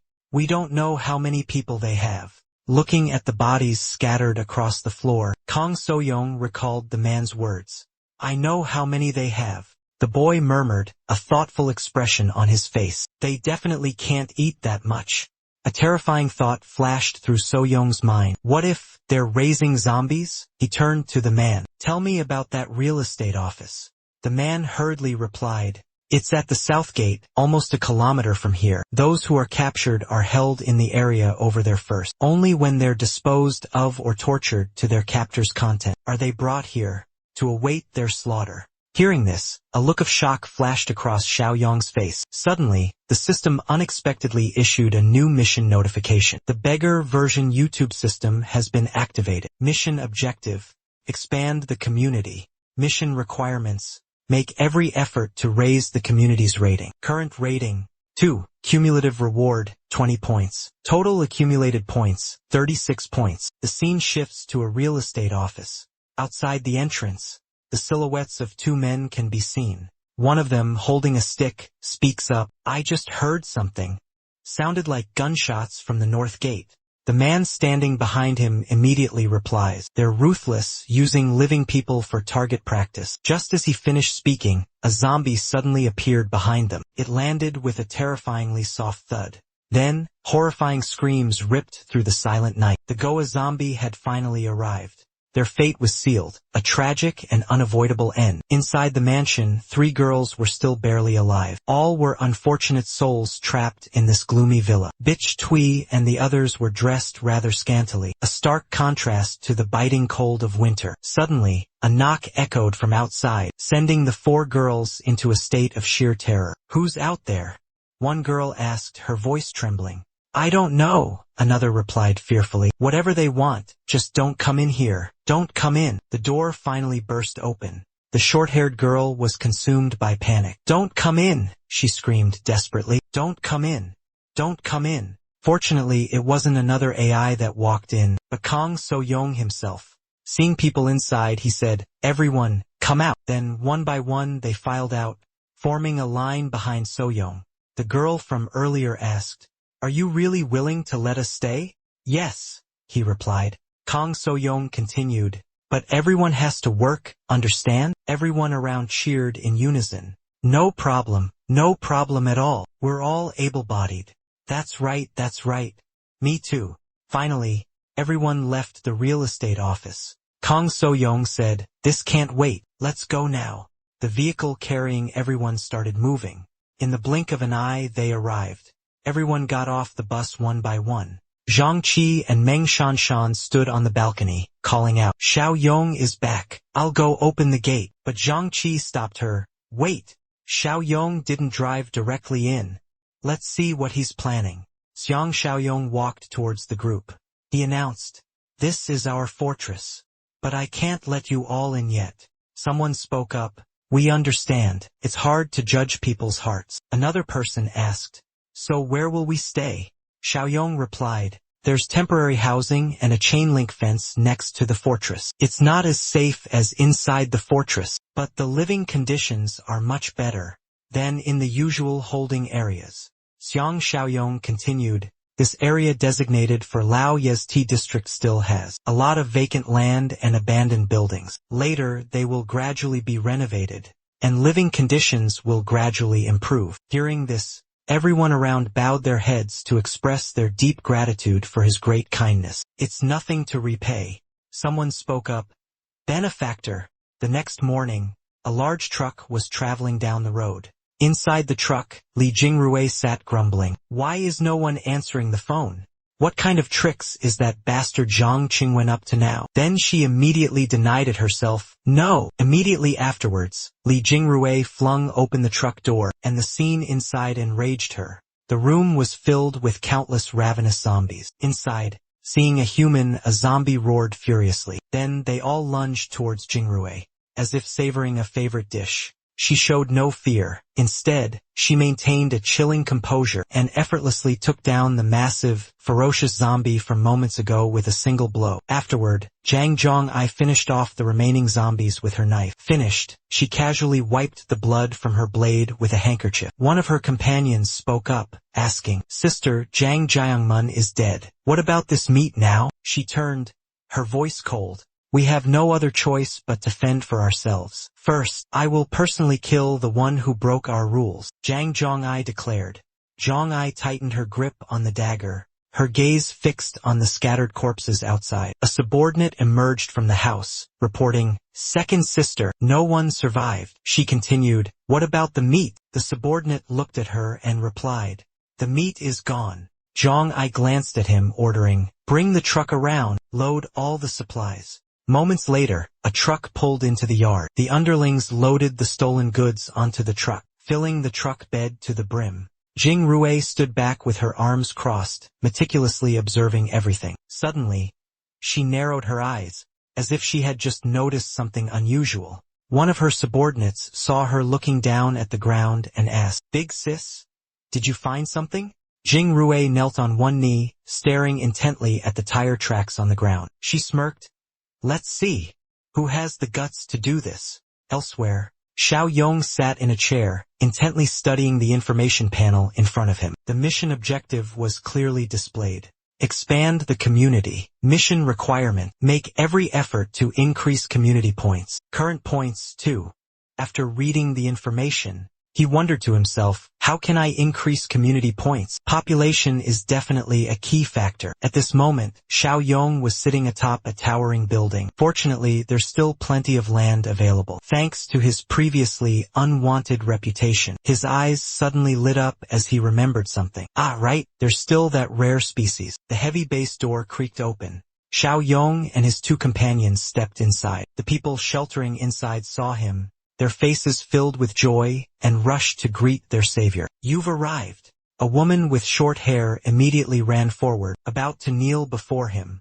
Xiao Yong quickly stopped her. There's no need for that." He turned to ask the mother of the girl captured by the Bai Shui villa about the super monster. Everyone said they had seen. Specifically, where was it? The woman looked at him and recounted. "At the Run Fa flower shop, on the other side of Zhuangji City. Our group was planning to go there for supplies." Suddenly, she saw that monstrous creature. Her eyes welled up with tears, filled with terror. Horrific memories of those killed by the monster flooded back. In the chaos, everyone was separated. As my mother and I were running away, we stumbled upon a group of people at the Bai Shui villas. At first, we thought we were saved, but unexpectedly they turned out to be a cruel bunch. Xiao Yong listened intently, his brows furrowing, then repeated the name he just heard, Huaruanfa. Meng Shanshan, standing beside him, spoke up worriedly. Xiao Yong, we still have plenty of supplies. There's no need to provoke that monster. Zhang Cheng had a different opinion. She said, but idly living off our supplies will eventually lead to depletion. Of course, the more supplies, the better. Xiao Yong turned to look at the two of them. They were analyzing the situation. The core issue right now is that brightly decorated city is less than 2 kilometers from our location. We can't ignore it, we can't let that monster roam free around here, endangering everyone's safety. The basin of clothes in the woman's hands suddenly clattered to the ground. Worry etched on her face. She rushed to stop her benefactor. Don't go. That monster is ferocious. It's a ruthless killer, she pleaded, her voice filled with fear. Don't worry, we have a plan, he reassured her. Xiao Yong turned around, looking towards the person behind him, and called out, Zhang Qi, let's go see him. In front of a tall building, a group of people were heading towards the entrance. Inside, a man spoke up. I told you, I remember there being a huge supermarket nearby. The man in the turtleneck cautioned, don't get your hopes up. Who knows if everything inside has already been looted. Leading the way, Wan encouraged everyone, don't be so pessimistic. We've already been through quite a few supermarkets, big and small, and there's still quite a bit of stuff left. The others nodded in agreement, their spirits visibly lifting. Hope flickered in their eyes. Wan is right. In these chaotic times, people like us, with enough courage and ability to move freely in this apocalypse, are probably few and far between. The group entered the building. Darkness enveloped the space before them. Empty shelves loomed, goods scattered across the floor. A voice rang out. Though it's been ransacked, it looks like there might still be something left. One of the group members grabbed a pot and slammed it against a fire alarm bell. A piercing sound echoed through the building. Everyone instantly took up a fighting stance. Wan yelled, is anyone there? Her brow furrowed slightly, her grip tightening on the pan in her hand, eyes fixed ahead. Around a bend in the path, 3 zombies suddenly appeared, charging straight towards them. Yuan shouted a warning. Zombies, prepare to fight, be careful. Immediately after, a series of violent clashes rang out. A moment later, the zombies lay defeated, scattered on the ground. Yuan breathed a sigh of relief. The man in the turtleneck spoke, there are zombies, but not many. Most of them must have been cleared out by the group ahead of us. Cleared out. The man behind him exclaimed excitedly, we've hit the jackpot today. The man in the turtleneck looked ahead, his face serious. We still need to be cautious. Let's move deeper inside. But he was unaware that, lurking nearby, a mysterious shadow was silently watching them. An evolved zombie with fiery red eyes was wearing a sinister grin. Prey. Delicious, fresh prey. Finally, the group found some shelves with supplies left on them. They cheered, overjoyed. We found it. We found it. It's like a holiday feast. Let's take it all. Enough for us to eat and drink comfortably for years. Wan also cried out in delight as she spotted something, pointing in a direction. Look! Her voice filled with excitement. A bed! It's a bed! Without hesitation, she rushed towards the bed. Sprawling on it, she exclaimed, I don't care. I want to stay here. The others started discussing, making plans. Why don't we just settle here? It's not a bad idea. The man in the suit said, I'm going to have a cigarette. The man in the turtleneck smiled at him. Let's go together. A lighter flicked open. A bright yellow flame ignited. The man in the turtleneck, glancing at the man smoking beside him, he hesitated. Should we really stay here? The man in the sharp suit began to analyze the situation. This mall has too many entrances and exits, making it difficult to defend. Setting up a perimeter will be a nightmare. Plus, the abundant supplies here will attract unwanted attention. But when we arrived, he continued, I saw a 2-story house across the way that looked relatively secure. Just as he finished speaking, a razor-sharp claw suddenly emerged from behind him, impaling him straight through. The man in the turtleneck was horrified, his eyes wide with terror, as he witnessed the gruesome scene unfold. The evolved Jiangshi looked at him with a grotesque grin. Fresh meat indeed, it thought. The flavor must be exquisite. Panicked and terrified, he turned and fled, screaming for help. Help me! There's a ghost. The rest of the group was completely taken aback, unsure of what was happening. They turned around with bewildered expressions, asking in unison, what's wrong? Before the man could run far, His body was pierced by countless sharp claws. The evolved Zhangshi used its powerful hands to lift the man high into the air. Then, with terrifying force, it ripped the man's body in half. Wan was paralyzed with fear, her voice trembling and stuttering. What was that? Immediately, someone recognized the dire situation, yelling, "Run! Get out of here now!" Wan started moving, running for her life with all her might. Behind her, the evolved Zhangshi was still laughing maniacally, hot on her heels. "You can't escape. No one can escape from me." A woman frantically ran behind, becoming the brutal killer's next victim. The man behind her, Wan, ran for his life, screaming desperately, "Stop! I don't want to die. Please spare me." Finally, he couldn't escape the bloodthirsty monster's claws. Only Wan remained, facing death alone. She mustered her remaining strength, lunging towards the door ahead. As she ran, she told herself, her eyes filled with hope, "The exit. I'm almost there." But just then, a piercing scream echoed through the air. Wan collapsed to the ground in agony. She gritted her teeth, struggling to lift her head, tears welling up in her eyes. Terror consumed her as she saw the horrifying shadow descend. A blood-curdling scream pierced the silent night. Wan was so terrified that tears streamed down her already tear-stained face. Her body trembled uncontrollably as she saw a figure identical to a Zhangshi suddenly appear right before her eyes. Terrified, she quickly raised her hands to cover her face, sobbing and screaming, "I don't want to die!" But then, Song Ra simply brushed past her without stopping. Yuyen was stunned, tilting her head in confusion as she watched her go. Suddenly, a voice beside her ear startled her. "Don't be afraid." Yuyen looked up. Xiao Yong and Zhang Qi were standing right in front of her. "Who are you?" "The land buyer." He smiled, extending a hand towards her. Xiao Yong helped her up and asked, "Oh, you're the real estate agent, right?" He scratched his cheek, trying to recall her name. "I think your name is Ning Yuyan, isn't it?" Suddenly, terrifying sounds echoed around them. She clutched her head in panic, screaming in terror, "Ghosts! Monsters! There are monsters in the mall! Run!" Xiao Yong smiled, looking towards the girl. "It's all right, the monster has been stopped." Wan, worried, slowly turned her head to look behind her. Her eyes widened in shock at the scene unfolding before her. The evolved zombie's arm was being held back. He smirked, looking at Sung Ra, and asked, "Trying to hog all the fun for yourself?" Xiao Yong, standing behind, asked Sung Ra, "Can you handle this alone?" He looked straight ahead and replied, "Try me." Sung Ra swung his arm, sending the evolved zombie flying. The zombie stuck out its long tongue, looking at Sung Ra with amusement. The feeling of meeting a fellow kind. "It's fantastic." The evolved zombie lunged towards Sung Ra. He raised his hand, throwing a powerful punch at where Sung Ra was standing. But Sung Ra quickly dodged to the side.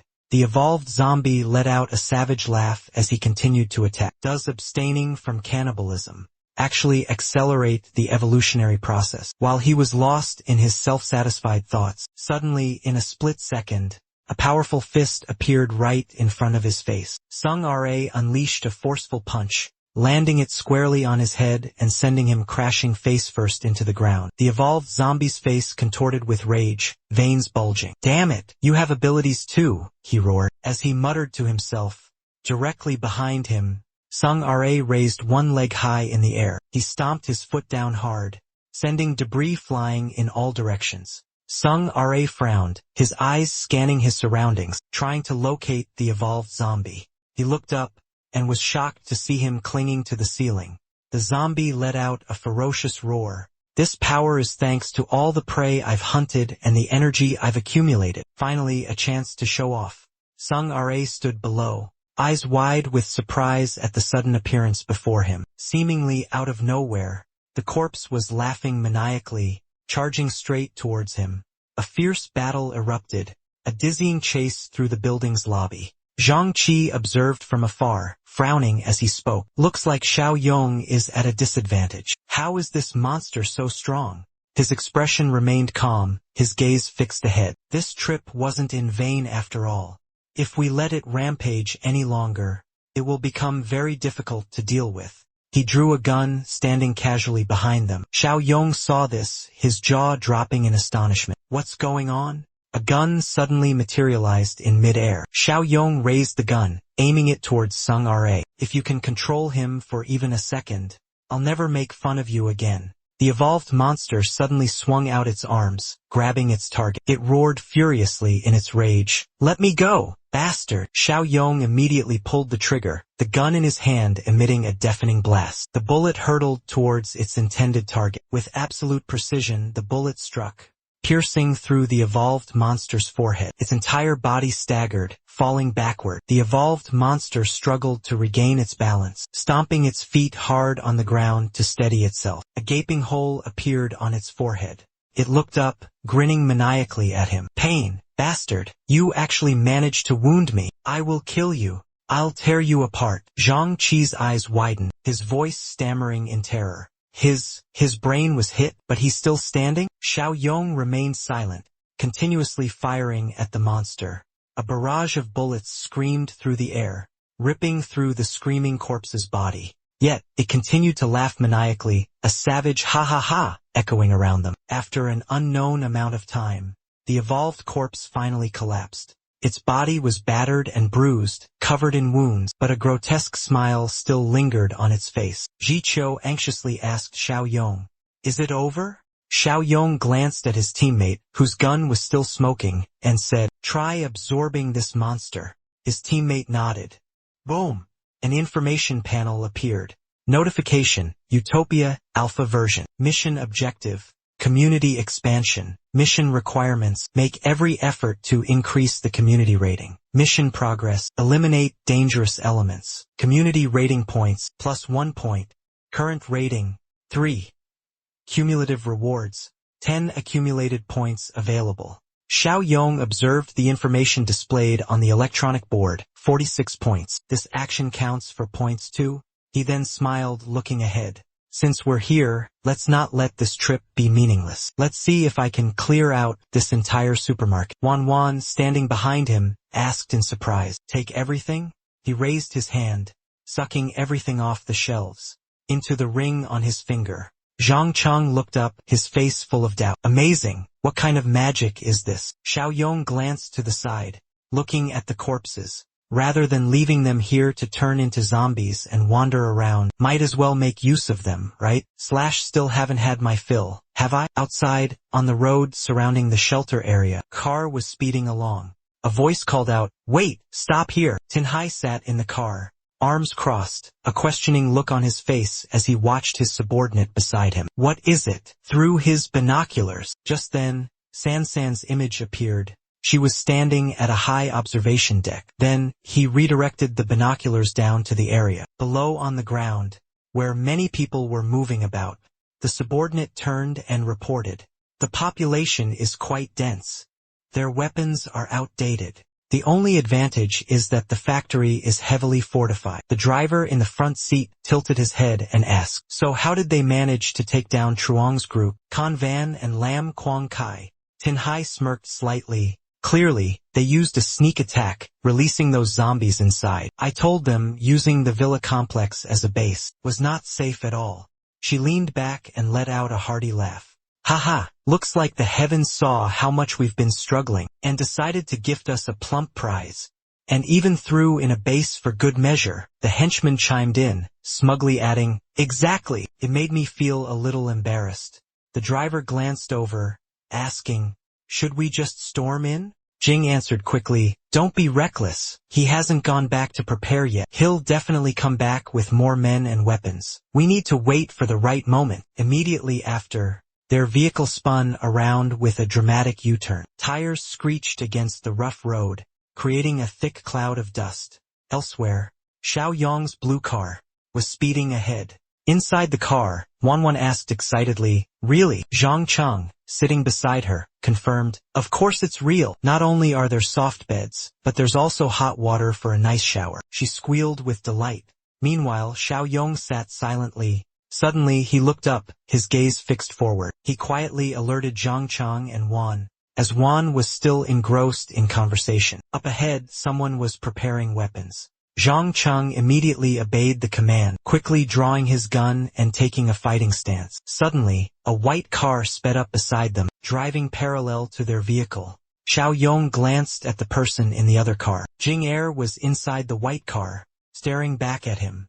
A new information panel suddenly appeared, displaying the words, New Mission. The panel materialized in front of Xiao Yong. New Mission. The Ruthless Villain von Ein requests. Invasion Defense Mission. Reward points, 50 points. He focused on the phrase, Invasion Defense. He frowned, recalling the image of Jing Er he had just seen. Could it be those people? He wondered. Their vehicle entered the evacuation zone. A heavy silence blanketed the lofty observation deck. Xiao Yong turned to San San, the girl standing guard with a rifle, and asked, Have you seen anyone suspicious around here recently? San San turned, pointing into the distance. I think I saw a car approaching from afar, but it wasn't heading this way. At first, I thought it was you guys coming back. What is it, Xiao Yong? Is something wrong? Xiao Yong turned back to San San, his expression serious. Send out the order. Tell Uncle Shang and Old Li to gather everyone here. I have something important to announce. Meanwhile, at the mysterious factory in the southern suburbs, inside,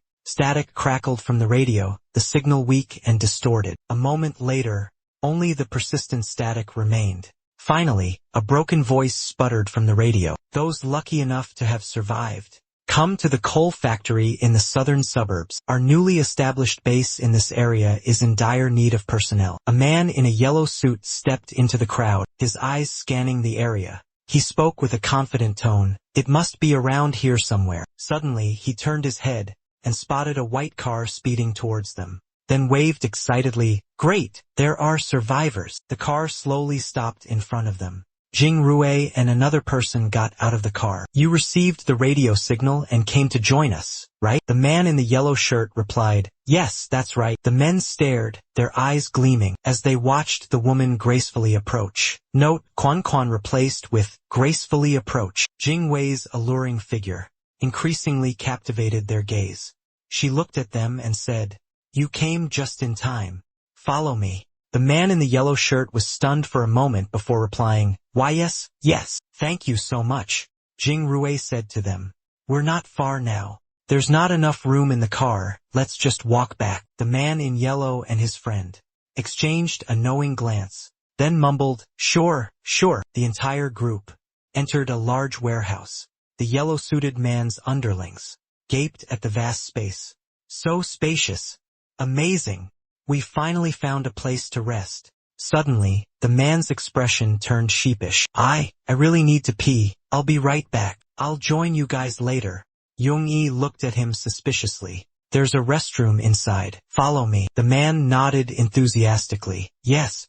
A stream of yellow liquid shot into the toilet bowl. The yellow-suited man tilted his head, a smirk playing on his lips. As he glanced behind him, Yong-yi was standing right beside him, arms crossed, staring intently at his lower region. He zipped up his pants, grinning lewdly at her. Well, little sister, I know what you're thinking. Come here. Don't worry. I'm very strong. Before he could finish his sentence, the only sounds that followed were ragged gasps. With a cold, emotionless face, she plunged the dagger into his throat. The man's body collapsed to the ground. Crimson liquid gushed from his neck, spreading across the cold white tiles. She glanced at the corpse with disdain. Thought you were a big shot, huh? This is all you amount to. Outside, the driver saw Zhang Wei slowly walk out and hastily reported, Big sis. Finished with her task, she looked at him and ordered, Yeah, drag the guy out of the bathroom. She looked at the bodies before her and continued coldly, and call Lao Er. And Lao Sen out here too. Xiao Yong sighed. Everyone's gathering.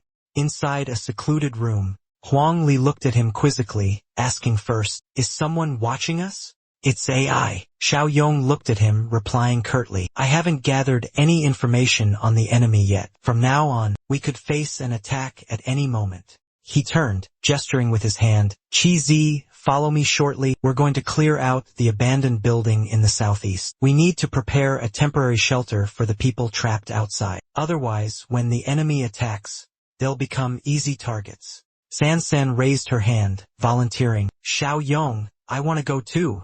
Xiao Jia, standing right behind her, also spoke up, Me too. Lu Chao and Chun Jie immediately followed suit, saying in unison, We brothers want to go too. Shui raised a hand high, excitedly saying, "I want to go too." Xiao Li looked down at the boy worriedly, scolding, "What good are you, little squirt?" Wan glanced back at the boy. Then, she looked at Xiao Yong, hesitantly raising her hand. In the tense atmosphere, she shyly said, I want to go too." Xiao Yong looked at them, then decisively said, "It's definitely safe over there. Uncle Shang and Old Li staying behind to protect everyone is enough. The rest of you can come."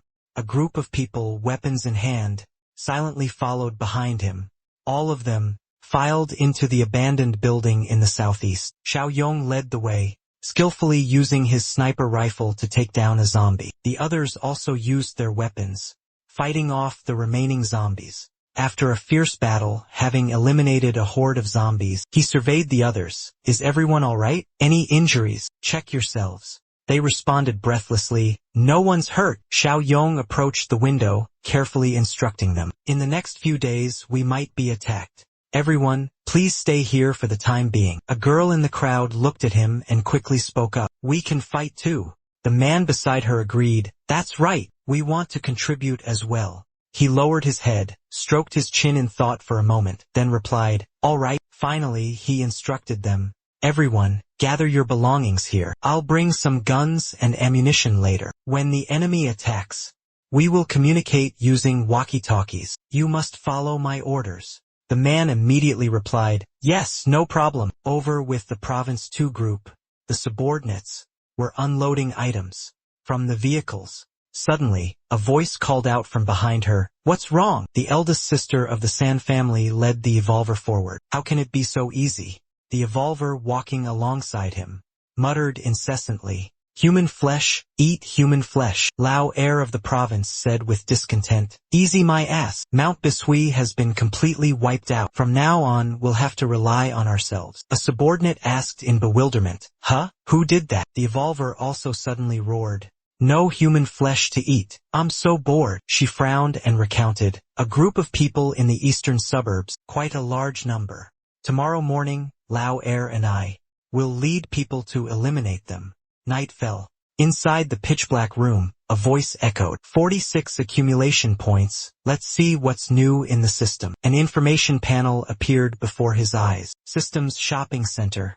Yang Supply Ability Awakened. Level 2, 25 accumulated points. Yang Supply, the Guardian of the Apocalypse. Level 2. Deducting 15 accumulated points. Yang supplies sugar, oil, and protein. Level 1, 5 accumulated points. Manual Refresh, deducting 2 accumulated points. Xiao Yong smiled. He pointed at the board. "Finally, some new stuff." He scanned the information board, his finger tracing the lines. This time, there are 2 level 2 Yangs, requiring a total of 40 accumulated points. Let's see what good stuff we have. Xiao Yong's entire body started steaming. The information board announced, Physical Energy Overload. Level 1, Attribute Characteristic increased by 25%. After the effect ends, will enter a weakened state. He smiled appraisingly. "Oh, a 25% boost, huh? I have 33 points now."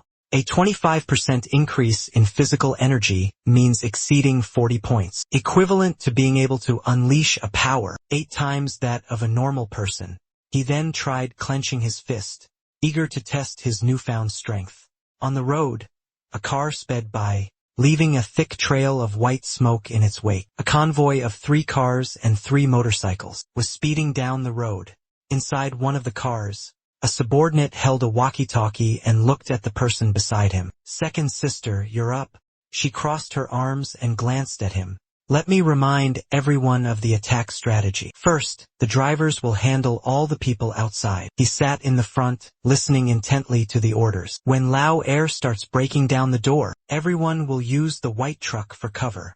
We'll suppress them with firepower." The evolved human sitting next to her spoke up excitedly. All right, I'm hungry. Let me handle this, I'll feast." The convoy continued to race forward at terrifying speed, and plunged straight into the dense forest ahead. Inside the factory base, everything continued as normal. Standing on the highest rooftop, Hung Li surveyed the scene below. He assessed, "This place is indeed discreet and isolated, but the visibility is limited.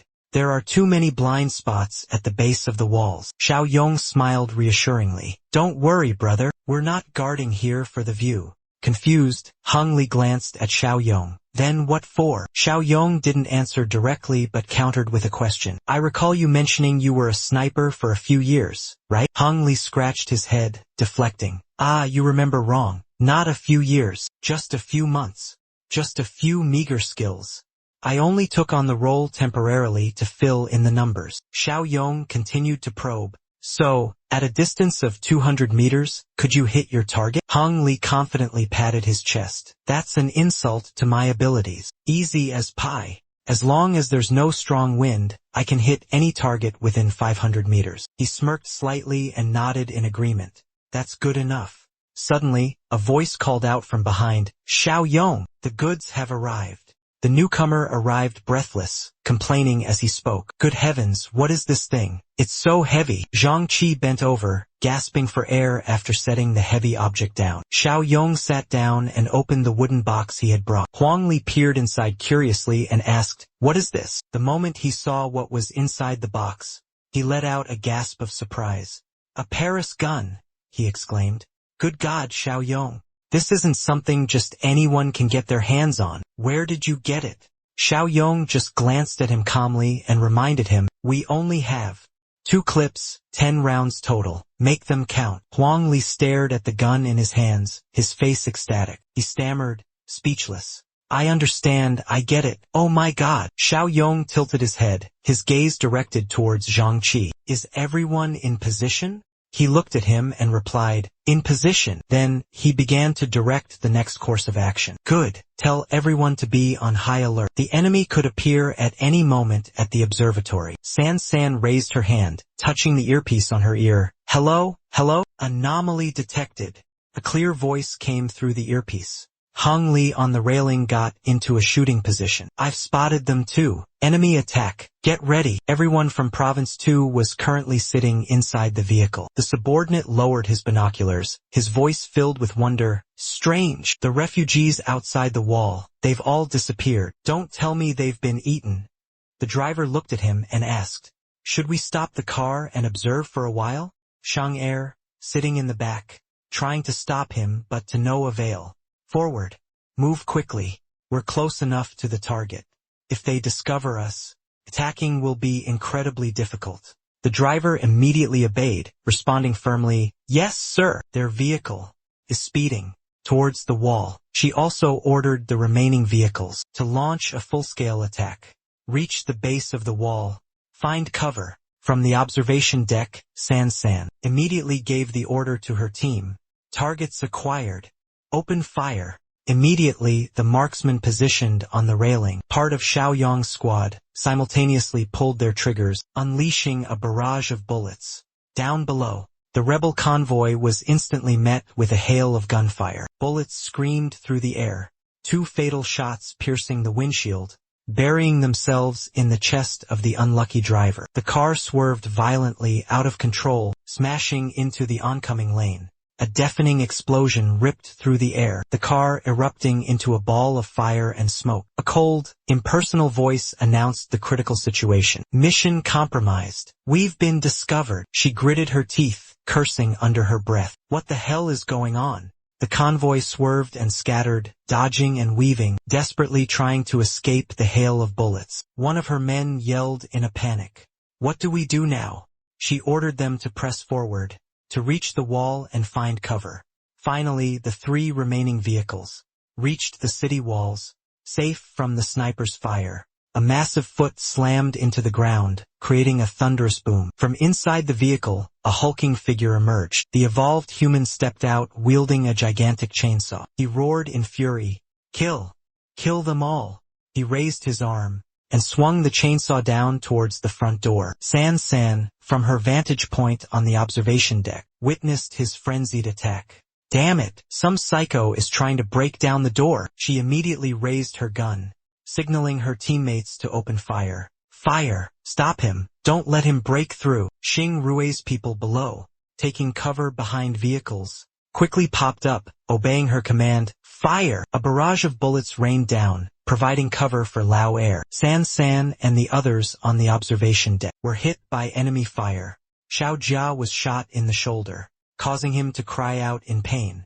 Zhang Qi immediately spun around, his face etched with worry for the young man. He caught the injured man, helping him back to safety. They also have a good number of submachine guns. Their firepower is no less than ours. One of the men in the squad turned around, yelling encouragement, urging everyone to stand firm. Reload. We still have plenty of ammo. The situation at the entrance is still under control. Uncle Sheng watched the sparks dying down on the surface and roared, "They're cutting through the door." The young man behind him spoke up anxiously. "Once the door is breached, we'll be at a disadvantage." Xiao Yong, from another corner, calmly spoke into his headset. "Don't worry, I've already calculated everything." He, who had been in the room all this time, finally opened the door and stepped out. Then he charged forward with lightning speed. Outside, a subordinate reported to Shang Er, "We've already used up half of our ammunition." She gritted her teeth and yelled towards the front. "Is Lao Er still not finished?" The evolver strained, muscles bulging on his face. "Almost. Just be patient." A deafening explosion rocked the air. The door was blown open, thick black smoke billowing out. San Sen rushed down from the observation deck, glanced back, and shouted orders. "The door's been breached. Reinforcements to the entrance. Don't let them get inside." Lao Er let out a savage, satisfied laugh. "Ha ha! Let you greenhorns experience the terrifying power of an evolver." She spun around, gesturing to her comrades behind her. "Everyone follow me. Stay behind Lao Er." Once inside, immediately secure defensive positions. The evolver jammed his hand into the gap, using all his strength to push open the base door. Xiao Yong stood in the hallway, whispering into his headset. "Li Hyungri, await orders." Hyungri in position, ready to fire. Radio static. "See the biggest one?" Sniper rifle locked on target, aimed directly at the evolved human. Hyungri responds. "Copy that." The lead evolved human stormed into the base, roaring incessantly. Uncle Tang stared, speechless and frozen. The man behind him couldn't believe his eyes either. He stammered, Is that even human?" He and another man snapped out of it, unloading their weapons at him.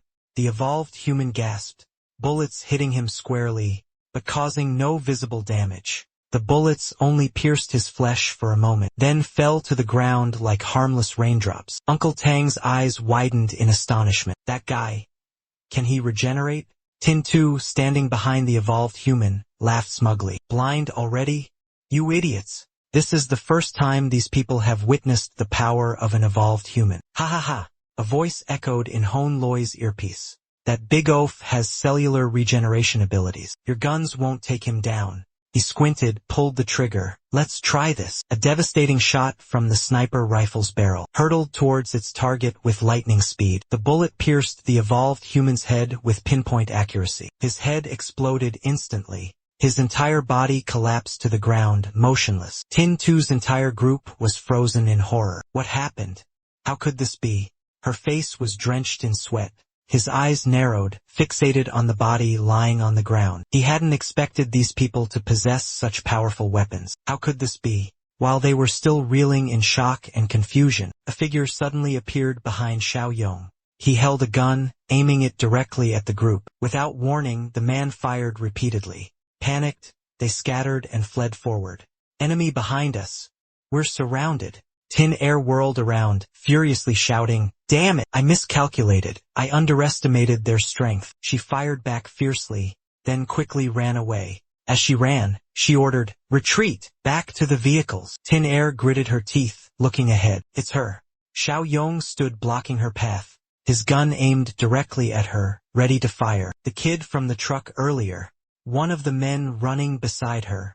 Suddenly, a hand reached out, yanking him forcefully to the side. Xing Er quickly shoved the man in front of her, absorbing the incoming hail of bullets. Every single bullet pierced his body. Xiao Yong furrowed his brow, wondering. Her reflexes are incredibly fast. Is she an evolved human too? She coldly tossed her comrade's body towards him. He nimbly dodged to the side, avoiding it. When he turned his head to look, Xing Er was already sprinting towards a white car belonging to her accomplices. Damn it, she got away. From a high vantage point, Hung Li narrowed his eyes, pressing his face against the scope of his sniper rifle. Trying to run? He aimed at Xing Er's fleeing back. We'll see if my Barrett agrees with that. She shrieked, a piercing scream tearing through the air. Looking down at her legs, a horrifying sight met her eyes. One leg was completely severed, instantly weakened and losing her balance. She crumpled to the ground in front of the car. From above, hung Lee, reloaded, preparing for another shot. Damn it! I missed! A subordinate reached out from the car and pulled her inside. The boss frantically looked up at him, urgently ordering the driver. The car screeched, spun around, and sped away. A hail of bullets rained down on them from all directions. Hung Lee watched the car disappear into the distance, anxiously exclaiming, "Damn it, we let her escape." A voice crackled through Xiao Yong's earpiece. "What if they come back for revenge?" He calmly replied, "It's all right. The system notification shows that the Nemesis Mission Part 1 is complete. Mission Nemesis Part 1 complete. Invasion Defense Mission activated. Cumulative reward, 50 experience points. Community Expansion Mission assigned. Requirement, make every effort to raise the community's rating. Mission progress is being updated. Repel the invaders' attack. Member trust has significantly increased. Community rating increased by 2 points. Current rating, 5 bonus points accumulated. 20 points accumulated. Current total, 76. Watching the car disappear in the distance, he said, "I know where they are." A new information panel appeared. New mission, Nemesis Part 2. Requirement, attack the enemy stronghold, punish the cannibals. Reward, 50 experience points. Note, Shan Shan and Zhang Qi, along with everyone in the base, erupted in victorious joy. They laughed and celebrated their resounding triumph. Xiao Yong glanced at them and asked, "Have we suffered any casualties?" The AI program responded, "Report, no fatalities. However, there are a few minor injuries." He began to arrange the next steps swiftly and efficiently. Get the wounded to the infirmary immediately. Quickly disinfect the enemy bodies. Then transfer them all to the cold storage for Chun Song. He turned his head to look in another direction, a thoughtful expression in his eyes. Immediately after, he went to call the people sheltering in the abandoned building to a temporary safe location. Xiao Yong smiled in satisfaction as he looked at the screen. The information panel showing his accumulated points had increased to 76. "We should celebrate tonight," he thought to himself. Elsewhere, a white car was speeding towards the warehouse entrance. The car screeched to a halt. 2 subordinates quickly got out, one on each side, supporting Sheng Dao, who had lost a leg, out of the vehicle. San Jia, an iron pipe in hand, emerged from the warehouse and approached them, asking, "What's going on?" She scowled, her teeth grinding as she snarled, "Damn it! We were too careless. I didn't expect them to bring heavy weapons." Ting Er spun around furiously, yelling at him, "What are you standing around for? Go drag someone out here for me." San Jia just smirked, watching her remain rooted to the spot, making no move to obey. She took a step forward, pointing at him accusingly. "What are you waiting for? Go, you useless fool. You're not even worth a scrap of Er Jia's fingernail." San Jia laughed contemptuously, pointing back at her. "You stupid woman, at a time like this, you still dare to raise your voice at me?" Ting Er flinched, stepping back as she asked, You're not planning to rebel, are you?" She still defiantly ordered her subordinates to seize him, but no one moved. She turned to look behind her and realized that no one had reacted to her command. Third Master spoke, toying with the iron pipe in his hand. "Now she's injured, and Second Master is dead. I'm the strongest one here. Besides, you brothers have put up with her enough." He looked up at her and asked loudly, "Doesn't everyone agree, right, Qing?" She glanced at the men around her, still trying to appear threatening. "Bastards, back off. How dare you betray me? Don't think you can get away with this." She saw them closing in, encircling her, and fear began to creep in. No, don't." Third Master let out a chilling laugh. He didn't hesitate, raising the gleaming iron pipe high, ready to strike. A furious mob, fueled by rage, unleashed their full force, beating the woman with iron rods. Sprawled on the ground, she was completely defenseless, curled up, desperately trying to shield herself from the blows. An unknown amount of time passed. The woman lay motionless on the ground. The leader chuckled sadistically, wiping his blood-soaked hands with a cloth. One of his underlings approached from behind, addressing him as Third Master. He instantly flew into a rage, whirling around and bellowing, "What did you call me? Terrified, the underling dropped to his knees, kowtowing repeatedly. Boss, I apologize. Forgive me. I misspoke. He glanced at the underling, waving him off dismissively. Fine, spit it out.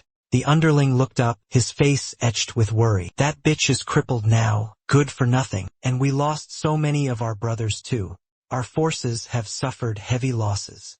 If we were to run into him by any chance. The image of a certain someone flashed through Third Master's mind. He scratched his cheek, muttering about that damn Chu-Tu. Finally, he waved his hand and turned to walk forward. No, we can't. We can join those Westerners. A sleek black car sped into the forest. In a hidden corner of the factory, the cameraman following behind gasped in astonishment. It really is Xiao Yong.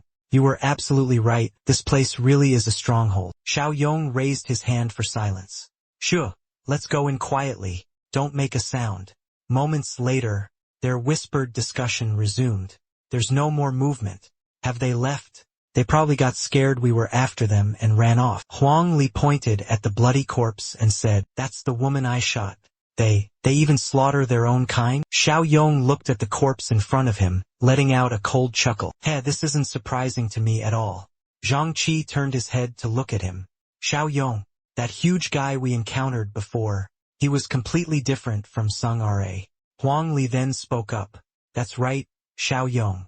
I think I even heard them yelling something. About Abulba humans. Evolved humans? What the hell is that? How do you become an evolved human? He crossed his arms, furrowed his brows, and stared down at the ground, then coldly uttered two words, cannibalism. Both Huang Li and Zhang Qi were stunned into silence. After hearing him say, cannibalism, he looked up and explained to them. Exactly, if you want to evolve into a superhuman and possess powerful zombie-like abilities, the most direct method is cannibalism. The host hesitated, glancing towards Xiao Yong. Xiao Yong. Hung Li standing next to you is just as curious. If we want to survive this apocalypse, are we forced to resort to cannibalism? Xiao Yong calmly reached into his pocket, searching for something. Don't worry, although cannibalism is the fastest way, it's not the only way. He pulled out an object that looked like a glowing red stone, holding it up for everyone to see. Both Zhang Qi and Hung Li stared at the strange object in surprise. What is that? Xiao Yong began to explain. Ultimately, whether it's evolved humans or zombies, they can all be considered mutated creatures. And for these mutated creatures to evolve, they need to absorb heterogeneous energy. The alien energy within a normal human body is usually dispersed thinly throughout the flesh and blood, a meager amount but still better than nothing. But in rare evolved and mutated individuals, the alien energy is incredibly abundant and condenses into a core within the heart. As the disaster grows more severe, even zombies can condense alien energy cores. Huang Li stroked his chin, lost in thought. If that's the case, then there's alien energy inside zombies? Could it be we can eat them directly? Cough, cough. Zhang Cheng looked at him in horror, unable to believe his ears. Look at you. Good heavens. Uncle Li, if you want to eat them, be my guest, but I'll pass. Xiao Yong quickly added. Normal people can't just eat zombies like that. We'll become infected. Only special variants like Song Ra can absorb other zombies to increase their power. An information panel suddenly appeared before his eyes. Mission Nemesis of the villain Von Tu has been completed. Mission: attack the enemy's lair and eliminate the cannibalistic butcher. Reward points: 50, current points: 126. He stared at the screen in awe. I didn't expect it to be settled immediately. It seems that even if there are remnants, they are no longer a threat. Suddenly, a terrified scream pierced Deng's ears. Look out! In a flash he dodged his hand, swiftly drawing a dagger accurately, plunging the blade into the head of the zombie lunging towards him. He flicked his wrist, looking down at the zombie, lying sprawled on the ground before him. To think it could approach so silently, closing in on our group. Xiao Yong swiftly swung his blade, slashing across the monster's chest. The zombie's body was ripped open, revealing a strange object inside. The object was emitting a bright red light. He stared intently at the stone heart, which had just been pulled from the zombie's chest. There really is a stone heart in there. Looks like it's treasure hunting time. He held out the two stone hearts, Towards the two people standing behind Zhang Ji, they waved their hands in refusal. I don't need it. Just give them all to Uncle Li. Hong Li bent down, staring intently at the two stone hearts that he had just received. His eyebrows furrowed, his eyes filled with hesitation and uncertainty. Finally, he let out a yell, and shoved both stone hearts into his mouth at once. Damn it! Let's do this.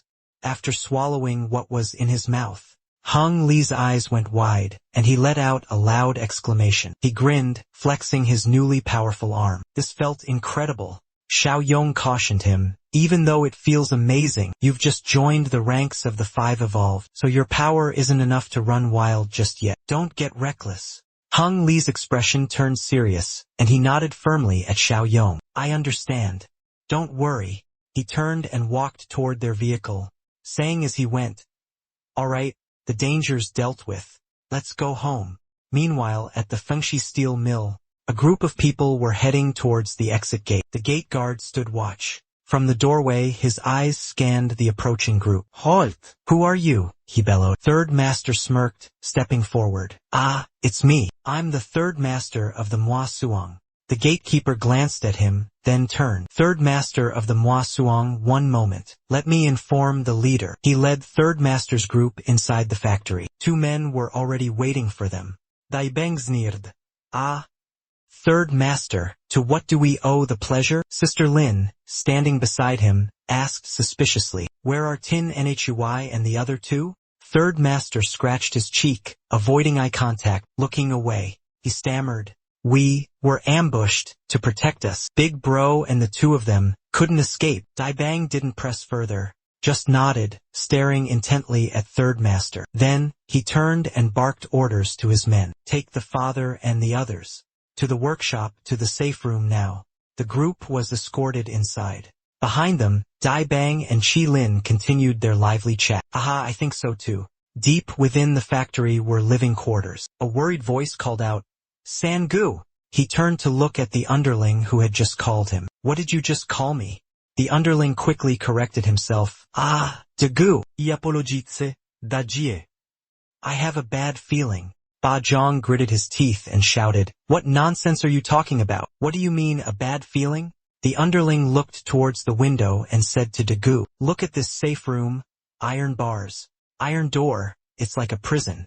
Suddenly, the door was shoved open by the gatekeeper from earlier, bursting open violently, making everyone in the room jump. He strode in, his sharp gaze sweeping over the trembling figures. Third Master's orders, all of you, get out. He then led them back to their original location. Upon entering the factory, Dabang and Sister Lin were already waiting. But behind them, a dozen or so figures lurked in the shadows. Third Master, despite his inner fear, tried to maintain a calm facade, forcing a smile as he asked, Boss, what's going on? What happened? Sister Lin looked at him, twirling a strand of hair as she countered. We should be asking you that. What do you think happens to a traitor?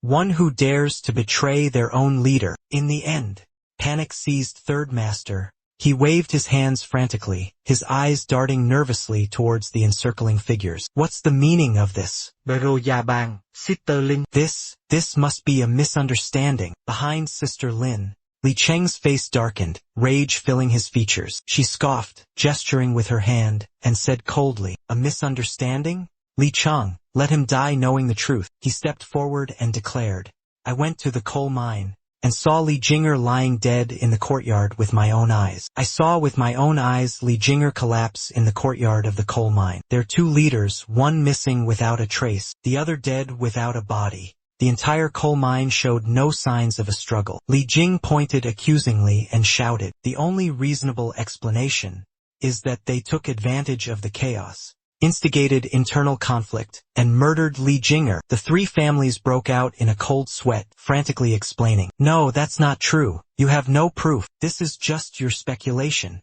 De Pong, standing beside Sister Ling, laughed loudly and said, Proof? You dare ask us for proof in this day and age? Let me tell you this straight. If it weren't for Li Zheng's abilities, your families would have been annihilated long ago. He let out a sinister laugh and ordered a complete massacre. A man stepped forward, pleading with his hands clasped together. Please, spare our lives. I have vital intelligence. Hearing this, she responded indifferently, oh, and what intelligence is that? He hurriedly pointed behind him and continued, in the East City there's a place teeming with people and overflowing with supplies. Second sister and second brother were defeated by them. Don't kill me, I'll lead you there. Ling glanced at him and asked, how do their size and strength compare to this place? He replied, about the same. She turned to look at Tybeek and said, what a coward. His face hardened as he coldly added, they haven't figured out how to evolve into variants yet. The place was crowded, but I didn't see any variants. Overhearing the conversation, Li Chengxin pondered the secret to becoming a variant. Still suspicious, he interrogated the other man, scaring him witless. If there weren't any variants, then how were you defeated? The man stumbled back, stammering, they had heavy weapons. Normal bullets can't kill the two leaders. But they took them both down with a single shot. Sister Ling commended him. His face lit up with relief as she said, good, this information is very useful. He pointed at himself, trembling, what about us? Sister Ling smiled cruelly. Kill them. The onlookers gasped in shock. Sweat poured down their faces in the grim factory, each drop a testament to the oppressive atmosphere. Desperate cries for help echoed, tearing at the hearts of those who heard them, clawing at the very air. Wait, I already gave you the intel, a desperate voice pleaded. How could you do this?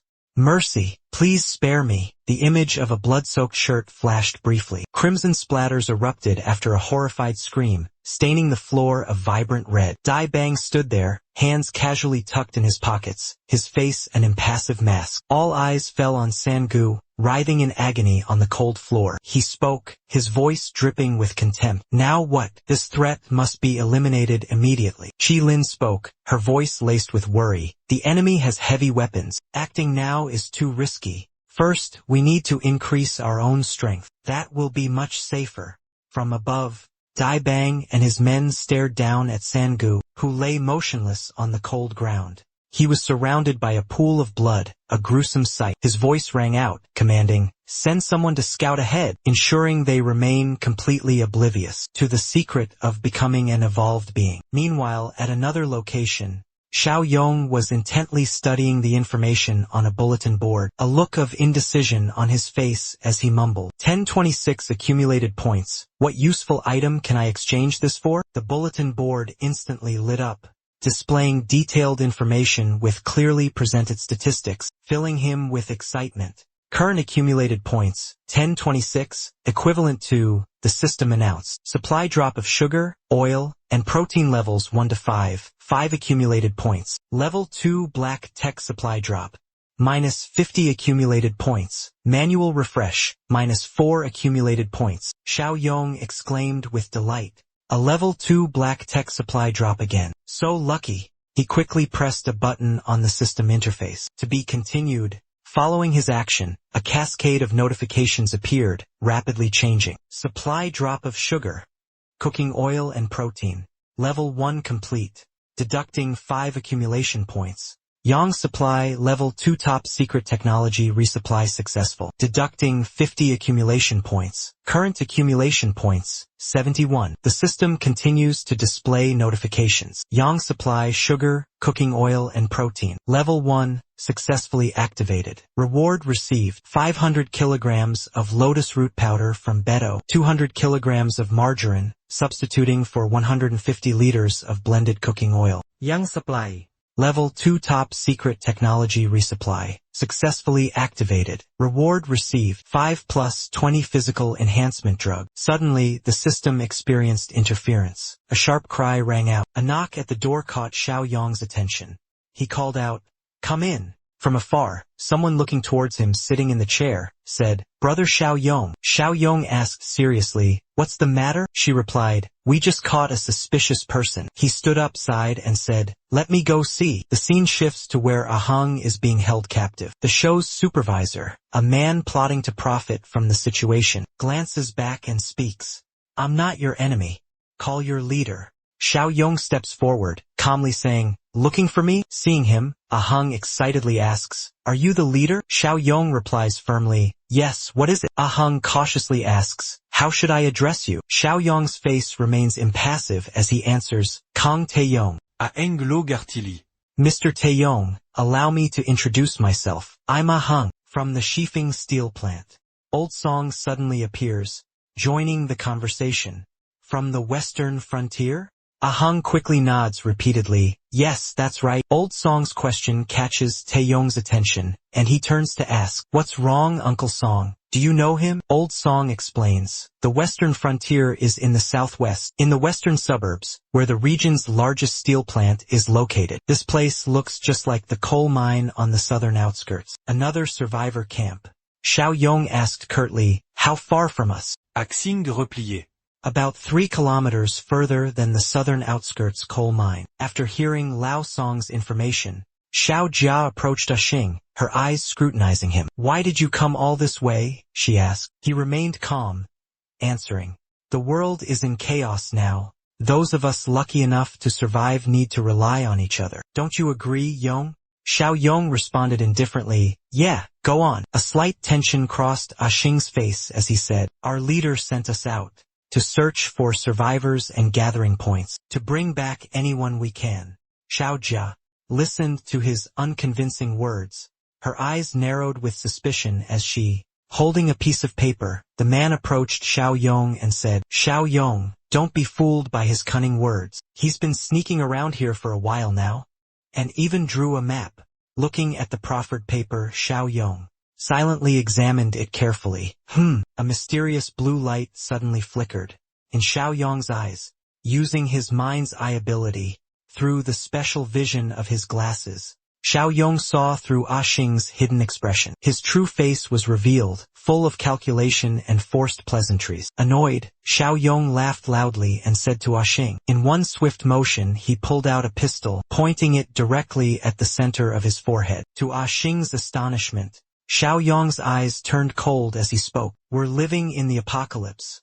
Do you think I'm stupid? If you don't tell me the truth, I'll shoot you dead. His cold threat sent shivers down the man's spine. He swallowed hard, his throat parched. Xing, drenched in sweat, beads of cold perspiration dotting his forehead, stammered out in a panic, Brother Yong, truly, we only did this as a precaution, to secure an escape route. We had to be wary of others. Hearing his earnest explanation, Xiao Yong turned and asked, The program, does he know anything about Sung Ra's existence? At this question, Xing leaned in close and whispered, I don't know. Sung Ra has never appeared before him. Xiao Yong turned around, gestured with his hand, and said, Release him. Hearing Xiao Yong's words, Lao Song was a bit surprised. Just let him go like that? Let him go.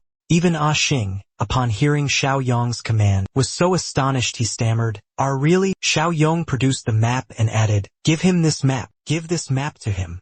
Let him go. His words filled Xing with immense gratitude, leading him to repeatedly kowtow in thanks. Thank you, sir. Deng didn't waste a single moment. He quickly snatched the map and bolted away as fast as he could. A sly grin spread across Xiao Deng's face, a knowing look in his eyes. He thought to himself, the Shifeng steel mill. I wonder how many system points they're worth. Months flew by, time transitioning to the following year. Outside the Shifeng steel mill, 2 workers were pushing carts piled high with scrap metal towards the central junkyard. One worker spoke up. I heard there have been more disappearances lately. Hearing his colleague's words, Xiao Chen's face was etched with worry and fear. He pictured the monster with its long, writhing tentacles, muttering, Has that monster started wreaking havoc again? Inside the central junkyard, suddenly, a strange sound echoed, catching the attention of him and his colleague. Both of them startled, exclaimed, What was that? Curious, Xiao Chen headed towards the source of the sound to investigate. Watching him walk away, a sense of foreboding washed over his colleague. He urgently called out, Don't go there! Call security! Suddenly a razor-sharp, metallic blade flew towards them with blinding speed. This strange object, moving with terrifying velocity, sliced across Xiao Chen's neck, sending a spray of blood gushing out. Elsewhere, Li Cheng was leaning against a wall, casually enjoying a cigarette. A sudden, blood-curdling scream caught his attention. Help! Help me! A worker frantically ran towards him, his face filled with terror. Li Cheng immediately became alert, raising his gun and aiming it at the man. He sternly asked, What happened? The worker stammered in response. Monster. The monster killed Xiao Chen. His report made him exclaim in shock. A monster? Is it the tentacled monster? The sweating worker replied. Yes, it's the tentacled monster. It has to be. Li Cheng continued to inquire. Where is it? He hurriedly answered. On the other side of the garbage dump. He gritted his teeth and said furiously, all right, a surprise attack without any warning?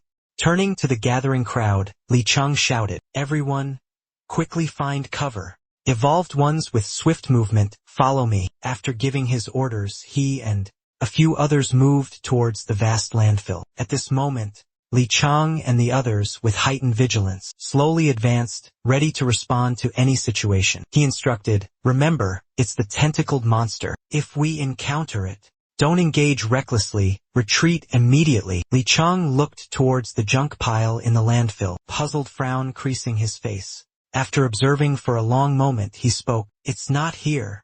He walked closer to the pile of garbage. Li Cheng fell silent, carefully examining the footprints imprinted on the ground. His eyes intently followed the tracks leading towards the landfill. His companions spoke up curiously, has the tentacle left already? The other worker, unable to hide his curiosity, asked, do you think it caught something and left? The two continued to chatter amongst themselves, while Li Cheng diligently scrutinized the mysterious footprints. Ever since the incidents at Mount Bai Thui and the coal mine, the southern outskirts were destroyed. The number of our people disappearing has increased significantly. Everyone knows that. Those 3 places used to share the missing persons equally. Now it's only us left. A chillingly cold expression settled on his face. His face was pitch black. It definitely wasn't the tentacle. At the same time, the settlement took on an unusually serene and magnificent appearance. Amidst this breathtaking scenery, Xiao Yong stood atop the city walls, gazing at the road leading into the city below. He thought to himself, I've survived longer than my entire previous life. At this rate, rebuilding civilization might not be impossible. Suddenly, the system announced, Beggar version YouTube has been activated. Community expansion mission has appeared. Mission objective, devote all efforts to raising the community's rating. Current rating, 38 points. Xiao Yong's expression turned serious. He muttered, it's been several months, and the system mission regarding the Shifeng steel mill still hasn't been issued. Suddenly, a voice rang out, interrupting Xiao Yong's train of thought. Brother Xiao Yong. Shan Shan stood below, looking up, waving to him. We're back. Just then, he used his incredible speed and agility to leap into the air. Xiao Yong, with masterful technique and a flexible body, landed right in front of San San, in a truly impressive and spectacular fashion. He asked, was our hunting noticed? Hearing Xiao Yong's question, he responded confidently, pointing his thumb at himself and saying, don't worry, Xiao Yong. With our current abilities, if anyone moves nearby, we'll definitely detect them. He glanced down at Shuai Shuai, asking, Xiao Shuai, what do you think? Have you adjusted yet? He smiled in response. Shuai Shuai, brimming with confidence, threw a powerful punch into the air, displaying his strength and saying, don't worry, Uncle Xiao Yong. You did a great job. Good job, Wan. Wan stood beside the boy, her eyes filled with love as she gently stroked his head. Shuai Shuai is right. Today, Xiao Shuai took down a zombie all by himself. Hearing about the boy's accomplishment, Xiao Yong smiled in praise. Well done. Quickly bring the variant core to the warehouse. Just then, the system unexpectedly displayed a new notification. New mission, Nemesis Womba. Mission objective, eliminate the threat. Provide enhanced support to potential allies. Reward, 80 accumulation points. Looking at the notification screen, he wondered, potential allies? Is the system referring to the group at the Shifeng Steelworks? The scene shifted to a different room, where Xiao Yong and Hung Li were sitting, engaged in a serious conversation. He asked worriedly, what? You're planning to infiltrate the steelworks alone? That's too dangerous. The other side will take advantage of the situation. And what about Old Song and that program? A look of deep concern etched itself on his face. He's right. Haven't they been constantly sending people to spy on us? Who knows what they're plotting? Xiao Yong, what if something happens to you? Then who will we coordinate with? Listening to their sincere advice, he reassured them, don't worry, with my current strength, even Song Ra couldn't hurt me, let alone them. Xiao Yong turned and extended his hand towards Uncle Tang, saying, Uncle Tang, old Li, I need your help to look after the fortress and Linjin. Hearing this, he nodded and replied, yes, we'll take care of things here, but you be extremely careful. This important gathering wouldn't be complete without you. The scene shifts to a gloomy workshop, filled with thick black smoke. An urgent voice cries out, let me in! I have an urgent matter to report. Two burly guards stand watch at the entrance. The guard in the suit extends his arm, blocking the doorway, and says coldly, I've already told you. Without an order from the two leaders, no one is allowed to enter. Suddenly, a look of terror washes over the guard's face. Panic is clearly etched on his features. His pupils constrict, and veins bulge on his forehead. Li Cheng rushes forward, seizing the suited guard by the throat. The other guard cries out in alarm, Li Cheng, are you crazy? Only then does Li Cheng snap out of it, his face filled with horror. He regains his composure, releasing his grip on the guard's neck. Li Cheng helps the suited guard to his feet, his expression sheepish. Sorry. The guard continues to clutch his throat, his face contorted in pain. Exhausted and furious, he growled, damn it! What the hell is wrong with you? Don't think just because the leader favors you, we won't dare touch you. You better remember that. Meanwhile, he was lost in thought. What's happening to me? He wondered. I can't seem to control my emotions. These past few months, it's been happening more and more frequently. From inside the room, a voice called out, Li Zheng. Let him in. The guard in the blue shirt immediately looked towards Li Zheng upon hearing the command. Yes, sir, he replied. The voice from inside called out again, come in. Li Zheng opened the door and looked inside. Surprise was evident on his face. Jiren was standing by the table, her eyes fixed on him. She said, what is it? Li Cheng asked, looking at her inquisitively. The case related to the Sutu falls under our jurisdiction. Regarding the hunt, I have a different perspective. Sister Ling asked curiously, oh, what are your thoughts? He replied, I thoroughly investigated the scene and found a woman's footprints. But the victim this time was a man. Li Cheng's words silenced her, her eyes fixed on him. Sister Ling spoke up, so, the culprit is someone else? Li Cheng immediately replied, precisely. Intense murderous intent flickered in Sister Ling's eyes, and she said coldly, all right, I understand. This information is valuable. However, don't let it get out. Hearing her say that, he asked in surprise, why? Sister Ling said, one Sutu has already caused widespread panic. I don't want any other AIs to be afraid to go outside ever again. Li Cheng still wasn't backing down, voicing his objection, but his words were immediately cut short by the woman. No buts about it. I guarantee the situation will get much worse. Hearing Ling's assertive tone, Li Cheng fell silent. Suddenly, the woman stepped closer to him, causing his face to flush with embarrassment. What did you say, Ling? Is there something else you want to do? Hearing that, Li Cheng quickly made his escape. He looked back, waved and said, ah, sorry Ling. The door to the room slammed shut. Li Cheng muttered to himself as he walked away, damn it, look at my memory, I forgot to ask about that. From a door within the room, a teasing laugh echoed, causing the woman to glance towards a set of female footprints. You're quite careless. A flash of annoyance and anger crossed Lin Chao's face. You're so meticulous, you should just do this every time. Chaotic sounds filled the room, the screen showing Dabong, covered in sticky syrup, standing next to a large barrel. He clutched a sharp knife in one hand, his other hand moving constantly as he muttered, fine, I'll go kill. Then you deal with it. Inside a carefully concealed basket, a syrup-covered face was partially visible. The scene shifted outside. A mutated creature lay motionless on the ground, a foot approaching it. Outside the dilapidated steel mill, Xiao Yong appeared, blade in hand, standing amidst a pile of slain mutants. His face was expressionless as he said, we're almost there. We should still be careful. A wary voice responded.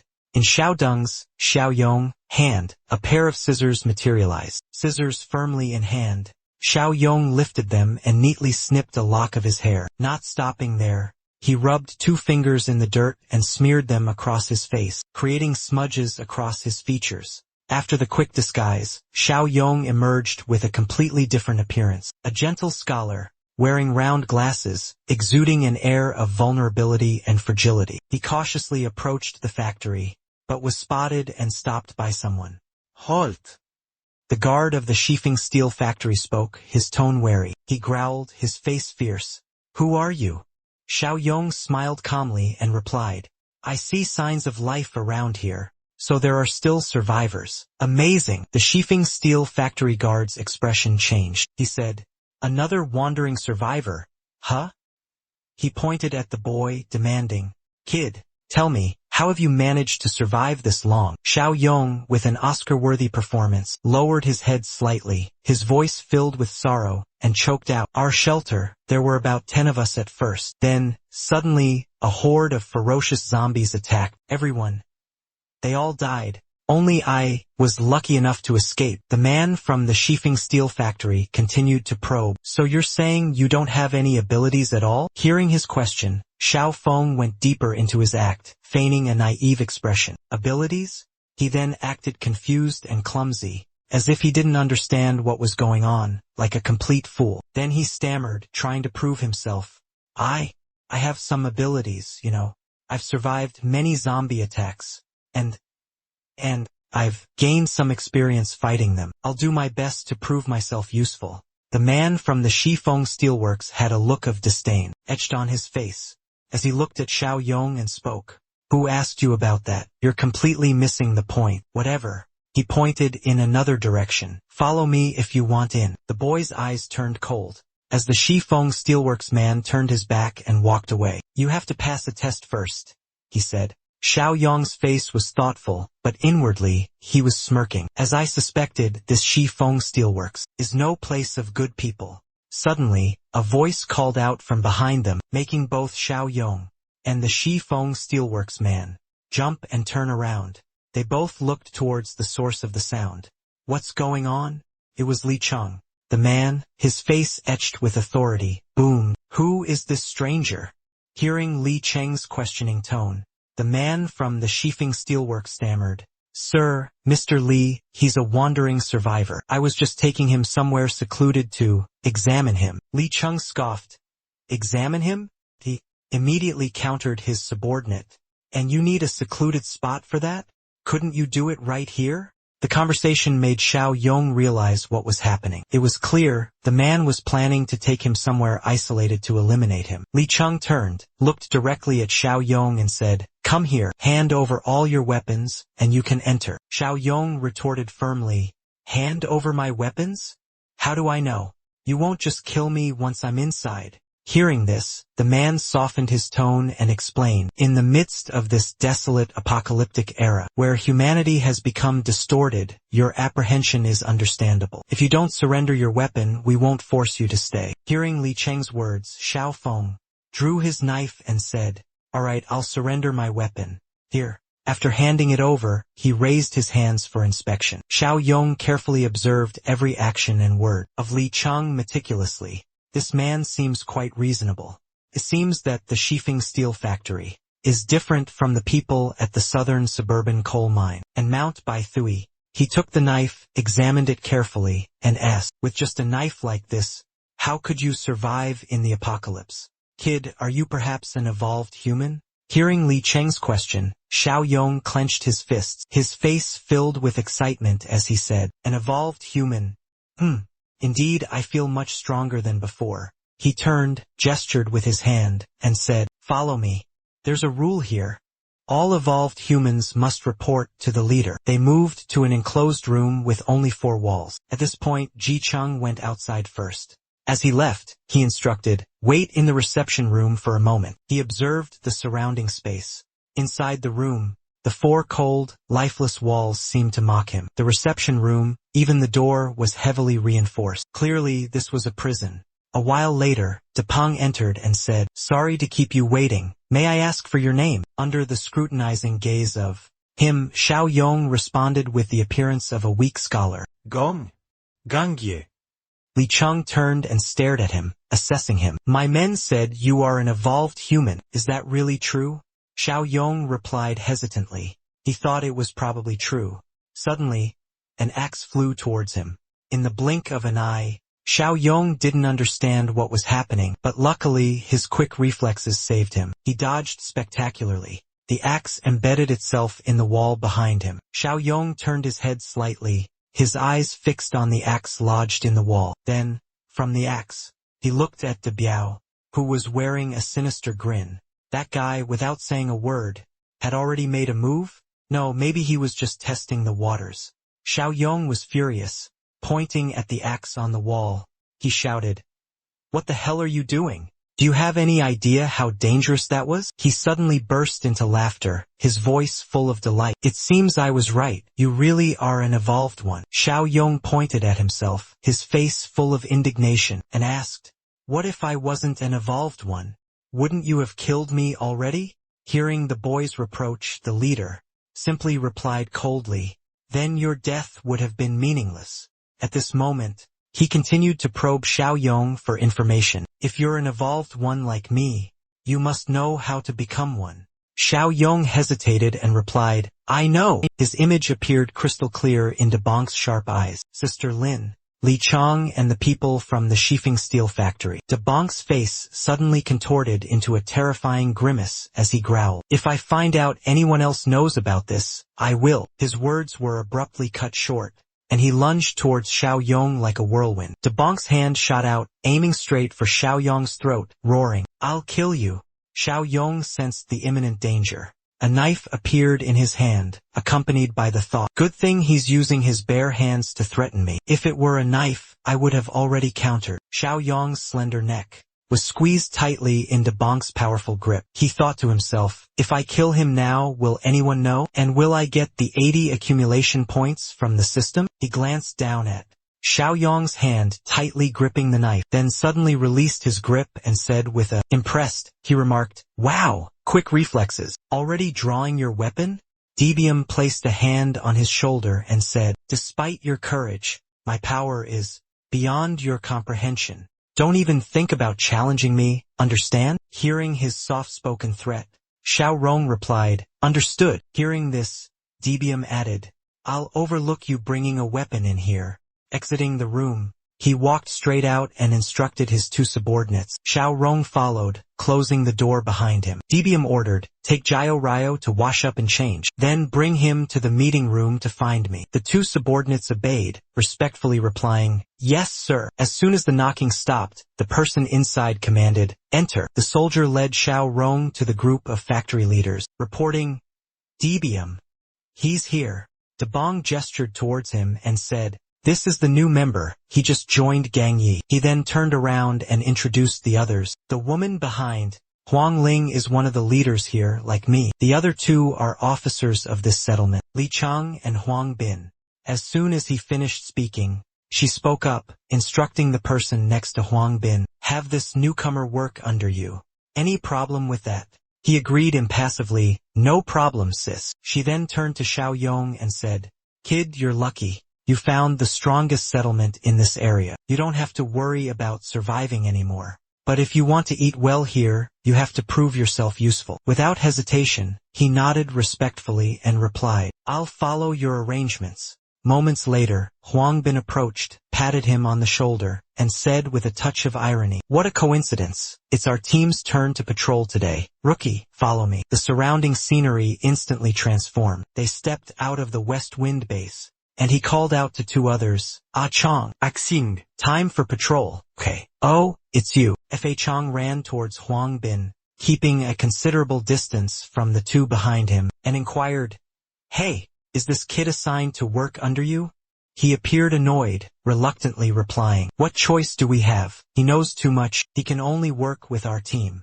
At that moment, behind them, Xing looked at Xiao Yong with a pensive expression. "Why does this guy look so familiar?" Suddenly, Huang Bin turned around and addressed him. "Hey kid, did Captain De Ing not explain the situation at this gathering place to you?" He replied frankly, "No sir, he only warned me to keep everything confidential. Become an evolved one." Satisfied with the answer, he said, "That's right. Those who know the secret about cannibalism in this camp, besides Captain Kong, are just the four of us."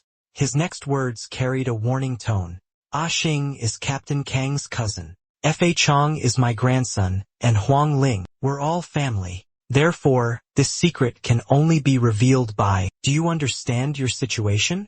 Xiao Yong calmly replied, I definitely won't tell. Just then, he noticed the person behind him and muttered to himself, Ah Xing, isn't that the name of the guy who was caught by the program before? Without further hesitation, as if realizing something, he asked, what about the other officer? Huang Bin quickly answered, his name is Li Yong, an outsider but with good potential. This kid possesses extraordinary abilities. We absolutely cannot let him learn the secret. Do you understand? If not, he paused, his voice trailing off ominously. His expression turned menacing, his eyes fixed on the young man with a threatening glare. Neither of us will live to see tomorrow. He affirmed this grim reality to himself. It seems Li Jin's aptitude truly is exceptional. We must utilize our resources to restrain him. Otherwise, even the abilities of those two leaders, I fear, will soon be surpassed by him.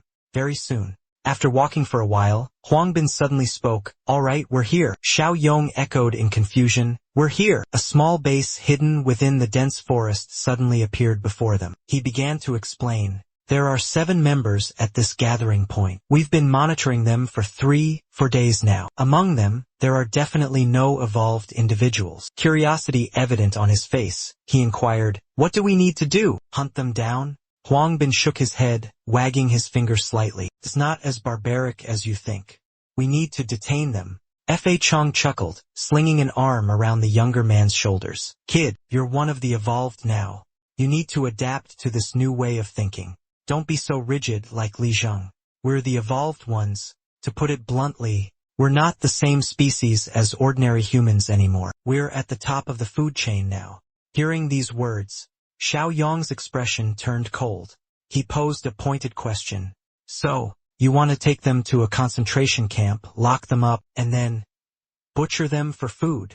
Huang Bin held up a hand, cutting off any retort. No need to bring them all back. Just 5 will be enough. The rest will be dealt with right here. Hearing this, he became even more confused. Dealt with here? How? Rarely having a chance to show off his skills, he chuckled, his voice laced with amusement. Watch closely, learn something. On the other side, with swift and practiced hands, the old man spread a layer of cement onto the wall. After finishing the cement layer, the handsome young man, drenched in sweat, breathed heavily. Finally, this exhausting task was almost over. Utterly exhausted. Suddenly, someone in the crowd noticed something, stuttering in terror. Following the direction of his pointing finger, those around the young man spotted a horde of bloodthirsty monsters charging towards them. Terrified, he screamed, zombies! Panic engulfed them, throwing them into chaos and confusion. Why was a horde of zombies attacking now? No warning. Prepare for engagement. But their meager resistance was too late. Zombies swarmed, seizing each member of the group. In the panic, a man screamed, firing his gun at the zombie lunging towards him. Stay back, but it was already too late. The young men were consumed by utter despair. It's no good. We're surrounded. Finally, only horrified screams remain. Xiao Yong's group of 7 witnessed the horrific scene. One coldly asked the person beside him, lure the zombies to attack? Is this the brilliant plan you were talking about? Suddenly, Xiao Yong sensed something strange about the building behind them. He immediately turned his head. What's that? But when he looked closely at the open window, there was no one inside. Confused, Xiao Yong wondered, was it just my imagination? Suddenly, a loud shout rang out, calling his name. Gangya! What are you standing around for? Huang Wan, gesturing to the surrounding bodies. Get over here and help me deal with these. He quickly ran over to Huang Wan and replied, yes, right away. Not far away at the very building he had just noticed, he was unaware that inside that building, another terrifying monster awaited them. Those who had just been rescued by Huang Wen's group quickly pointed out that there were still some supplies in the warehouse. Huang Wen immediately ordered Gangya, you stay here, gather all the supplies and bring them to the gate. I'll send a truck later to transport them. He leaned closer to Gangya and whispered secretly, pile all the bodies of the slain survivors in one heap. We'll move them later. After giving his instructions, Huang Wen said loudly to the civilians, the rest of you follow us. With that, the group quickly departed. A lone figure remained, standing silently amidst the corpse-strewn battlefield. Seizing the opportunity, Xiao Yong smirked, summoning his dagger and shouting. The dagger flew swiftly towards those who had just left with Huang Bin. A young man expressed his sincere gratitude. "We're so lucky you were here. We barely escaped with our lives." As soon as he finished speaking, a girl asked Fa Chong, "Hey, will there be water to wash up where we're going?" He immediately embraced her, his voice sleazy. "Not just water, but hot water too. And fragrant bath soap." Held tightly, the young girl stammered, "Really? That's great." Suddenly, Xing seemed to sense something amiss behind him. He slowly turned his head, his eyes filled with curiosity as he scanned his surroundings. Noticing his unusual behavior, Huang Bin asked, "What's wrong, Xing?" Xing replied with a hint of worry, "I think there's something." Hearing the vague response, Huang Bin urgently shouted a warning. "Fuck Yang." Fa Chong was still preoccupied, embracing a young woman beside him, standing right behind him. "I'll protect you." Whatever Xing sensed seemed to be above them, looking down as they tried to stay alert below. "Where is it? I don't see anything. I don't feel anything either." Fa Chong scoffed, "Damn it, Xing, aren't you being a bit paranoid?" Mocked by him, Xing quickly turned back, his face serious as he retorted, "I'm not wrong. Just now I definitely..." Before he could finish, something suddenly pierced through Xing's neck. Huang Bin watched in horror as whatever it was retracted from Xing's neck and screamed in terror. The horrifying tentacled monster. Terror reigned. They were utterly panicked. They frantically searched for the vanished monster. Its speed was astonishing. As he desperately scanned for any sign of the creature, a warning shout erupted from behind him. Huang Bin whirled around, but it was too late. The monster was right in front of him. Elsewhere, Xiao Yong was busy gutting a zombie. He grinned as he found 2 cores. 2 energy cores in 1 zombie. What luck, he thought to himself. Suddenly, a horrified scream shattered his thoughts. "Help! Huang Bin's been grabbed by the tentacle monster." A trembling voice filled with fear. "We're doomed." The tentacles tightened around Huang Bin mercilessly, crushing the life out of him instantly. Huang Bin's blood splattered, causing those nearby to scream in horror. Not just that group, but everyone who witnessed this horrifying scene, including Fa Chong, were so terrified they pressed their lips together, trembling in fear. His previous arrogance had completely vanished. After Huang Bin's demise, the monster immediately shifted its attention to Fa Chong. He panicked, stumbling backward, stammering, "No, impossible." In that very moment, Fa Chong frantically grabbed a slender arm from the person behind him. Without hesitation, he shoved the beautiful girl, the one he had just boasted he would protect, towards the monster's grotesque tentacles. Of the monster, the tentacles quickly wrapped around the girl, lifting her into the air. They tightened their grip, squeezing harder and harder, showing no sign of stopping, until the girl's eyes bulged, veins popping, then rolled back in her head. Just then, cold, metallic clang rang out. The unconscious girl's limp body fell to the ground with a thud. A familiar figure suddenly appeared before them, like a savior descending from the heavens. Upon seeing him, Fat Chui exclaimed in surprise, "Kangya!" Calmly pointing towards the monster behind him, he asked, "Is this the tentacle thing everyone's been talking about?" He stammered in response, No, this is the son of that tentacle monster." Hearing this, he looked confused. Fat Chui adjusted his posture and affirmed, "Yes, that's what we call it." He slowly explained, "That tentacle monster keeps muttering son. Moreover, it has the ability to transform ordinary zombies into monsters with similar characteristics to itself. So we call these transformed monsters sons of the tentacle monster." After speaking, he paused for a moment, silently calculating in his mind. The son of the tentacle monster is an extremely powerful creature that even Big Bro Bang and Sis would have a hard time handling alone. That kid Hyung Yi is definitely no match for him. Nope, gotta run. Thinking fast, Fat Kwong immediately turned and bolted. "Hyung Yi, you hold him off. I'll go get backup." Not just him. The people who were just rescued also hurriedly followed. Running away, Xiao Yong watched the cowards flee with disdain, not noticing the monster behind him regrowing its tentacles. "Are you trying to sell me out? To buy yourselves time to escape?" The tentacles immediately shot out and bound him tightly. He calmly turned his head, looking at his bound limbs. With composure, Xiao Yong looked at the monster behind him with amusement. The son of Tentacle Thiot Lap. Interesting. And then, With extraordinary strength, he pulled on the monster's tentacle. Due to the powerful pull and inertia, the monster was suddenly thrown forward. His voice rang out with a challenge. "You've piqued my interest." The monster reacted swiftly, raking its legs against the ground, trying to regain its balance. It was a tug-of-war between man and monster. Xiao Yong cheered excitedly. "My previous supernatural ability hasn't had a chance to be properly used. Today I'll use you as a test subject." He slammed his foot down, ready to fight. His eyes flashed with intense light, and he roared, "Overload!"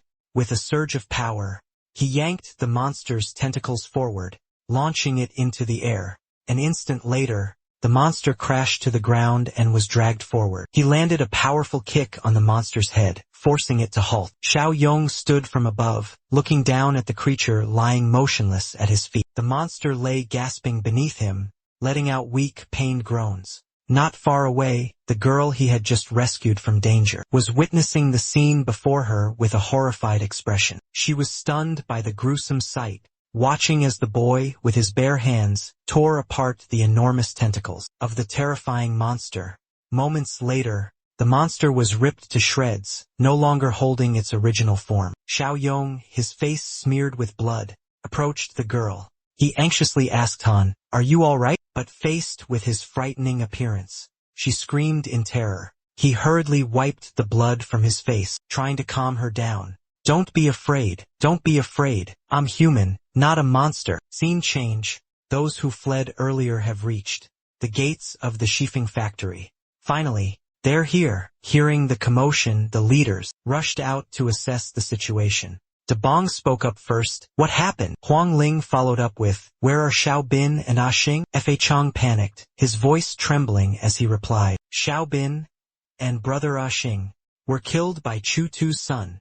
Li Cheng looked around and asked, "Where's the newcomer, Jiang Yi?" He asserted confidently, "Don't even bother wondering. He's definitely dead too." The three of them were no match for Chu Tu's son. Hearing his words, Dabong's face darkened with rage. His eyes were filled with fury as he glared at those before him. His voice was slow and deliberate, sending a chill down the spines of those around him. He showed no hesitation as he hurled the axe in his hand forward, unleashing his fury upon the boys. One young teenager in the group was instantly struck by the fatal blow, his body torn to pieces. Huang Ling rushed forward, desperately trying to stop the man consumed by rage. De Biao remained calm. And at that very moment, a pile of grotesque tentacles was suddenly thrown down in front of him. Witnessing the scene and the arrival of the person who threw the tentacles, everyone around was stunned into silence. Before them stood Xiao Yong and the only girl among the villagers. Li Cheng exclaimed in delight, "Jiang Yi, you're still alive." Huang Ling noticed the pile of tentacles on the ground and blurted out, "It was him." Approaching the tentacles, Xiao Yong explained, "I killed that tentacle monster. The vengeance for the girl's family. I've avenged them." Hearing this, Dabong and the girl fell into a thoughtful silence. That kid's abilities, are they really that strong? Before they could ponder further, Xiao Yong spoke up. "All right, you two leaders quickly arrange for vehicles and manpower to follow me and collect the spoils." Moments later, the scenery outside transformed into a classroom. Dabeng was interrogating Fat Kuong. "Are you sure the tentacle brat is stronger than Li Cheng?" He gritted his teeth, asserting firmly, "That guy almost killed me and Ahung in the blink of an eye. Could Li Cheng do that? I'm afraid even the two of you would struggle to do the same." Immediately after, Dabong turned to report the situation to Huang Lin. "Earlier when I threatened him, although he reacted quickly, he only managed to draw his weapon before they could assume a fighting stance. How could that Xiao possess such terrifying power?" An idea seemed to spark in her mind, and she immediately formulated a hypothesis. That tentacled creature achieved its goal through a surprise attack. Perhaps its true strength isn't as formidable as we imagine. Hearing this, he seemed to agree somewhat. "But regardless, we can't keep this Xiao around. What if one day he colludes with Li Cheng?" Suddenly, a knock on the door echoed, interrupting their conversation. Huang Ling signaled for silence and then granted entry. Li Cheng entered from outside, The leader of Depeng looked at him with a puzzled expression and asked, "What's the matter, Brother Li?" First, Li Cheng offered them words of comfort. Da bem, Sister Lingi. "Please accept my condolences." He ignored Li Cheng's concern. "You've been hastening the apocalypse for far too long. This spectacle is beyond discussion. Let's get straight to the point." Li Shen. Listen carefully. Zhang Ye's abilities are likely on par with mine. I propose we appoint him to a cadre position. Great Rock disagrees, voluntarily declines. Know his background. But Huang Ling unexpectedly raised her hand to stop him. She quickly spoke up, agreeing to the request. With Zhang Ye's abilities, he's certainly qualified to be a cadre. However, he still needs to make a contribution to truly convince everyone. Hearing this, Li Cheng vehemently objected. Killing a tentacle monster hardly counts as a contribution. He didn't expect her to have such grand ambitions, making such a difficult demand. If he can kill the tentacle monster to prove himself, wouldn't that kill two birds with one stone? Why is he objecting so vehemently? A mission that even the two of us can't complete, and we're assigning it to him? Is that fair? Huang Ling leaned back, crossing her legs with a calculating look. "Relax," she said. "Don't worry, we're not sending him to his death. We'll be taking action too. We'll mobilize the entire force of the settlement and completely eradicate this tentacled menace." Just then, a familiar voice chimed in. "Oh, is this a plan revolving around me?" They moved to stand before Xiao Yong. After listening to their plan, he calmly asked, "I've barely arrived, and I'm already being given such an important task? Is that really all right?" Huang Ling tilted her head slightly, offering a persuasive smile. "What's not all right about it? After all, the abilities you've displayed are on par with even Depeng and myself." He quickly chimed in, echoing her sentiment. "If this operation is successful, that third seat at headquarters will be yours." He finished speaking, then glanced at Li Cheng with a look of insinuation and mockery. "Brother Li, Zhang Yi relied on his own strength to climb to a higher position than you. Surely you don't have any objections, do you?" Ignoring his provocation, he calmly replied, "I have no objections." With that, Big Eagle held up 2 fingers and said, "Good, it's decided then. We'll make our move in 2 days." But they were completely unaware that this whole time, Xiao Yong had been using his special ability to observe them. The boy smiled, thinking to himself, "Such a straightforward and sincere offer. It's almost touching. If it weren't for you." Looking at the status icons above their heads, each person thought to themselves, "The eye of the mind." In a deserted factory, late into the night, the chaotic sounds of malfunctioning machinery echoed through the space. Xiao Jia burst through the door, panic etched on his face. He hurriedly reported, "Brother Xiao Yong, this is the walkie-talkie brother Xiao Yong left behind." Liungli took the walkie-talkie and, under everyone's anxious gaze, spoke. "Hello, Xiao Yong, what's the situation on your end?" Static and intermittent sounds crackled from the other end. Then a voice came through. "I hear you clearly." Xiao Yong, standing atop a massive crane, issued his demand. "The morning after tomorrow, at the Southside Suburban Park, assemble our strongest members." Looking down from above, he commanded, "It's time to put an end to the threat in the South City." The crowd surrounded Hong Li. He looked to one side and said, "Uncle Shang, you're getting up in years. This is playing with fire, you shouldn't get involved. Besides, they need you here." Uncle Shang quickly agreed, adding a reminder, "Then old Li's group must be careful and stay safe. This mission is different from previous ones." Hong Li nodded seriously, replying, "Understood." He looked at the group standing before him, calling out each name. Zhang Qi, Xiao Kai, San San, Zixian, Lu Chao, Chen Jie, and Chen Chong, a total of 7 people. "You'll all come with me." Those called out replied in unison, "Yes." Just then, Shuai Shuai unexpectedly spoke up, "And me, I want to join this mission too." Xiao Li hurriedly scolded him, stopping him. "War is for adults. What's a little kid like you doing getting involved?" Shuai Shuai immediately retorted, "I told you I'm not little anymore. I'm a man." Old Song looked at him and spoke up in his defense, "Don't worry, Shuai Shuai's mom. With Shuai Shuai's current abilities, forget zombies. Even among our elite team, he's considered a key member, not weak at all." Huang Li silently praised Shuai Shuai in his mind. He also comforted and encouraged the young woman. "Going through this a little early isn't necessarily a bad thing. I'll always keep an eye on him and protect him."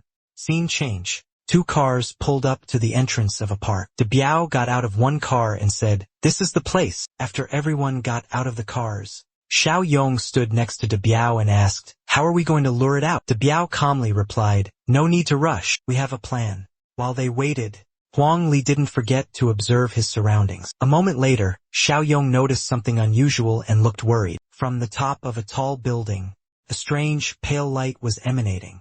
Huang Li's group focused their attention on it. He raised his binoculars, observing the scene below. Sansen approached and asked, "Uncle Li, can you see clearly? Do we need to get closer?" Hung Li calmly replied, "Xiao Yong specifically instructed us before the operation not to get too close to the suburban part. He explicitly ordered us to have ropes prepared. We'll infiltrate from the western mountainside later." Down there, Huang Ling signaled to a skinny boy, "Hey, kid, come here." The boy approached and looked up asking, "Miss, does the leader have any instructions?" Huang Ling flashed a cunning smile. "Go into the park." The boy was frightened and stammered, But didn't you say we were here to collect the spoils?" Li Cheng looked at her, puzzled. "Sister Ling, what's going on?" Huang Ling smiled slyly and replied, "That guy keeps rambling about his son. Well, we'll give him a son then." She reassured Li Cheng, "Don't worry, as soon as that tentacled monster shows itself, we'll nab it. This kid will be safe, not a hair on his head will be harmed." The boy shook his head frantically, his hands trembling as he refused. "Chief, I can't go. I don't want to be bait for anyone."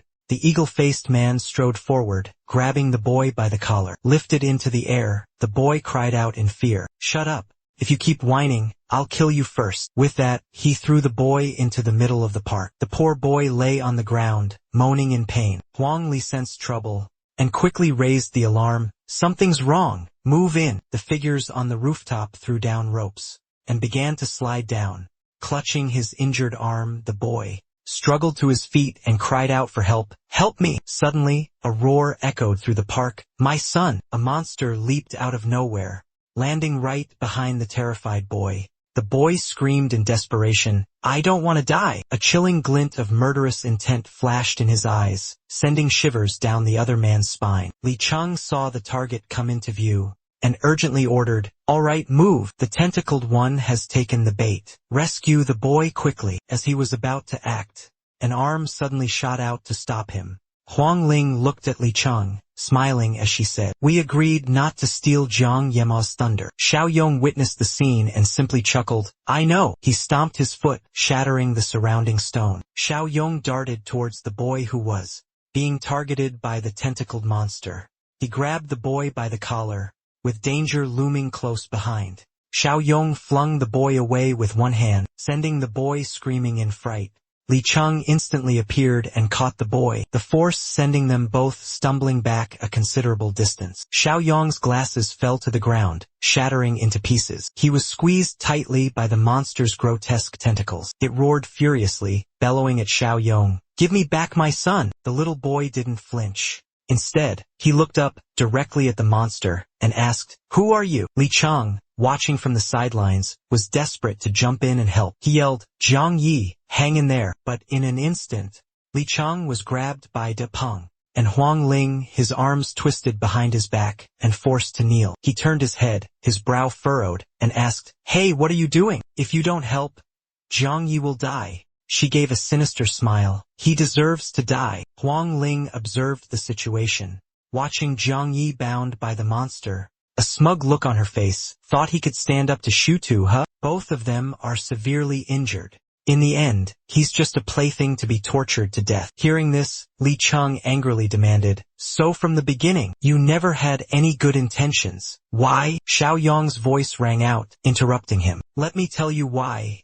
he spoke up. The cryptic statement startled all 3 men, their eyes snapping towards him in unison. With the situation hanging by a thread, Xiao Yong calmly uttered the most terrifying words. He glanced outside, then continued, "Because I know your secret, you're cannibals." A horrifying accusation, so unbelievable it seemed absurd. "See cannibals?" Li Cheng stammered. Suddenly, a gunshot shattered the tense silence. The other 2 men quickly released Li Cheng, dodging the bullet. "Sniper!"